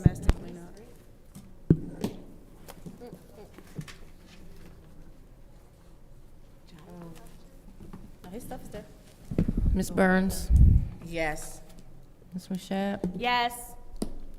Mr. Pfeiffer is absent. Mr. Jarrett is absent. Mr. Alamin? Ms. Lewis? No. Ms. Priestley? Yes. Oh, yes. I'd like to change my vote to no. Okay. The vote is 4 yes, 2 no. The vote is 4 yes, 2 no, so that motion fails. Moving back to appointment 240522-T, appointment of Marsu Hussey, Flint Housing Commission Resident Commissioner. What is the pleasure of the body? Madam Chair, Councilwoman in the fourth ward. send to council. There's been a motion to send to council. Is there support? Support. Moved and properly supported by the councilwoman in the second ward. Is there discussion? Madam Chair, Councilwoman in the fourth the ward. reason why I originally wanted to keep it in finance, or in government ops was that I forgot that we had received the resume for this person. And we received it on December 12th, or 16th. At 10:06 p.m., so we do have that available. And that's the only reason why I was keeping it in government ops. All right, is there anyone else? I'm sorry, are you yielding your time? I'm yielding my time. All right, no problem. Is there anyone else who would like to have any discussion in the first round? Madam Chair. Councilwoman in the 6th Ward. I will not be voting on this because this is a new appointment. And the Flint Housing Commission had numerous problems, numerous. And we're replacing, I think there were 4 people actually on the board. The one that I did approve, I do know her, Sharon, and she wasn't here. But we have 3 other ones. These are new appointments. I will not be approving any of them without having a conversation, especially with them having problems with the HUD department and finances. With that board, I will not. All right, thank you. Are you yielding your time? I am yielding my time, thank you. Okay, is there anyone else who wishes to have discussion in the first round? Councilwoman in the 2nd Ward. Thank you. So, through you, to the councilman in the 1st Ward. So I know you were on the board and you expressed that they were short, had some issues with quorum. In addition to, they have not had a resident commissioner for quite some time. So could you please advise as far as the I guess necessity of appointing someone to this position tonight? Well, it's definitely important. They need some more additional commissioners over there so that they can have quorum and continue to move things forward. They have been without a residential commissioner for quite some time, and that position is very important. So definitely, I ask my colleagues to consider potentially supporting the residential commissioner at least, so they can continue to strengthen that board and continue to try to move things forward. I know they have brought in some consultants that's working with them and so forth, but again, it's been kind of tight. I know we just appointed the one lady to go over there, so now that they can kind of get things going, but this residential piece is very important as well, and it's something that's a requirement through HUD, actually, that they hurry up and get a residential commissioner, even if we postpone the other ones until they come. But I think definitely considering the residential one is very important for the sake of what HUD is looking for at this time before they maybe come up in here and look at some things with them over there. All right, so thank you so much, Councilman Elamine. So hearing that our councilman in the 1st Ward, who was a prior housing commissioner, he's familiar with the board and the needs of the board, as well as having an understanding that not appointing someone to this position could result in HUD having a bigger intervention with the board. I definitely would be in support of the resident commissioner, because according to this, and according to our colleague, we received this resume last year. In addition to, he will be filling the 5th seat on the board, which has been vacant. So this is fulfilling a vacancy. So I'm in full agreement. I would definitely be in agreement to postpone the other 2. But in terms of this commissioner position, where they have a hard time getting residents to even volunteer for this board. So, and I just want to ask through you, Madam Chair, to Michelle Alameen, is it, from what I was told, they have a hard time getting residents to get on the board? That's correct. That's correct. It's been some changes. Flint Housing don't own all the housing apartments that they once had. They manage now about five buildings, so it's been very hard to try to get a residential commissioner to fill this seat. And so now that we potentially have someone who's interested, I really hope that our council consider this supporting this. All right, thank you, Mr. Elamine. So hearing that the pool of residents have shrunk for us to even choose from having a resident commissioner, we have someone that decided to volunteer their time, talents, and skills and abilities to serve on this board to help us continue to do things such as fulfill the housing grant, the $30 million housing grant that we're getting for the Choice neighborhood. Yeah, they have a big role in that. So I would be remiss not to appoint Mr. Hussey from looking at the resume that they submitted and seeing that they have the dedication to want to serve this city. So thank you so much, Mr. Elamine, and thank you so much, Madam Chair. Thank you. Thank you. Is there anyone else who wishes to speak in Yes. this round of discussion? Councilwoman in the Fifth Ward. Yes, Madam Chair. I would like to make an amended motion to the motion that we have on the floor. And I would like to see if we can just stop this by special affairs. Okay. So that colleagues can, get more information.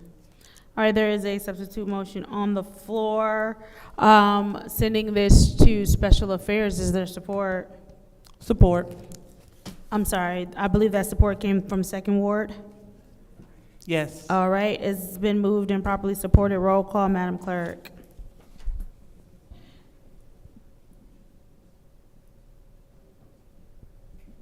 Ms. Burns? No. Ms. Mashat? Yes. Mr. Pfeiffer is absent. Mr. Jarrett? Yes. Mr. Alamin? Yes. Ms. Lewis? Yes. Ms. Priestley? Yes. Ms. Winfrey Carter? Yes. The vote is 6 yes, 1 no. The vote is 6 yes, 1 no. That appointment 240522-T, appointment of Marsu Hussey, Flint Housing Commission Resident Commissioner, has been sent to Special Affairs. Moving on to appointment 240523-T, which is the appointment of Tredell Kennedy, Flint Housing Commission. What is the pleasure of the body? Madam Chair. Councilwoman in the Fourth Ward. Now I'll make the motion 240523 and 240524. I'd like to leave in government ops. There's been a motion on the floor to use resolution Wait, 240523. Don't ask for a second. I only have one. Yes, they sent it to us on December the 16th. We just decided we were gonna leave them both here anyway, so why can't we leave them both here? Madam Chair? Yes, yes. Actually, the administration has requested that 240524, appointment of Bob Brown, be postponed indefinitely. So moving on to 240523-T, appointment of Tredell Kennedy, Flint Housing Commission. What is the pleasure of the body? Move to, I don't have Trudell. When did he? Tredell Kennedy, Flint Housing Commission. What is the pleasure of the body? Oh, there it is. I do see it. I know. I make a motion to approve, to send to government, special affairs. Y'all show stacking them in there. Yeah, I know. Is there support? Support. It's been moved and properly supported. Is there discussion? No discussion. Wait, no, you said special affairs? I forgot. Yep, special affairs. Roll call, Madam Clerk. Ms. Mashat? No. Mr. Pfeiffer is absent. Mr. Jarrett? Yes. Mr. Alamin? Yes. Ms. Lewis? Yes. Ms. Priestley? Yes. Ms. Winfrey Carter? Yes. Ms. Burns? No. The vote is 5 yes, 2 no.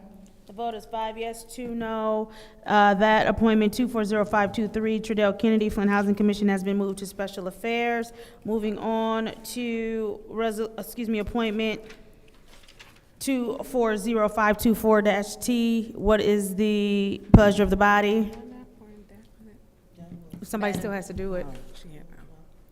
240, I make a motion to send to special affairs. No, you make a motion to postpone indefinitely. Bob Brown, postponed indefinitely, but never mind. All right, is there support?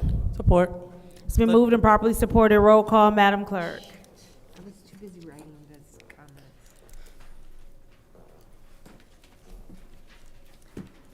Mr. Jarrett? Yes. Mr. Alamin? Yes.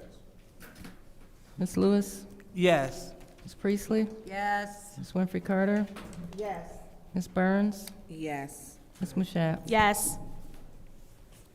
Vote is 7 yes, 0 no. The vote is 7 yes, 0 no. That has been postponed indefinitely. What is the pleasure of the body? Madam Chair, motion to adjourn. There's a motion to adjourn. Is there support? Support. It's been moved and properly supported by the councilwoman in the Fourth Ward. Roll call, Madam Clerk. Mr. Alamin? Yes.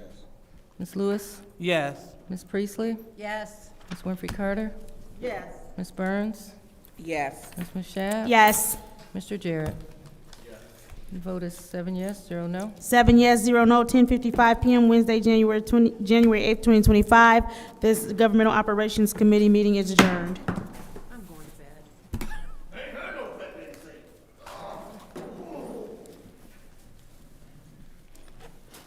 I'm going to blame it on my glasses. I'm wearing different glasses tonight.